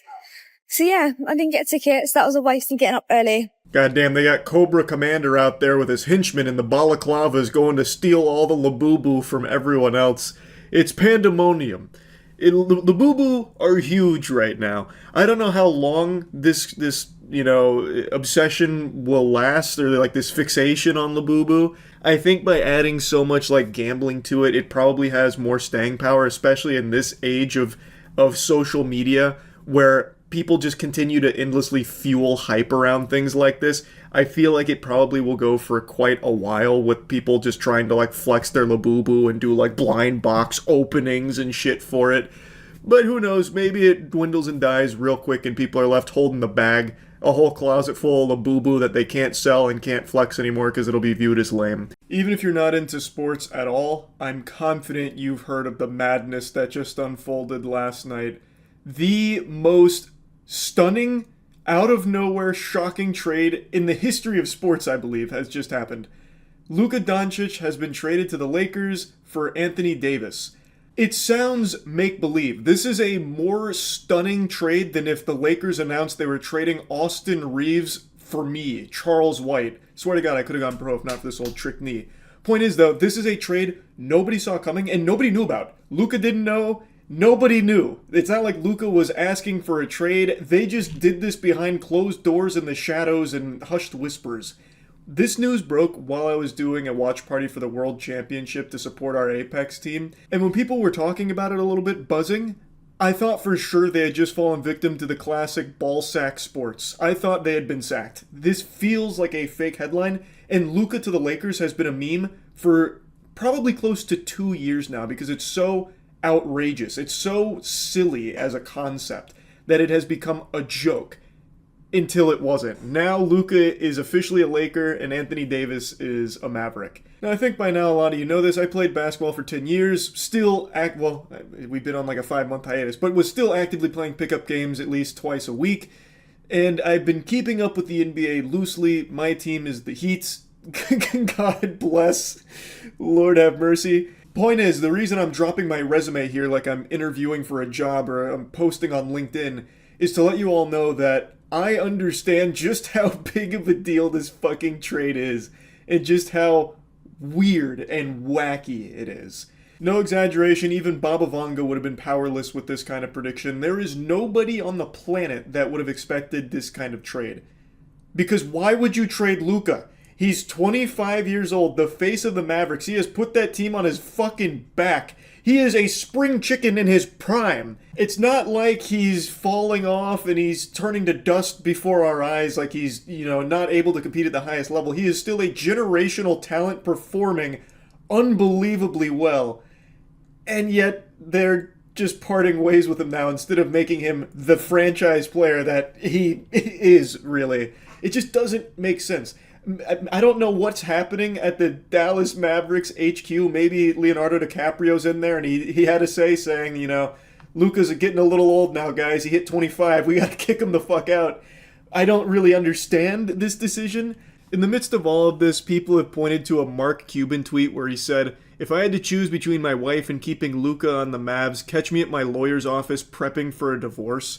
And then people scratching their head wondering why he's singing such a different song now. I bet there are few people on the planet more heartbroken by this trade than Mark Cuban.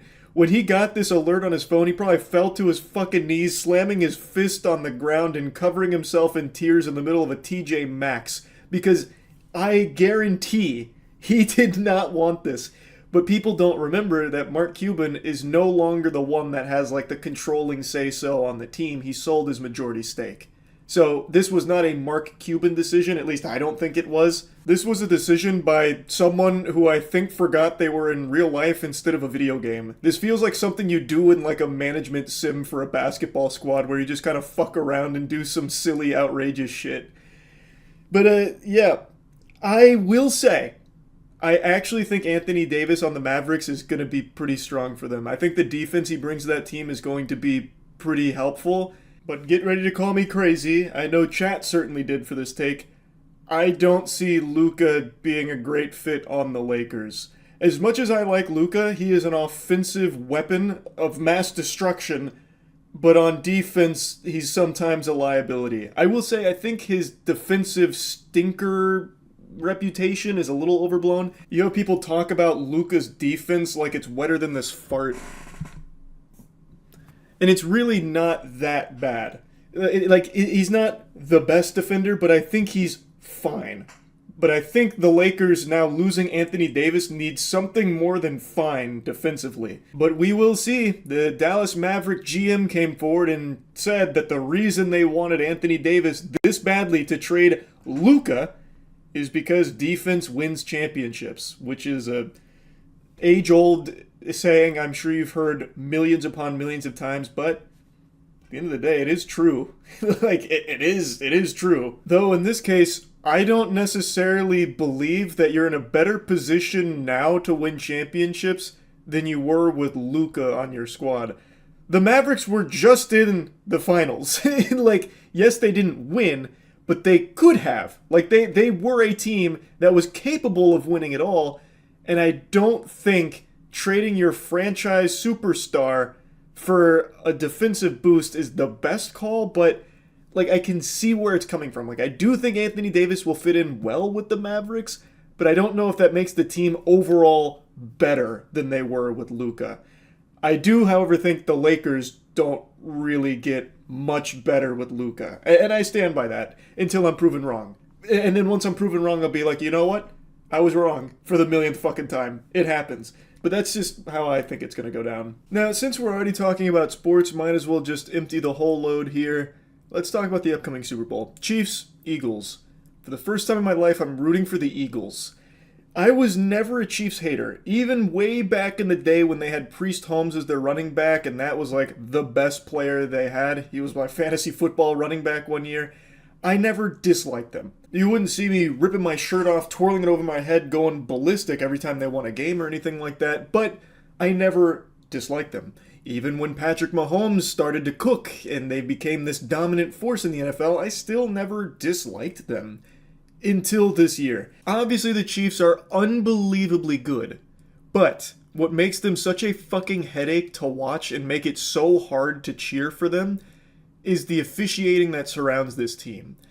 It feels less like you're watching a sport and more like you're watching a show, because the Chiefs get some of the most outrageous calls ever. And the Chiefs themselves know that, which is why now they play into it a bit, with Patrick Mahomes trying to flop to draw a penalty. There was Kelsey attempting a little pseudo-flop as well to try and draw these penalties that are really just very pathetic. And they are always so impactful on the outcome of the game. Most recently with the Bills, where it was the worst spot ever, not giving the Bills that first down. Also, calling a very clearly not completed catch from the Chiefs a completed pass.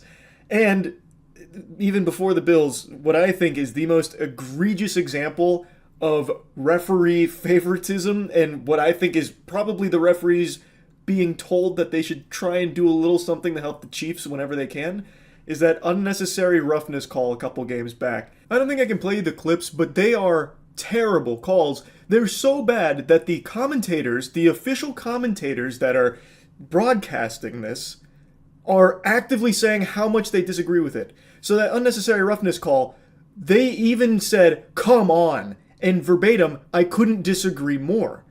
Because they are terrible fucking calls.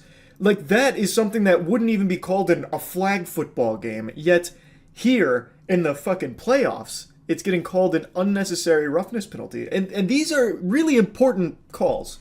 These calls, in a lot of cases, have decided games that usually the Chiefs end up winning from these fucking calls. So it's really frustrating. Even if you are the biggest Chiefs fan, you are kidding yourself if you try and say that they don't have a lot of questionable calls go their way. And I understand all teams will have that, but the Chiefs have so many of them at the most important moments of their games. It's not a coincidence. I don't think it's scripted. I still fully don't think it's scripted, but I definitely think the referees are fucking corrupt. And I do think there is something there that says, hey, our Chiefs games pull huge viewership numbers. We want them to continue to advance because that's really good for our numbers. So do what you can to, maybe get us in that direction. Like, I do fully think that. Not to be like full conspiracy mode, but come on, there's no other explanation. They are awful calls. The commentators recognize they are awful calls, and they're not shy to say that too. Because people are just getting disgusted with it for obvious reason. Now, if this was my team, the Bucks, like if this was, let's say all of this was flipped on its head and the Bucks were getting these calls. Yeah, I would be happy, but I wouldn't be trying to defend it either. I'd be like, yeah, they're playing favorites right now, and it's my fucking team on the receiving end. You'll love to see it. Like, I would acknowledge that, but for some reason there are so many Chiefs fans that are just denying the reality of this obviously dog shit officiating that always seems to go the Chiefs' way. And they'll deflect saying things like, this is all a big conspiracy, a bunch of lies, you morons. Do you also believe in flat earth? It's like you all forgot. Week 4 of the regular season, when the Chiefs were up by 3 touchdowns, the refs called this bogus pass interference on the Chiefs that led to the opposing team getting a field goal. So clearly, everyone's victims of bad officiating, including us, the Chiefs. Like, it's stupid. Like, anyone with eyes can watch a Chiefs game, this playoff season in particular, and see that these calls are beyond questionable, and they are going the Chiefs' way very, very often. How weird. So yeah, I'm pulling for the Eagles in the Super Bowl. I would hate to see the Chiefs win it again. I really have become big-time Chiefs hater now, sorry to say. I still think the team is absolutely amazing. I think they are probably one of the best teams the NFL has seen since, of course, the Tom Brady dynasty with the Patriots, but I hate watching their games. I can't stand it.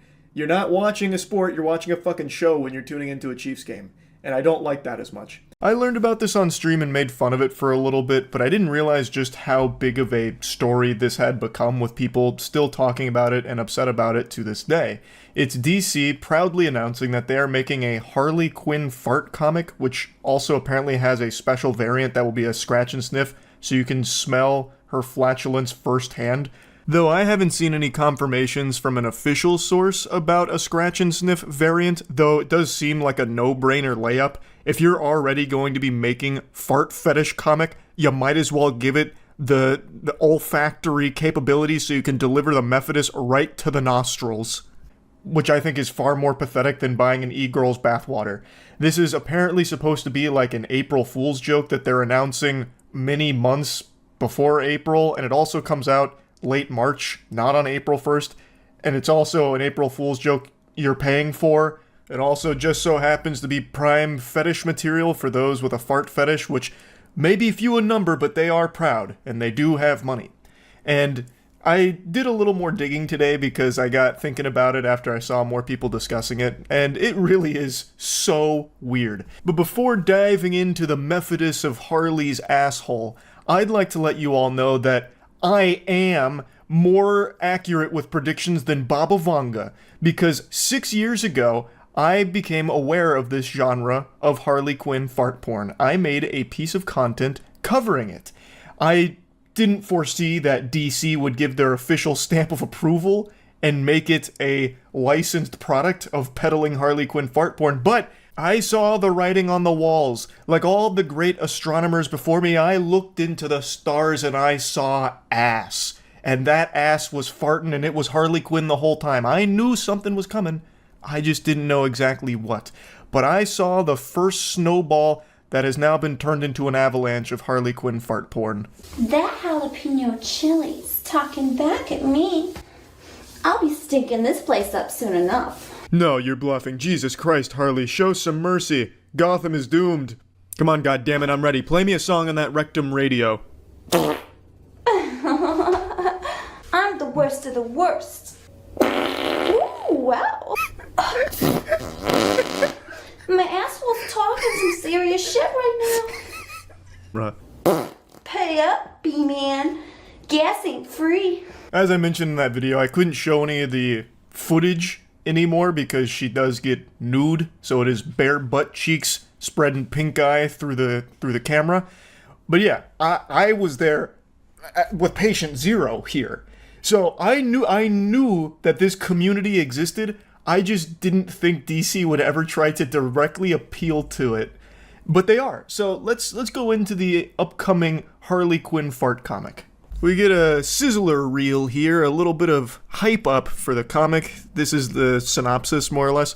I've been holding in all my very worst bits of bubble guts for the last 32 years. Jiminy Christmas. It's worse than I could have ever imagined. There really is no hope for Gotham.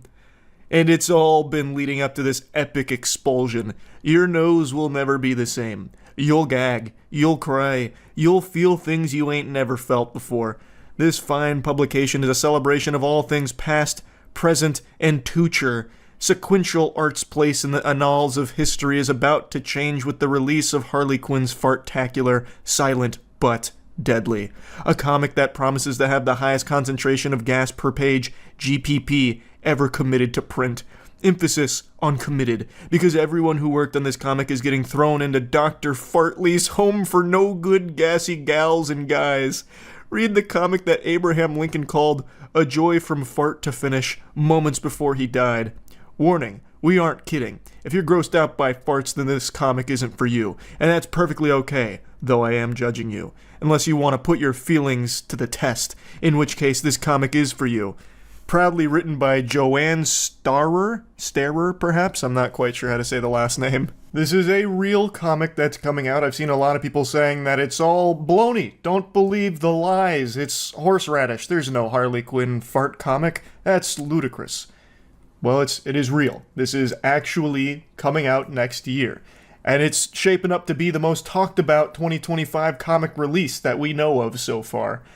And I think that's exactly what DC was looking for, is just a bunch of headlines, because this is just so over the top ridiculous that I'm sure they knew that people would generate buzz with this. But is that really buzz you want? It's just kind of embarrassing. Like, as a gag gift, if you released it on April 1st as like a post on Twitter or something, it would still be kind of cringe, but not nearly as bad as this, where it is like an actual publication, like a production you're putting money behind and selling. I don't know. I tend to agree with the people that think that this is just dumb, because it is.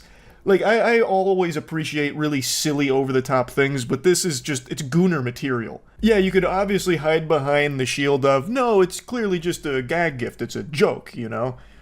But it's also a fetish. Like, this isn't, the most popular fetish in the world, of course, but it is still one with a sizable community, and the proof is in the pudding. There is a whole genre of Harley Quinn fart porn, of which I have seen. I have peered into the abyss, the chocolate starfish abyss.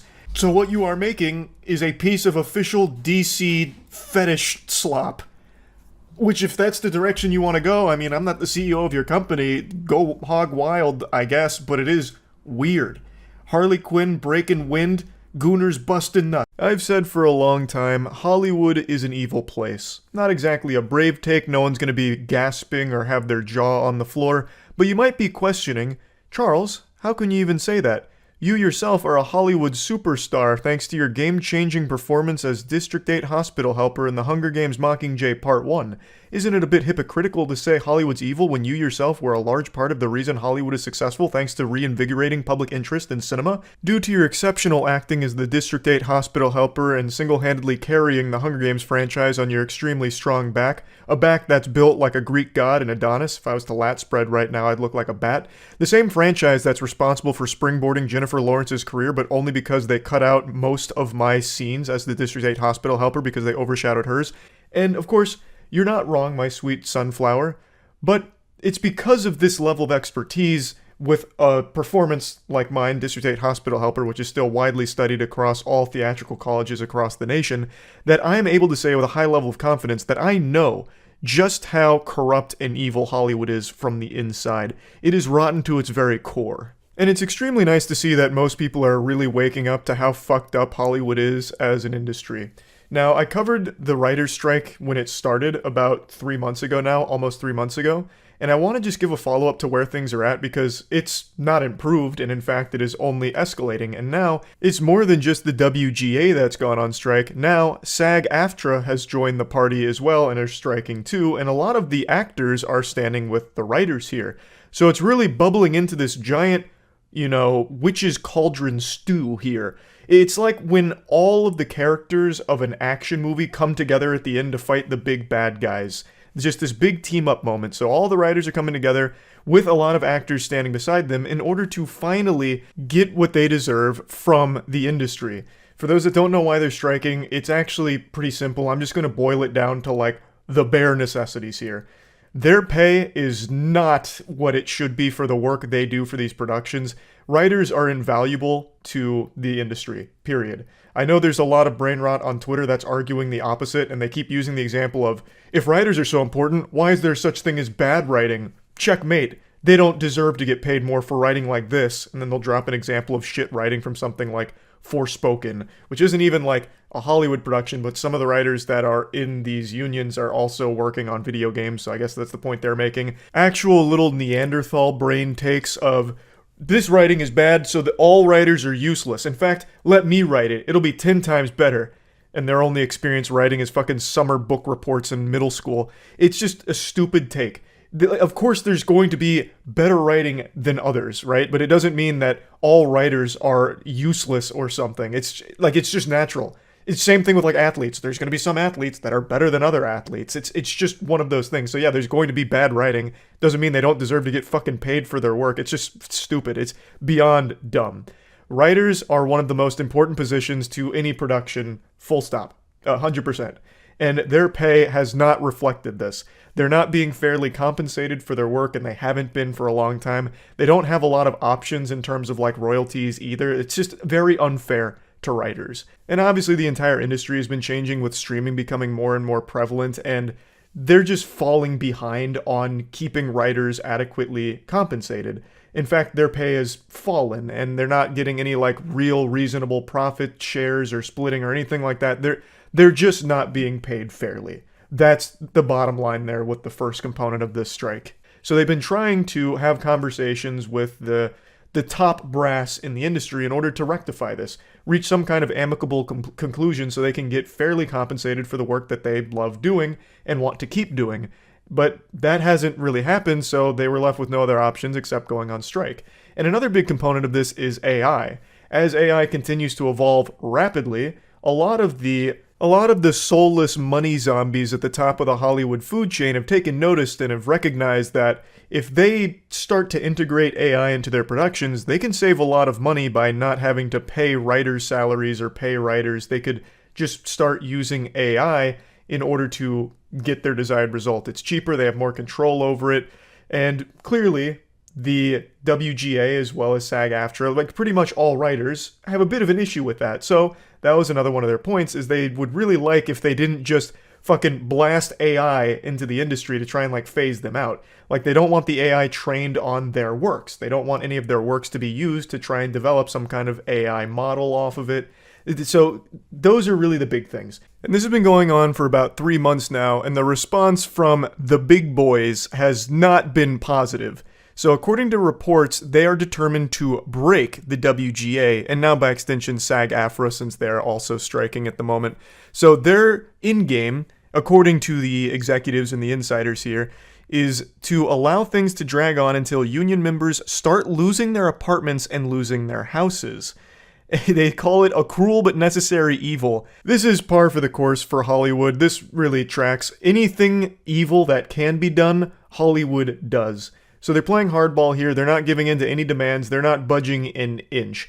They're saying, hey, might be a cold Christmas, and you might not be able to afford to have a place to live anymore, because fuck your demands. So they're saying, like, the strategy is simple. Bleed them out. You know, when they're financially strapped for cash and desperate, starving on the streets, then they'll come crawling back to us, groveling at our feet, and then we'll dictate some new terms that they won't be able to decline, but we're not giving in to any of what they want. Now, in a sane world, I would really think most people would be behind the writers, because, I mean, it makes sense. They're not getting paid nearly as much as they should for the work they do for these massive nine-figure productions that are raking in hundreds of millions of dollars, and the writers are the ones that like make the story happen, the most important part. Like, you can't just have a movie of fucking nothing. You can't go in there and just have like a bunch of noise, right? It's not TikTok. It's not you're going to the theater for jingling keys for 10 hours. You need a story still. The writers are integral. Thus, they should be compensated fairly for it. But we don't live in a sane world. We live in a clown world. So there is a ton of people on Twitter that are saying that the writers are unreasonable and that the executives are in the right here. The executives are the heroes in the story and the writers are the bad guys, which blew my fucking mind. The fucking goofball goober CEO of Disney, Bob, said that the writer is very disturbing to him, having a wambulance moment, some fucking French cries, going over like, oh, I can't believe they're striking. It's so unrealistic. You're ruining the industry, guys. Why do you want more money? How could you be so greedy?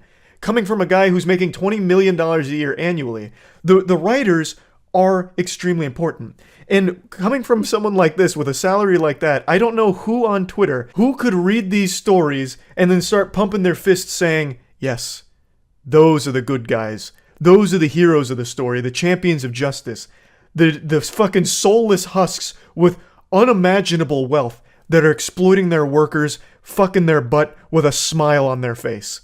It makes no sense to me because, again, most people on Twitter are either children or normal working class people, not multimillionaire celebrities.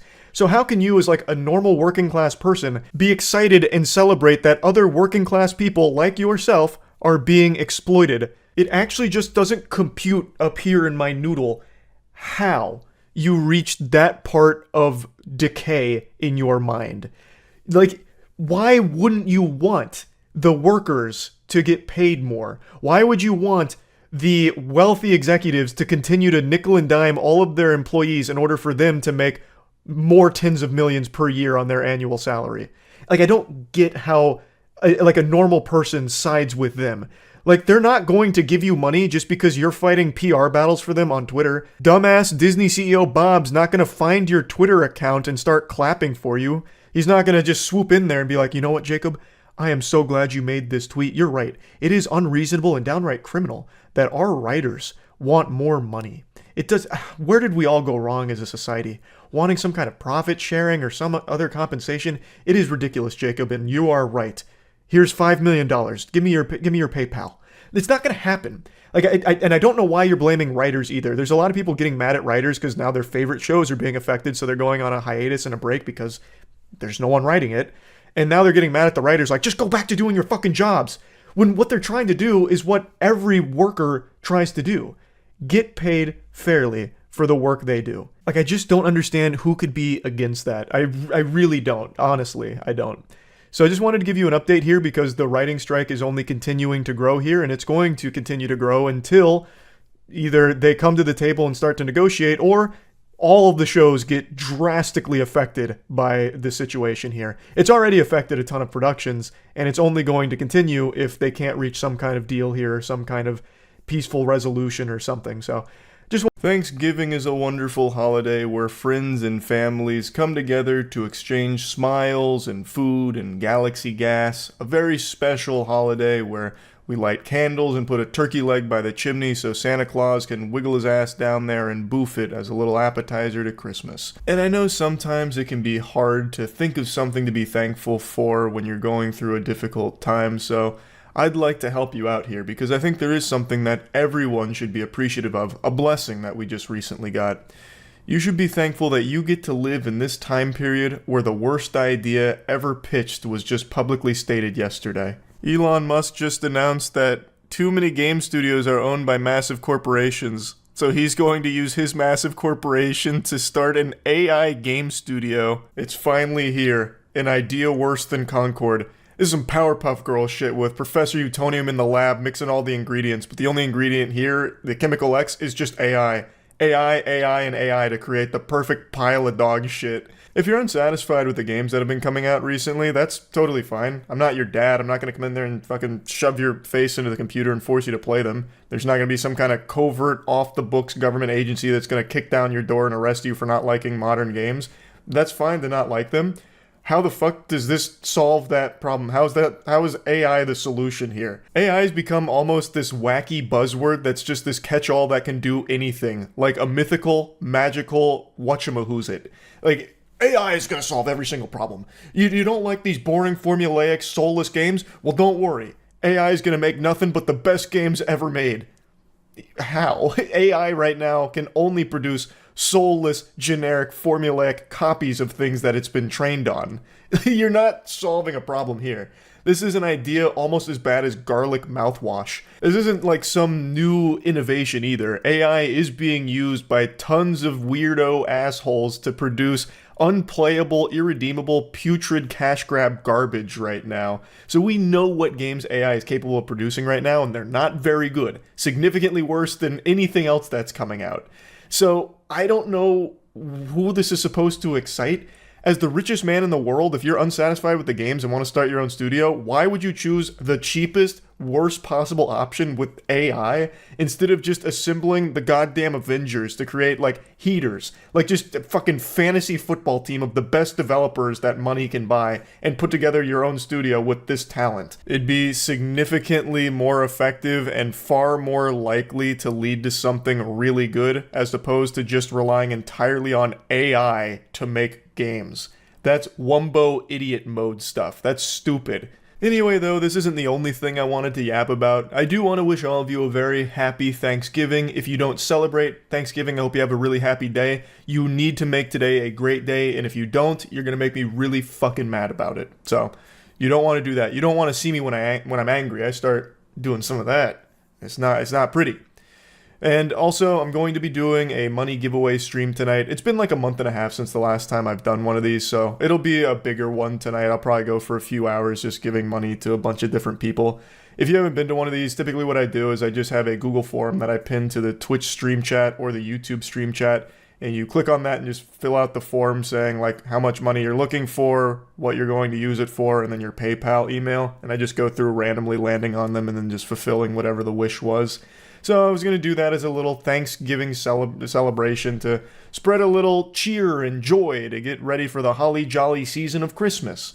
So I'll be doing that at 10 p.m. Eastern tonight. Feel free to stop in if you'd like. It should be fun. Also, here's a little bonus, a cherry on top of this wonderful holiday. Something to get excited for. Put some butterflies in your tummy. Tomorrow for Black Friday, Godslap hardcover is launching. This is the hardcover version of our Godslap comic series. This is issues 1 through 5 compiled into one nice hardcover so you can get all caught up. This is the first arc of Godslap. We're in the second arc of Godslap now, so this is the perfect way of getting caught up because the second arc is going fucking ballistic. Issue 6 is available on the site, and issue 7 is dropping tomorrow as well. So tomorrow will be the perfect day to get into our comic series, badegg.co. It's releasing tomorrow. Thanksgiving's going to become Godslap Day in 10 years from now, I'm telling you. Anyway, though, I mainly just wanted to wish you all a really happy Thanksgiving. I don't usually make holiday videos, but today, I just really felt in the spirit, a little mushy, gushy, gushy and grannies type vibe, and just wanted to say, hope you all have a wonderful day.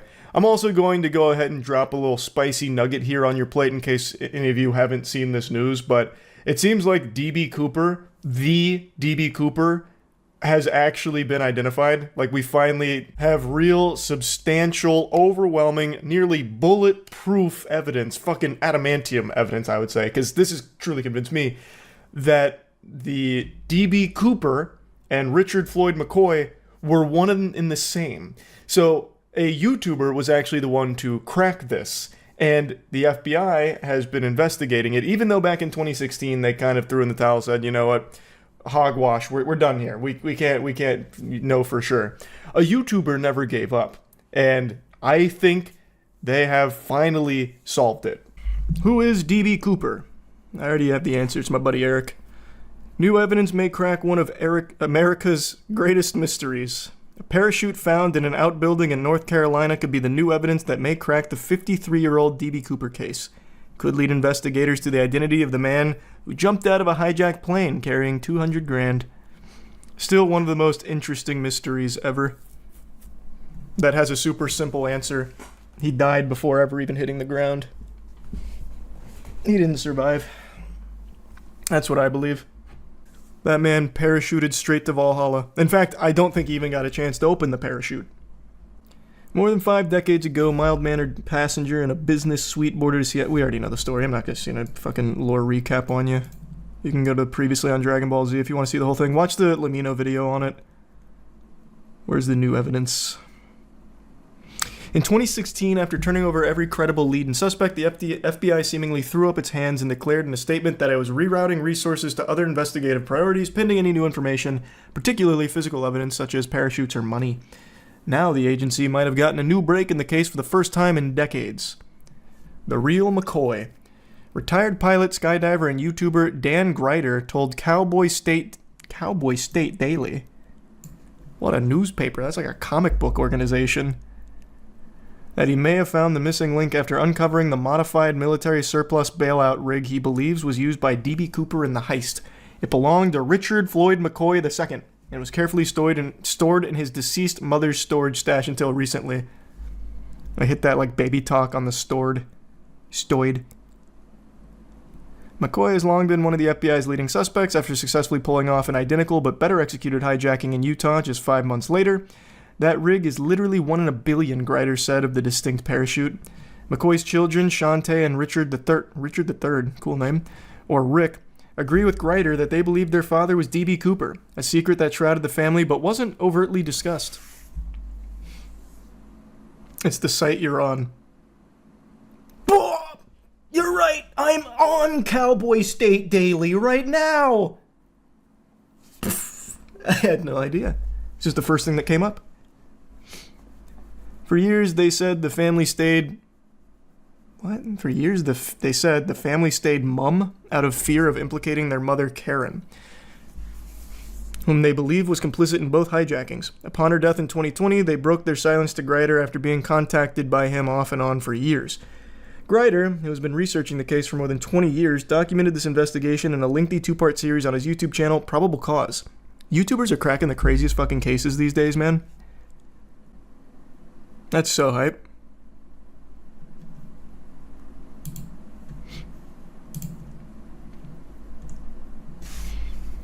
On Monday, Greider released a third video, D.B. Cooper Deep FBI Update, where he announced the FBI's new and very recent efforts in his discoveries.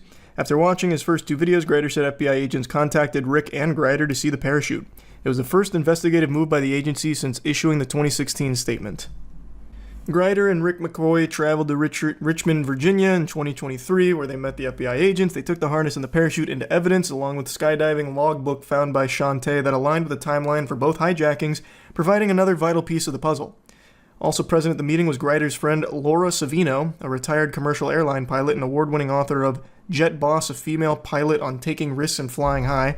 Savino said the agents were professional and stoic. Considering they had requested the meeting, it was clear they were taking it seriously. Crucial to the discovery are the unique alterations of the parachute that have been well documented by Earl Cossey, a veteran skydiver who owned and provided the parachutes in the 1971 hijacking. Greider and McCoy's children feel it's those small details that provide definitive evidence that tie Richard McCoy to D.B. Cooper hijacking. So he survived? That's what I'm getting out of this? He actually survived and then did that follow-up heist? This man's a superhuman. He should have been recruited by Stan Lee. Let me see what the parachute looked like.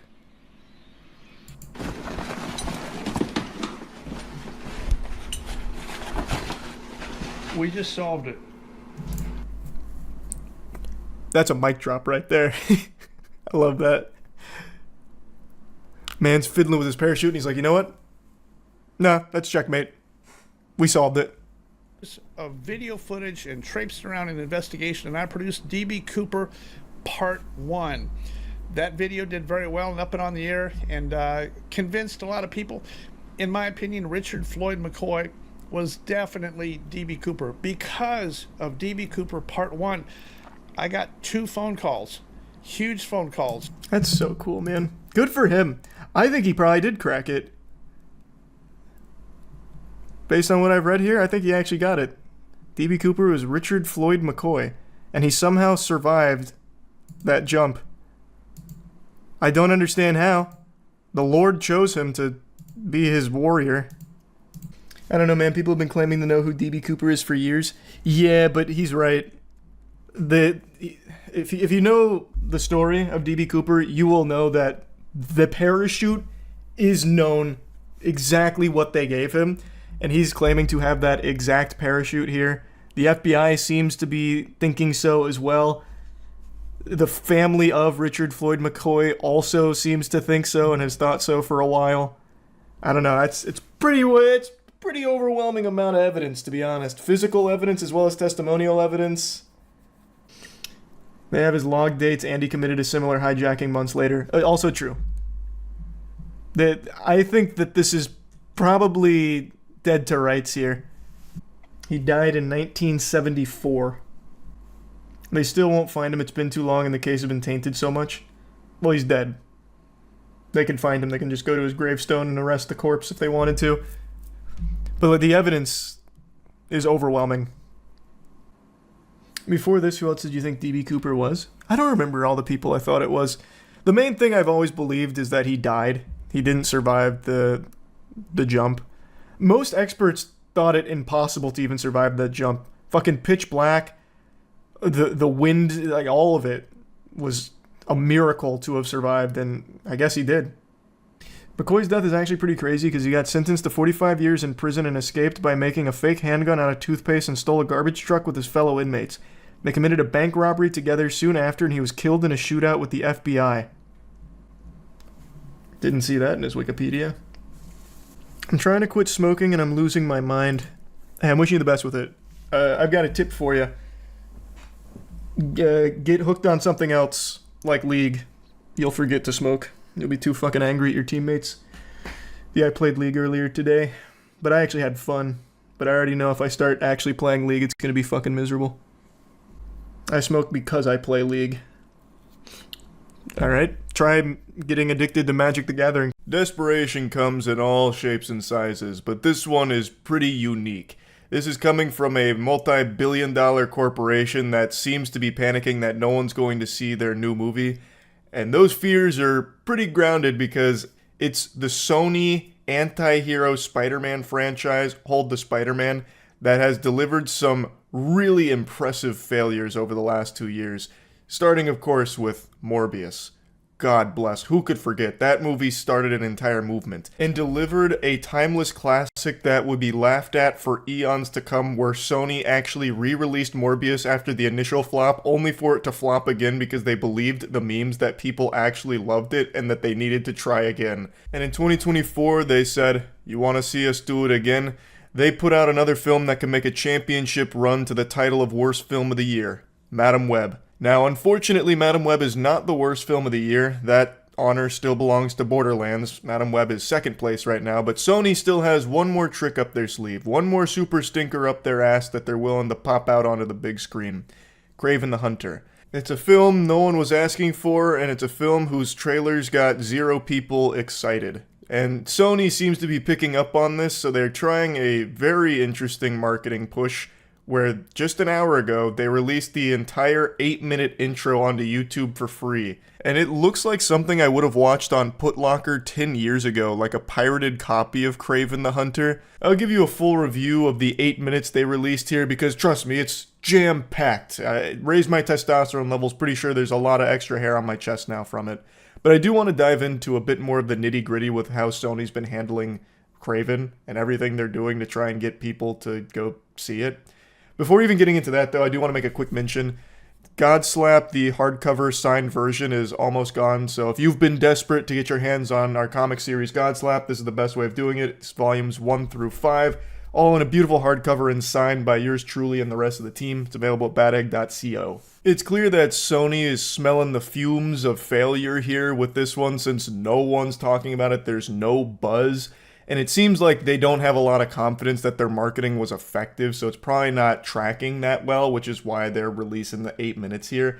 I don't know if it's necessarily confidence in the product, where they think the first 8 minutes is so strong that it's going to have people fucking frothing at the mouth like zombies lining up to purchase Kraven tickets. I feel like it's more like, okay, we dropped the ball with marketing. We have a pretty bad reputation right now with the Sony lack of Spider-Man verse. Let's just try this Hail Mary of a full 8-minute opening sequence drop. Hopefully that'll help. But credit where credit's due, I actually really like that maneuver. it's only a positive thing, because you can watch this and be like, okay, that's not for me, and save yourself some money, or you can watch this and be like, that's the shit I've been looking for. That's the chemical X to the formula I've been trying to find. Like, that's a good thing. I don't think it's going to, ruin the film for anyone that you see the first 8 minutes, right? Like, no one flipped over their desk in anger like, now it's all spoiled. And I think that's cool. And it's not unique to Craven either. So if you go to Sony's YouTube channel there, they have 8 to 10 minute previews for a ton of their catalog, which I had no idea they did. I just learned that today with this shit. I really like that. I'd give that a fucking gold star on the report card, because you're showing consumers a little more of the product so they can make a decision on whether or not it's worth their money. Especially because ticket prices are pretty fucking expensive right now. I've talked about this on stream, but a single ticket to my local theater to see a movie in just normal theater, nothing crazy, not IMAX, not Dolby, not Atmos, Cosmos, Wanda, none of that like crazy stuff. It's $15. Like, that's not nothing. So yeah, definitely a good thing. A big Billy Mitchell thumbs up from me on this, but it doesn't change the fact that Sony seems very desperate in regards to Kraven the Hunter. When you're dealing with the Sony lack of Spider-Man verse, you gotta try everything to sell some fucking tickets to those goddamn things. So this is their latest in trying to convince people to go see it. They also had the director come out saying, give the film a chance, which is never really a good sign when you have to have the director publicly begging, pleading with potential moviegoers to just try the film, openly acknowledging that there's uncertainty in the franchise and that it's been a little subpar. Next week, they'll probably bring out a hypnotist to try and publicly brainwash people into buying a ticket to Kraven. They're trying every tactic in the book. And with this one, they're just gonna let the chess speak for itself. They have the whole intro here. The first minute is just like the title card sequences. And then... Hold on. Kraven's hunting a sneeze in my nostrils. It's gone. I won that fight. So anyway, like the first minute is just like the intro and everything, or the titles and everything, and then it starts. So really you're getting about 7 minutes worth of meat here from Kraven. And overall, it's not great, but things happen, which is more than anyone can say for Madam Web and Morbius. So Kraven is in a prison, and he is hunting a Russian bad guy. So he's in this Russian prison, and he's badass. And you know he's badass because they show you a really cool scene where he's doing a bench press with a lot of weight, and 2 ne'er-do-wells come over to him looking to cause a ruckus, saying that that's a private area. So they get on top of the bar, they're pushing on the bar, pushing it to his chest, and Kraven goes, "Hoo!" and he lifts them both up, and they're like, "Oh!" And then he drops the bar and slams their head against it. So he's very strong. And then he gets asked to go see the boss, like the boss wants to see him. He calls him into the fucking principal's office, and that's the villain that our anti-hero is hunting. Now, when it comes to anti-heroes and Sony, that shit does not mix. That is fart on top of pee. Those are 2 separate things. Sony does not understand the concept of an anti-hero. They have shown that in a big way. And this 8-minute sequence doesn't really show him as an anti-hero. It just shows him as a good guy who doesn't mind killing. So, like, an effective hero, really. I think they thought that by making it R-rated and having gore, that would be his anti-hero trait, that he kills people and they bleed. But from what I see here and what all the trailers have shown, he's still just a good guy. Which is fine, but it's not a fucking anti-hero at all. So anyway, he's face-to-face with a villain, and they do a little exposition dump where he goes, "Do you know who I am?" And he says, "Yes, you're the bad guy who gives people guns, and those guns are used to kill thousands of men, women, and children." And he goes, "Ha ha ha, yes." Well, he doesn't like let out a big laugh like that, but he goes like, so you do know who I am. And then Kraven starts petting this rug that he has that has the head of a tiger on it, and he rips out the tooth of the tiger, stabs a guy in the leg, and then stabs him in the neck. Another guy tries to run away, and he super strength shoves him against the wall, and I guess he dies because you don't see him again, but he just gets like ragdolled off screen. And then he goes to the big guy on top of his desk, and he goes bang, bang, bang, stabs him with the tiger tooth, and then he escapes the prison and then leaves on a plane. It's really not bad. It's not amazing or anything. Him running away is a little silly because he like starts like drifting on all fours while like running, and he's dodging a bunch of bullets and stuff. Like, it's pretty standard cliche like action hero stuff where he's running away from gunfire, and then he gets on the plane and leaves. But it is significantly better than anything from Morbius and Madame Web so far. I'm a little more optimistic that it'll be at least entertaining. Like, I don't think it'll be a slog or like a chore to sit through. So, yeehaw there. But I'm not sold that it's actually going to be, you know, great or anything like that. I also just have to mention, there are a lot of cuts in this. It's not looking smooth. It's not to, you know, take in 3 levels with 15 fucking cuts in 3 seconds when Liam Neeson jumps over a fence. It's not that egregious. But there are a lot of cuts that I noticed for this 8-minute sequence. That doesn't bode well for the rest of the film. If this is going to be how they shoot a lot of the action, it's a little disappointing. Disappointing's not really the right word, because it's not like I had any actual expectations of this film other than potentially just being fun bad. Like, from the first trailer, I thought there was a strong chance that this would be an entertainingly shit film. And I still think that's very much in the cards, but after watching this 8 minutes here, there's also a chance that it might just be somewhat entertaining on its own 2 legs. Again, nothing they show here is great, but it's competent. Like, it is more competent than Morbius and Madame Web at the very least. And I know we're really scratching the bottom of the barrel for compliments when I'm comparing these. Like, to say that Craven is better than Madame Web, that's like saying pee is better than piss. Like, it's not, you're not saying much, but it's, you know, it's moving the needle in the right direction. It's watchable. At least this 8 minutes is. But I'm just so curious when, if ever, Sony will learn the lesson that the public has been screaming at them for years. That if you're going to make an anti-hero film, make the character a fucking anti-hero. Sony just makes heroes based off of anti-heroes. Like, there is nothing Morbius, Madame Web, or even Venom does that's even close to, like, anti-hero. They're still just straight up good guys. Like, they don't even get into the gray.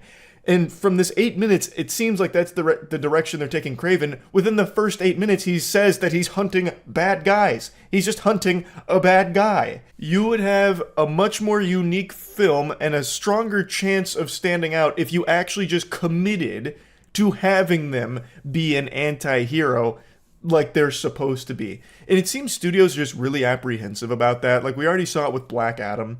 It's just one of those things where they just can't even dip their toes into it, unfortunately. So then you're just left with another throwaway, forgettable superhero film. And it's looking like that's the path Craven's going down. Again, it's 8 minutes, so it's hard to base the entire film off of that. But when you set up the character in 8 minutes to only be hunting villains, and one of the prison guards he throws off the railing, and I was like, oh, so he does, you know, kill some people that aren't just straight up villains. Well, no. When he throws the guard off the balcony, they make sure to show you that he lands on a little net in the prison. So, like, the prison has, like, a net that would stop prisoners from, like, jumping off and stuff like that. And the prison guard lands on that net, and you can even see in the background, like, standing up totally fine when Craven is climbing away. So they're going out of their way to show you that Craven is really only there for bad guys. Just because Craven says fuck and actually kills the evil people, it doesn't make him an anti-hero. His potty mouth, his use of sailor words is not going to be enough for people to go, oh, this is actually a bad guy, but kind of heroic. No, he's just a fucking hero still. Like, come on. Anyway, though, I just had to talk about this a bit. This is the first I've learned about a movie of this size just dropping the entire intro ahead of its release to try and convince people to get tickets. And they are really trying their best to, like, almost throw a pity party to go see Craven, like with begging people to give it a chance and stuff, and now just dropping this. So we'll see how it works out for them. I'm going to see it because I see, like, every movie that comes out for the most part, and I do still think this is like E3 for Taco Bell fans. We watched this last year too. They should have Jeff Keighley do one of these Taco Bell Presents new menus at 54.30. Well, yeah, I'll get to the new menu, but what if they bring out, you know, like, T-Pain to, you know, have a huge performance or something? I don't want to miss something cool. buddy, the CEO of Taco Hey, Bell, RB. Sean Trisvon. The CEO of Taco Bell, let's go! They did have Doja Cat. You're telling me Taco Bell Presents had Doja Cat there? They resurrected the Taco Bell dog, I hear. Oh, Necromancy? That's back on the menu, let's go. I see Taco Bell fans. Give it up, Taco Bell fans. Taco Bell enthusiasts! We're here! We've got an incredible audience. I just saw my boss's childhood idol, John Starks, is in the house. Where's John? Wait, he's the CEO of Taco Bell, though. How could you have a boss? Who's your boss? God? Like, who's above the Taco Bell CEO? That has to be the highest level position in all of corporate America. Live Moss Live last year in Las Vegas. I remember. We didn't really know what we were doing. I watched It it. was to be successful, but it turned out we did okay. We did okay with you guys as the fans. You guys are the most important. We had a lot of great menu items. And then we had some great media coverage from Barstool Sports. What they wrote is out. Apple. Hey, what? I talked about it too. Where's my Taco Bell shout out? That was a great company to be in. When you revealed your cantina menu, I almost showed whole. Conferences where they did pretty good company. Who the fuck didn't attend? Megan? Wow, that's a crazy last name. Megan Presepier? You think you're better than the Taco Bell Live Moss? You can just RSVP and not show up? You got some fucking nerve, Megan. You know that? You better hope they don't put you in a taco. Let's take it backwards. That's pretty cool. Tacos in a burger world. He was trying to feed curiosity for the Tacos in a burger world. This ideal called Live Moss. Barbie energy. Live Moss. So everybody will get this hat on behalf of the brand and partner with Max. Hey, thank you so much for the hat. Pretty cool. And then also we have some Live Moss Live merch for you guys. Yo, the swag bag. Put a fucking chungus on that thing and I'm sold. Give me some dank memes. I forgot about you. I'm gonna ask you guys a question and I want you guys to get really loud. I want them to hear you in Manhattan. Are you guys ready? I'm ready. Are you guys ready? Yeah. I'm so hyped. 1, 2, 3. Is Brooklyn in the house? Yes! Yes!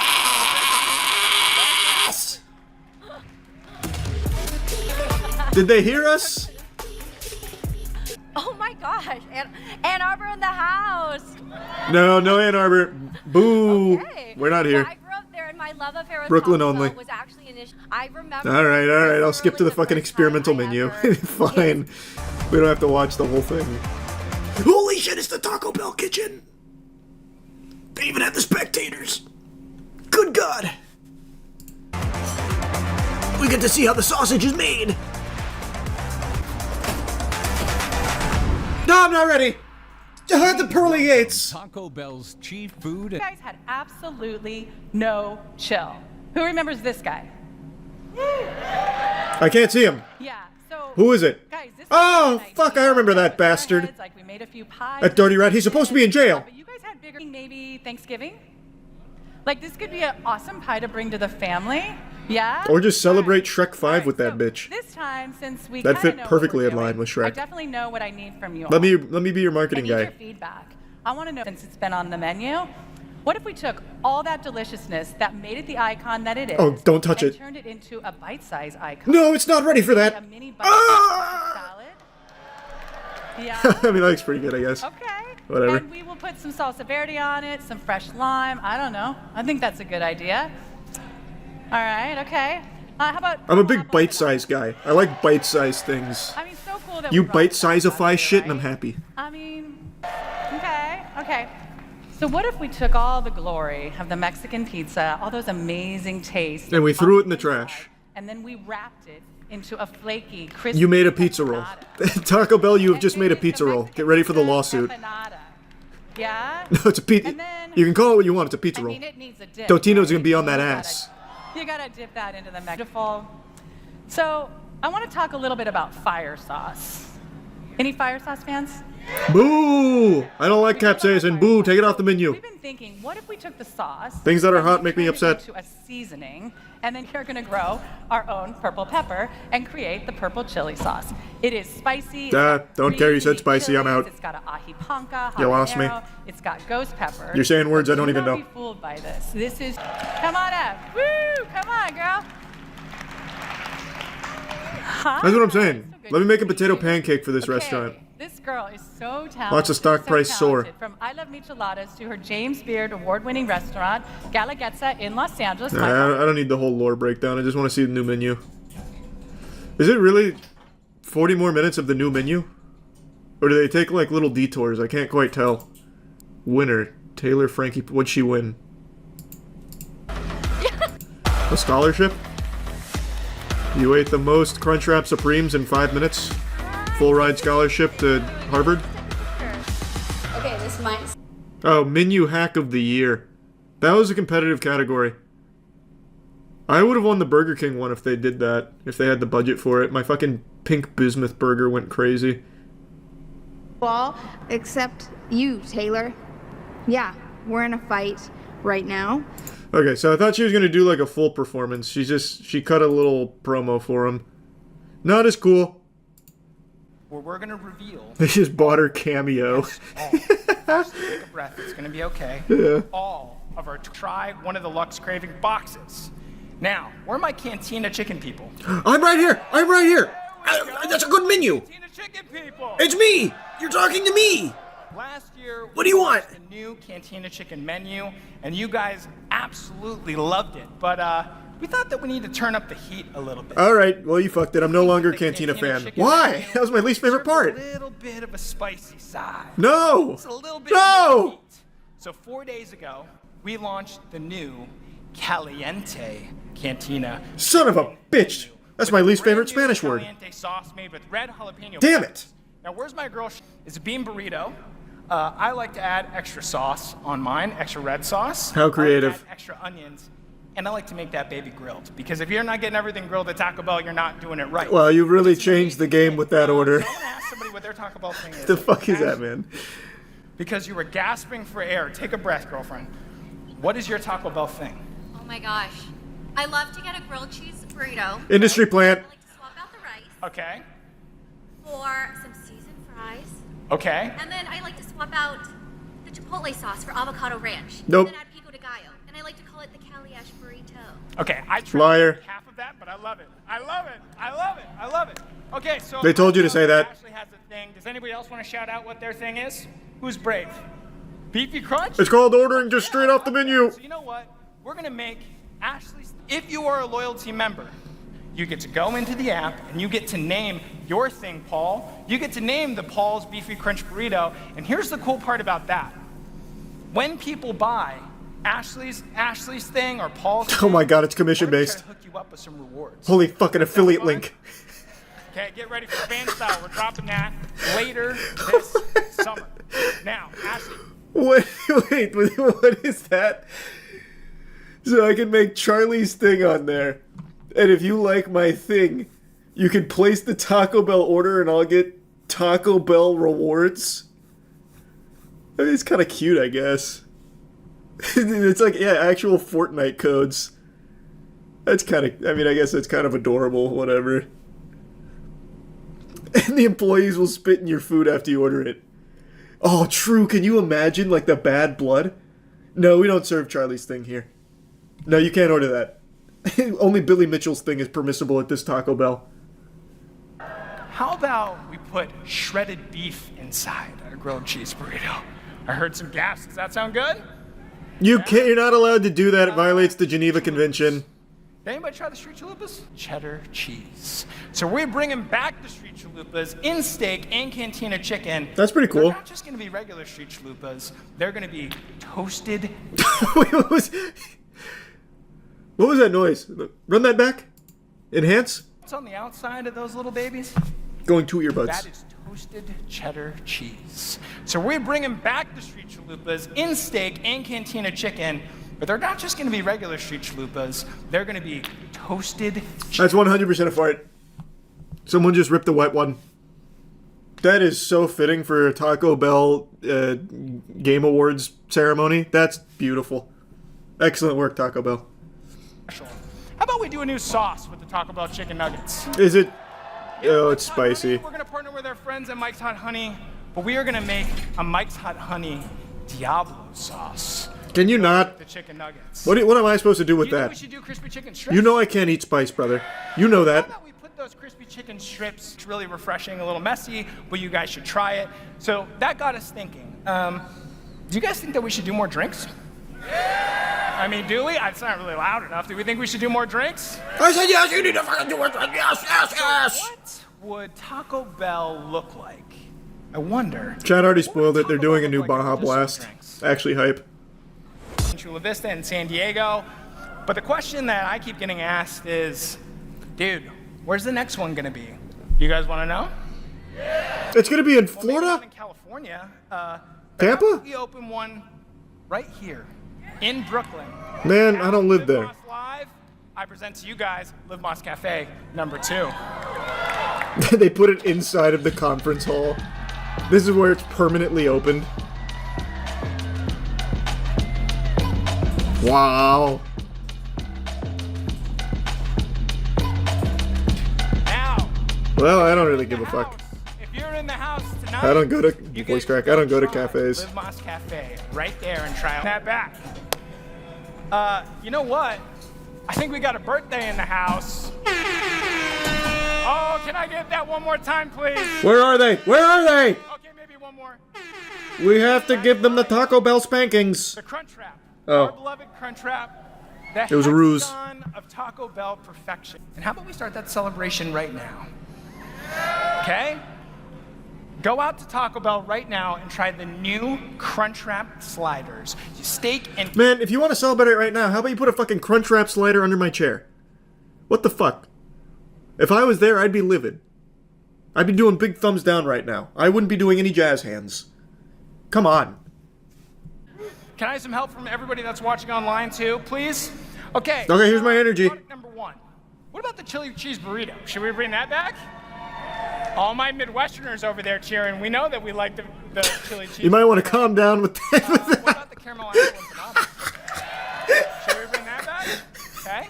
Do I have some Double Decker fans in the house? What the fuck, Taco Bell? Okay, that's a year 2000 favorite. What about the 7-layer burrito? Deep cut. We need to get this guy some more media training. Not the most optimal of hand gestures. Wow. Full of surprises. Do I have any gamers in the house?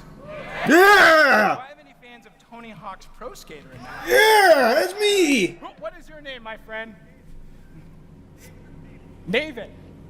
It's Ben. Okay, David. I'm a bend over. Okay. Idiot. So, Tony Hawk's Pro Skater is one of my favorites. The tropical limestorm we all love turns 21 years old this year. That's right. Baja Blast turns 21 years old.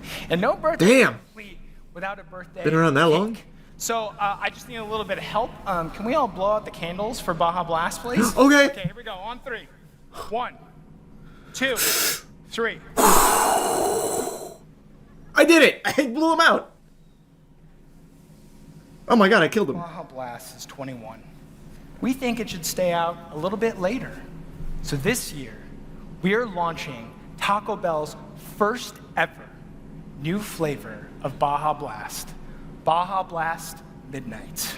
It is the flavor That's pretty cool. of the tropical limestone That goes hard. we love with a burst of passion. She's crying. It's gonna pair with everything that you love at Taco Bell. The first time we've ever launched a new flavor of Baja Blast. And you don't have to wait. Baja Midnight is coming to all of our restaurants this summer. Oh, what the fuck? I'm literally waiting. I have to wait months. You lied. That was misleading. Live. Thank you to everybody that's here. But I think we should do one more thing. Should we do one more thing? Do one more thing! One more thing? Yeah, saw somebody in half up there. I don't give a fuck. Do something cool. We know that you guys love cheese. I present to you the Queso Crisp Taco. Interesting idea.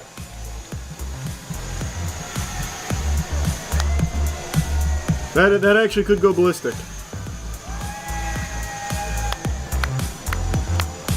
Yeah, that's a big finale right there. That'll do. That's a mic drop. Okay. That's really it. That's officially... Another successful Liv Moss moment.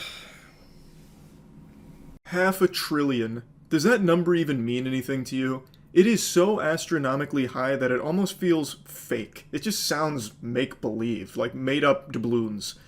Now, me being the turbo genius I am, I can process that number. In fact, it also happens to be how many wrinkles are in my big brain. Check this out. I just passed one hand through the other, and you'll never be able to figure out how I did it. $500 billion also happens to be how much money Nvidia just lost yesterday after DeepSeek slung its meat onto the scene. DeepSeek is a Chinese AI company that, in many cases, is actually more sophisticated than current AI models that we use, and it's open source. So this puppy fucking exploded onto the scene, #1 in the App Store. Everyone's gushing grannies over it because it is unbelievable. I learned about it a little bit last night on stream, but I've been doing a deep dive on it today. It is crazy, the scope of this, and just how far along this technology is already getting. Nvidia wasn't the only one that got hit with the frying pan. Yesterday, a huge blow to the stock market occurred because of DeepSeek. It is, like, it can't be overstated just how big of a deal this technology is. And the fact that it's open source is also massive. Now, it's worth mentioning, as of making this video, Nvidia stock has rebounded in a big way, like $260 billion. And it's probably only going to keep pumping, it seems. But I mean, it's like they're just grabbing Xbox 360 achievements at this point. Largest collapse in a single day and largest rebound in a single day. But it is still a huge deal. And that hit they took wasn't, for no reason. And the rebound isn't for no reason either. But I think Nvidia is going to need to directly compete with DeepSeek now, because DeepSeek has proven you don't need to just keep buying top-of-the-line equipment, more and more powerful chips to get this top-of-the-line performance. You can get that top-of-the-line performance without the biggest, baddest chips on the market. Yeah, almost $500 billion just got annihilated. It's like me in Path of Exile 2 when gambling, just losing all of my divine orbs. That just happened to Nvidia. Nvidia shares tanked 17%. The company lost a record $589 billion in market cap. Holy. Wow. Oh, man. Oh, their biggest shareholder went from $124 billion to $103 billion. He's in poverty like the rest of us now. How's he gonna survive? Yikes. Fucking brokey. Oracle also got hit hard. Start a GoFundMe for him? Yeah, we should. Chinese artificial intelligence company DeepSeek grabbing American attention and sending shockwaves through Wall Street due to its new tech, which some experts say rival that of OpenAI's ChatGPT. It's also catching investors off guard because of the low development costs for its API app, which Wedbush security analyst Dan Ives pegged at only $6 million. By comparison, OpenAI, Google, and other major US companies are on track to invest a total of roughly $1 trillion in AI over the coming years. Oh my god. These numbers just don't even feel real anymore. It just seems like actual nothing numbers, like fucking RuneScape gold. Now, to briefly explain why DeepSeek has just kind of fucking cowabunged onto the scene here and just administered a clobbering to some of the big boys in the industry, it's because its claims of how much more efficient it is, and its claims that they can back up. It uses cheaper chips, less powerful chips, so it's able to have a performance that matches or even in some cases exceeds AI that we currently have while using much cheaper chips. So obviously people are looking at this as, oh, well, maybe we don't need the creme de la creme top-of-the-line GPUs from NVIDIA. If we're able to have DeepSeek here that is so efficient, utilizing cheaper chips. On its Chinese site, DeepSeek blamed large-scale malicious attacks on its service, requiring it to temporarily limit new registrations. Existing users can log in as usual. It rivals OpenAI's ChatGPT and Meta's Llama 3.1. It was #1 on Apple App Store over the weekend. It's built the model using reduced capability chips from NVIDIA, which is impressive and thus has caused major agita for US tech stock. High praise. DeepSeek R1 is one of the most amazing and impressive breakthroughs I've ever seen, and as an open source, a profound gift to the world. So what does that mean? Who is this mysterious open source? Well, it means that, let's say I wanted DeepSeek. I could go get my grubby little paws on it and just download the model myself if my hardware was strong enough to run it. I imagine a lot of people aren't going to have hardware that's strong enough to run DeepSeek, but if you did, you could just hop on over and download the whole model and run it on your hardware.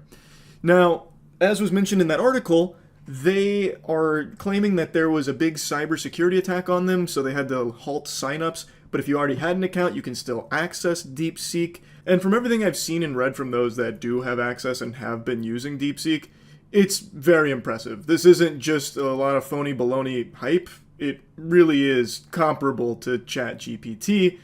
And, of course, it is a Chinese AI app. Thus, there is censorship. Big time. I've seen the biggest one, no surprise, Winnie the Pooh, which just always makes me giggle. You can't even mention Winnie the Pooh in Marvel Rivals. That is like the ultimate sin. Like, if you say Winnie the Pooh in Marvel Rivals, they probably write down your gamer tag and store it somewhere in, like, this, you know, off-site hit list at the Marvel Rivals devs headquarters or something. And it's the same here with DeepSeek. I saw a few people goofing around with it, talking about Winnie the Pooh and Xi Jinping, and the model, in all the instances I saw, would not spit out anything for you. It wouldn't even noodle around with it. And in one case I saw it said that it was beyond its parameters. Winnie the Pooh and the Thousand Acre Wood is just too powerful for AI to comprehend. Too much honey.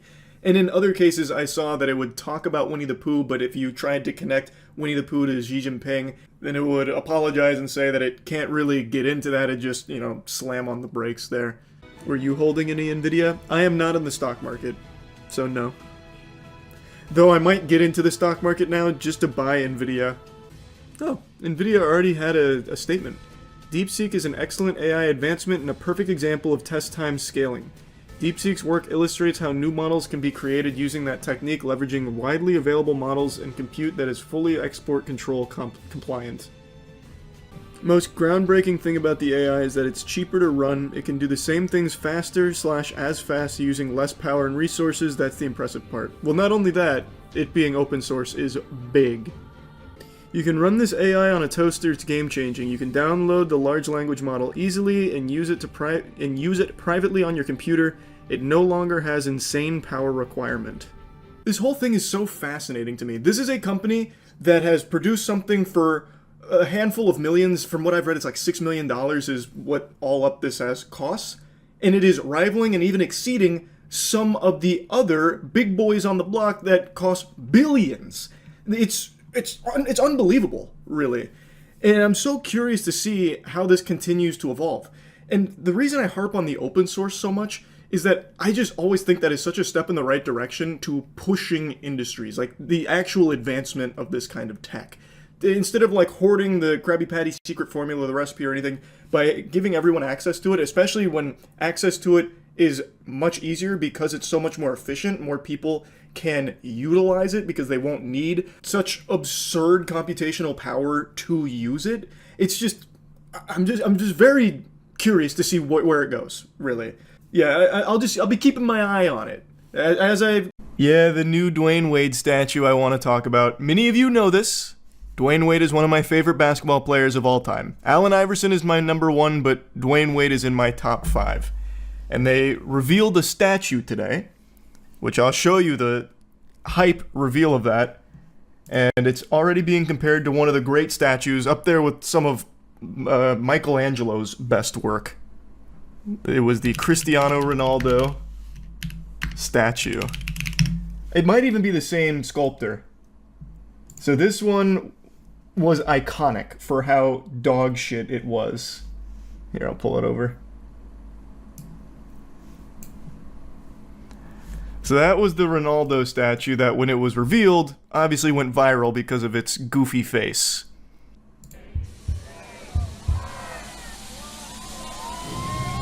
Yeah! Woo! Oh, God. It must be so hard for Dwayne Wade to sit there and just be like, oh, I can't show that this bothers me how bad it is. Like, everything's good except the face. I don't know what happened here. The face looks like it's still loading. Like in a cutscene. Like, the textures aren't there yet, so it's just kind of blocked out. They aged him by like 50 years. I feel like there's just pain behind those eyes right now. He's just holding it in the best he can to stay professional. It's such a super meaningful and special gesture to have a fucking statue made after you, only for them to butcher your face like that. Like, it looks like he's melting. Not as bad as the Ronaldo face. The Ronaldo face is still worse. Like I said, I think this is almost on par. The Ronaldo face is iconic in how shitty it is. This one is just... it's not even the same guy. Ronaldo looks like if I did the statue, like the portrait of my father. There's also this angle too, which is pretty cool.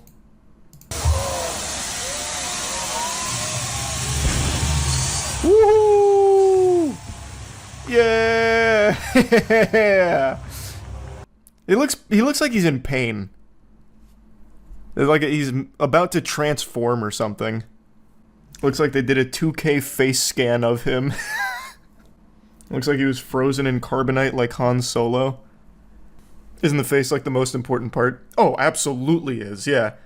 I'm just saying, like, it's not like the whole thing is trash. It's not like this was some amateur that did this. It was just whoever did this, I don't think had ever seen Dwayne Wade in their life. Like, maybe they played NBA 2K14 or something and they just looked at the graphics and said, oh, so that's what Dwayne Wade looks like. Amrani, his Kobe statue is pretty trash also. Oh. Well, it's not as bad, but that's not good. Is there no one else that makes big fucking statues anymore? He's just not really able to do faces very well. Like, this statue looks exhausted. This looks like the statue just played fucking 82 games. Bro, malnourished. That's true, they did make him look a little malnourished. I'm guessing there's just not a lot of people that do statues like this. He's got the market cornered. Have you seen the David Beckham one? No, how many... goddamn, how many, like, bronze statues have they made? Let's see. Is it the same studio? This is fucking awesome. What? This can't be real. This has to be edited. No way, right? No way, right?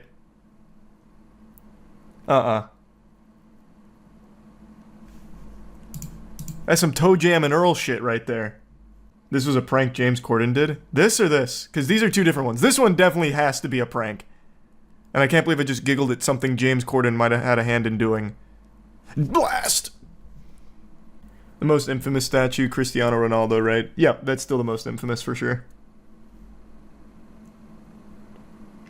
By far. And that one's not a prank. At least I don't think so. It's been a while now. There's no way the Ronaldo one was a prank, right? I'm pretty sure, because they like took that down and redid it. Yeah. There's even an article about it. The Ronaldo statue sculptor Emmanuel Santos takes another shot. Yeah, so that was real. That one wasn't a prank. Defending his work, he said, "I'm not what the media made me look like." I mean, if you don't know Ronaldo and they just tell you, hey, can you make a statue, and you look up like one Google image, you're gonna get a result like this. I mean, I'd have the same problem.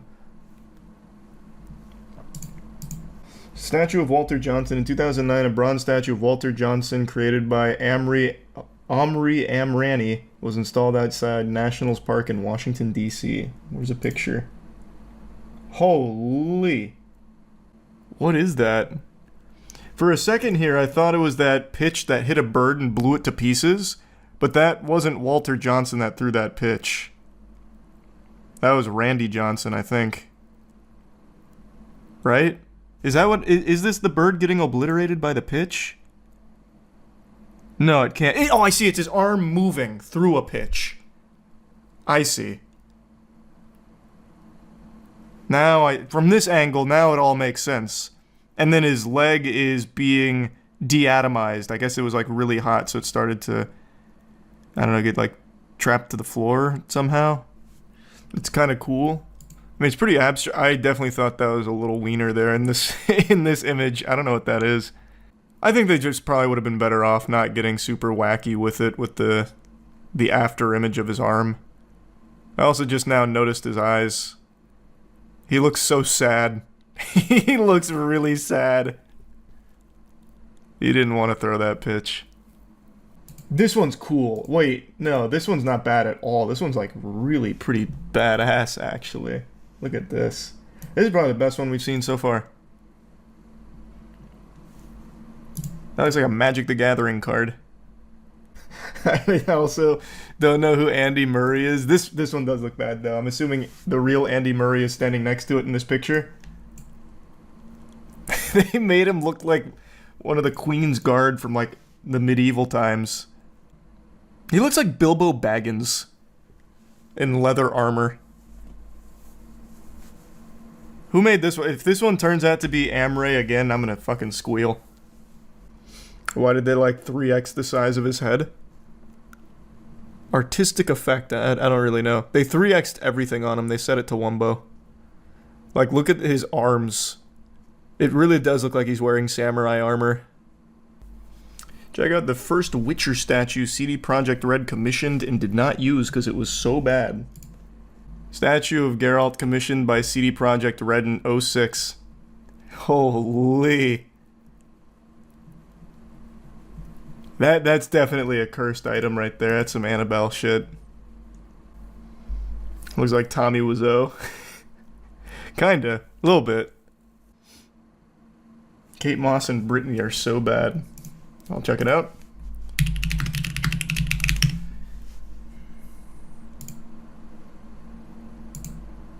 Supermodel. What the fuck am I even looking at? The golden Kate Moss statue. This looks like something you'd find in an Egyptian tomb. What the fuck is this? Cool. Very awesome statue.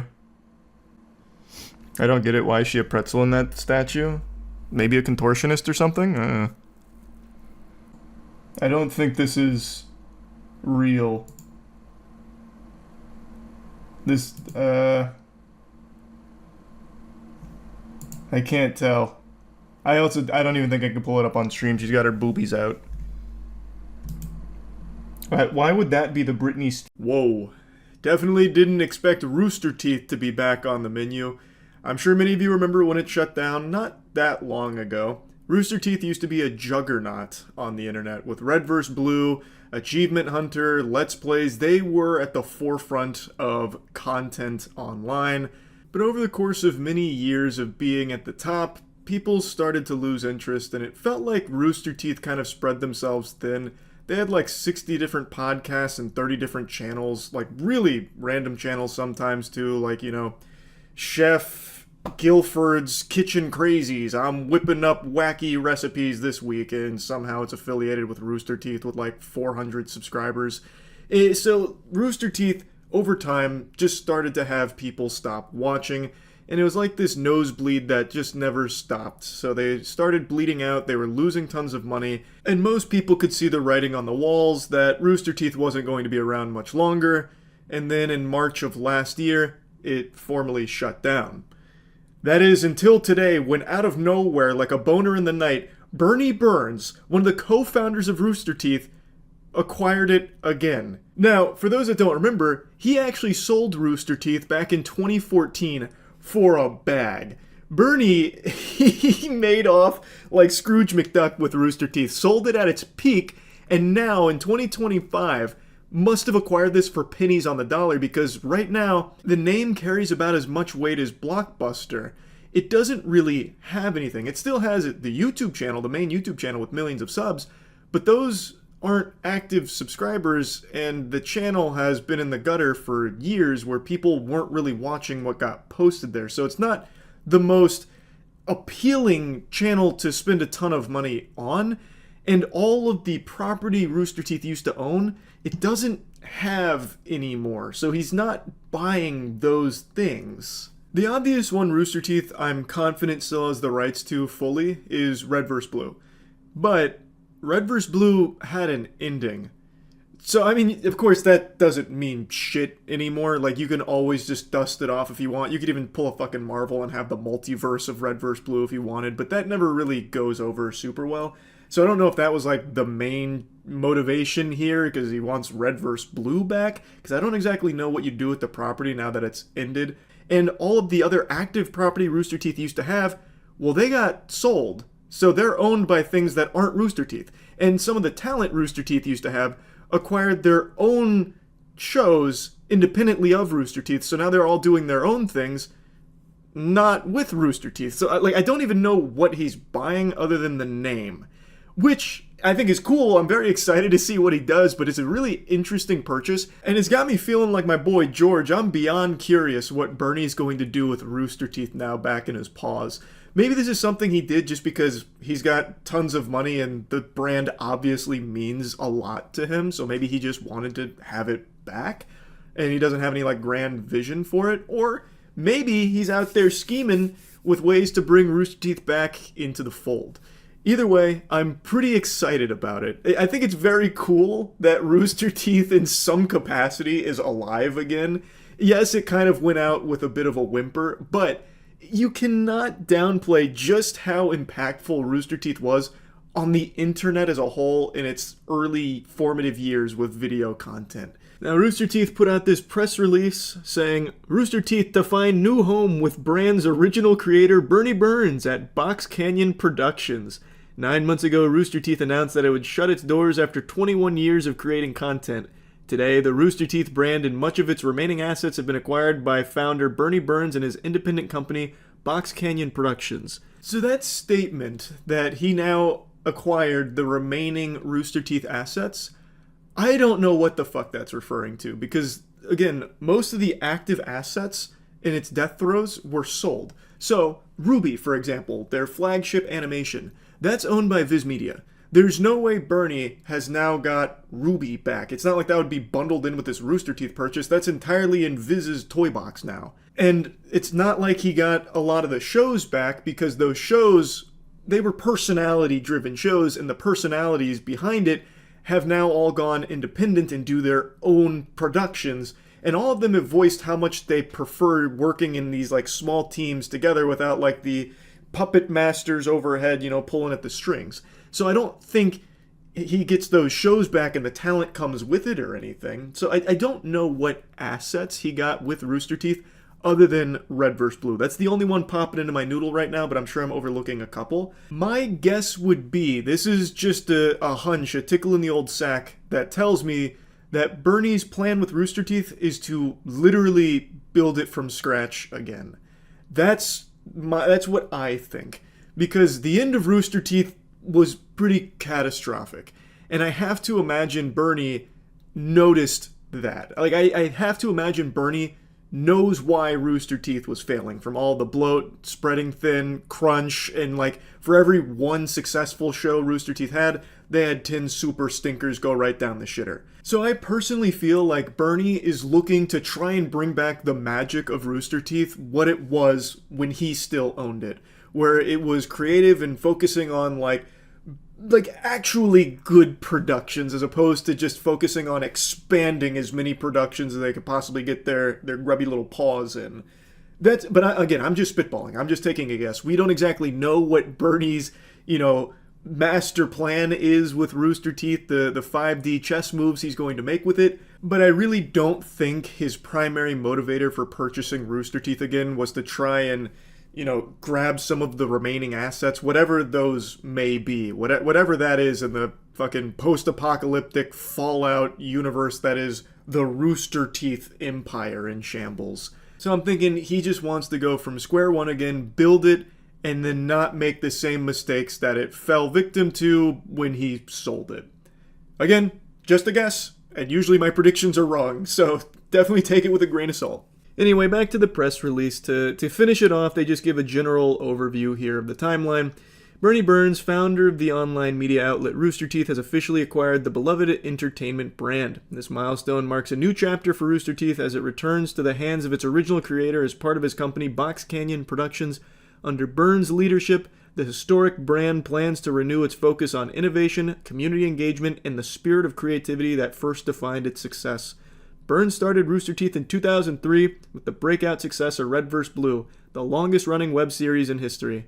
Over the years, Rooster Teeth expanded into a multimedia powerhouse, producing hit shows like Ruby and the International RTX Convention Series, while fostering a passionate global fan base. With this acquisition, Burns aims to reignite the collaborative and community-driven energy that made Rooster Teeth a trailblazer in digital entertainment.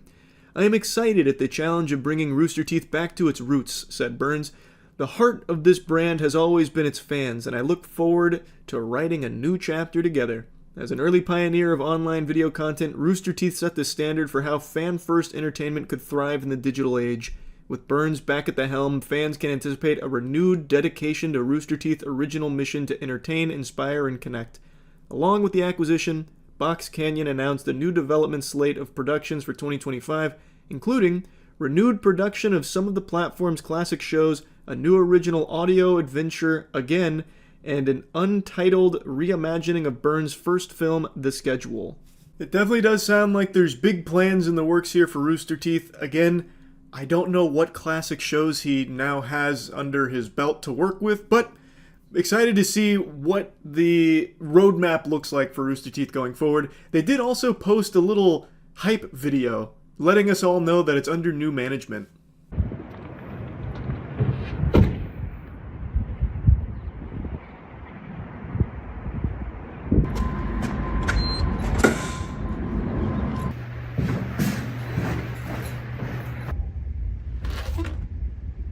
Guys? Why are the lights off? I'm back from getting milk.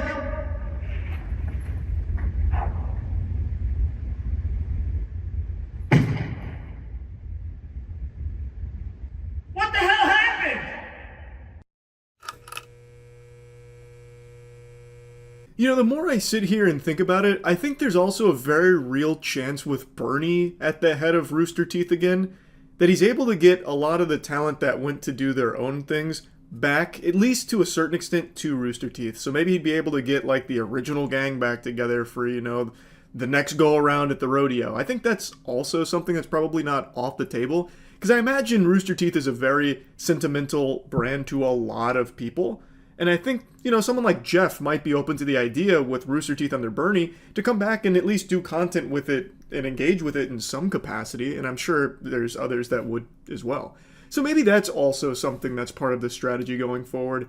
Either way, very unexpected to see Rooster Teeth rise from the ashes like a phoenix, not even a full year after it closed.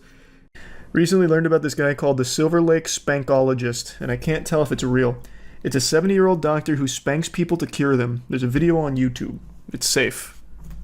I'm a spankologist, and I've been doing this for almost 40 years. And I am about to introduce this young man to a session. It sounds like a threat. Jesus Christ. Man, he looks like, what's his name, Dr. Kevorkian? Let's take a peek at spankology. I might not be familiar with this discipline of medicine.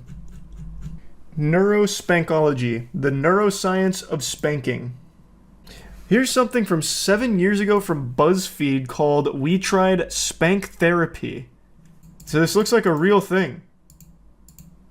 I'm using the term real thing so loosely. I just mean there are some people that practice it. And what's your name? My name is Brace. About an hour ago, I was bent over the waist. A 72-year-old, I believe, man wearing a doctor's coat, who used his hand as an implement of both healing and pain. So be comfortable. Okay. As all the best medicine does. Position here, so you can hit. Yeah. Okay. He did most of the talking. We just kind of let him show us what he was all about. Stand over here. Now look at this. Now this is how you get access. I see. Yeah. You want to touch him. Okay, doctor, far be it from me to question a medical professional, but are we sure? Who's that helping? At the end, is it for her benefit or yours? Are you sure? You sure I can watch this here? This doesn't. I mean, it is medicine. At the end of the day, sometimes you got to do the dirty work of spanking a tuchus every now and then. Let me just skim through to make sure there's no like nudity. You can only do so much healing on a clothed bottom. We're going to need to take down her trousers here for this next procedure. She's got a lot of tension on her L4, and in order to relieve that, it's going to need to be skin-to-skin contact. I came there to learn. Here's the butthole here, and you're Oh, you're directly smacking the butthole. Spanking actually cures people of high blood pressure. Because is that right? Your butt will talk to you. Yeah, I mean, they talk to me. They talk a lot of shit, I'll tell you that much. What they can handle, what they can't. Gotcha. And I'm not a medical doctor, well, but I specialize in this particular area. He's an asshole sorcerer. This is not sexual. This is necessary. What? You know, I just had maybe that's what's going on here. Maybe the reason I feel so fragile is I'm not having my brown balloon knot slapped enough. I need to book a spankology appointment. His wife is the one that sending him. And this is not sexual. No. Why do you caress it? How can that possibly help with the healing? Looking for here. Stress and stuff like that. You know. No boner detected. He had no boner detected when he was spanking me. I was more surprised that he was interested in my ass at all. I don't think he's interested in it from a. I believe him. Yeah. She's got a good butt. Thank you. I'm pretty open-minded as a person. Does this guy have a website? Can I book an appointment? I'll go out to Silver Lake for a little spank session. What was it, Dr. Don? You have no ass, though? Yeah, which will be a fine challenge for him. Dr. Don will see my Hank Hill cheeks, and he'll be like, well, we're going to have to figure something else out here. Then he'll start getting me with 1,000 years of pain spanks. Oh, no, he has a Facebook page. Oh, wow, wait, he's in L.A. He'd ask you to leave. He bends me over his leg, and he's like, you think this is a joke? You come to my sacred facility with these? Get out. Get out, scoundrel. It was like slapping therapy, but kinky. Yeah. They must come from the same discipline. I can't find any info on how I'd possibly book an appointment, but I am so curious. He does have a book, it's called Red Tail Bible? Oh yeah, you're right. Red Tail Bible from Dr. Don Edwards. For someone who's been involved in the world of BDSM for over 30 years, there's one particular thing that was missing when it came to adult spanking, and that's the specialty of male-to-male adult spanking. What? You just said this wasn't sexual, and you immediately referenced BDSM for your book? I don't know what to believe. Is this not supposed to be therapeutic? It's supposed to relieve high blood pressure, Don. I also appreciate that he was investigating, like, he wasn't just in there, you know, lollygagging. He was in there trying to get down to the brass tacks. He was checking for boners. He was spreading his cheeks. Like, man was doing the due diligence. Don is a professional. He's got a couple books. So he's got the Red Tail Bible, which is about the spanking. He's got another one called Behind Closed Doors, The Secrecy of Darkness. If you've been spanked as a child, then remember it was not fun, but lately you've been hearing more and more about adult spanking as part of a foreplay or brought up in playful conversation and start to wonder, now that you're an adult, how it may feel to either spank someone else or be spanked. How many books have you written on spanking, man? Here's another one. Spiral Dynamics in Action, Humanity's Master Code, Russian edition. I don't... How does this relate to spanking? Well, let me skim through. I'll have to watch the whole documentary on my own, but I want to skim through just a little bit. So it looks like they spend the day getting to know Dr. Don, and the spanking therapy is mainly just like the start of it that got them interested in this really interesting character. About history, do you think things could have gone differently if they had been spanked? Obviously, Hitler, but if I could spank any president, it'd probably be John Kennedy. Do you think Oswald acted alone? Oswald, well, I don't even think Oswald did it.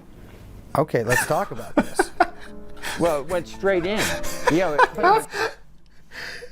Asking the hard-hitting questions. It's about goddamn time. So then they get, oh man, they get deep. Like, this is what happens when you get spanked. You start opening up your third eye. And that's important. This is more than just relieving of high blood pressure. This is an awakening. Are we sure this is real? I mean, dude's written 2 books on it and he's selling the books. It seems like he's kind of based his whole life around his spankology. This also seems like it's kind of old. Like, this was posted 3 months ago, but I'm pretty sure this video is far older. At least based on this, because Dr. Don hasn't had a spankology session that I can track in quite a while. He's just getting so many bookings he can't keep it updated. That could be it. Well, this was an interesting little rabbit hole. I'm gonna finish this documentary later. It's such an interesting character. Put his website in the Wayback Machine, and the quote that pops up is, "Bend over and take it like a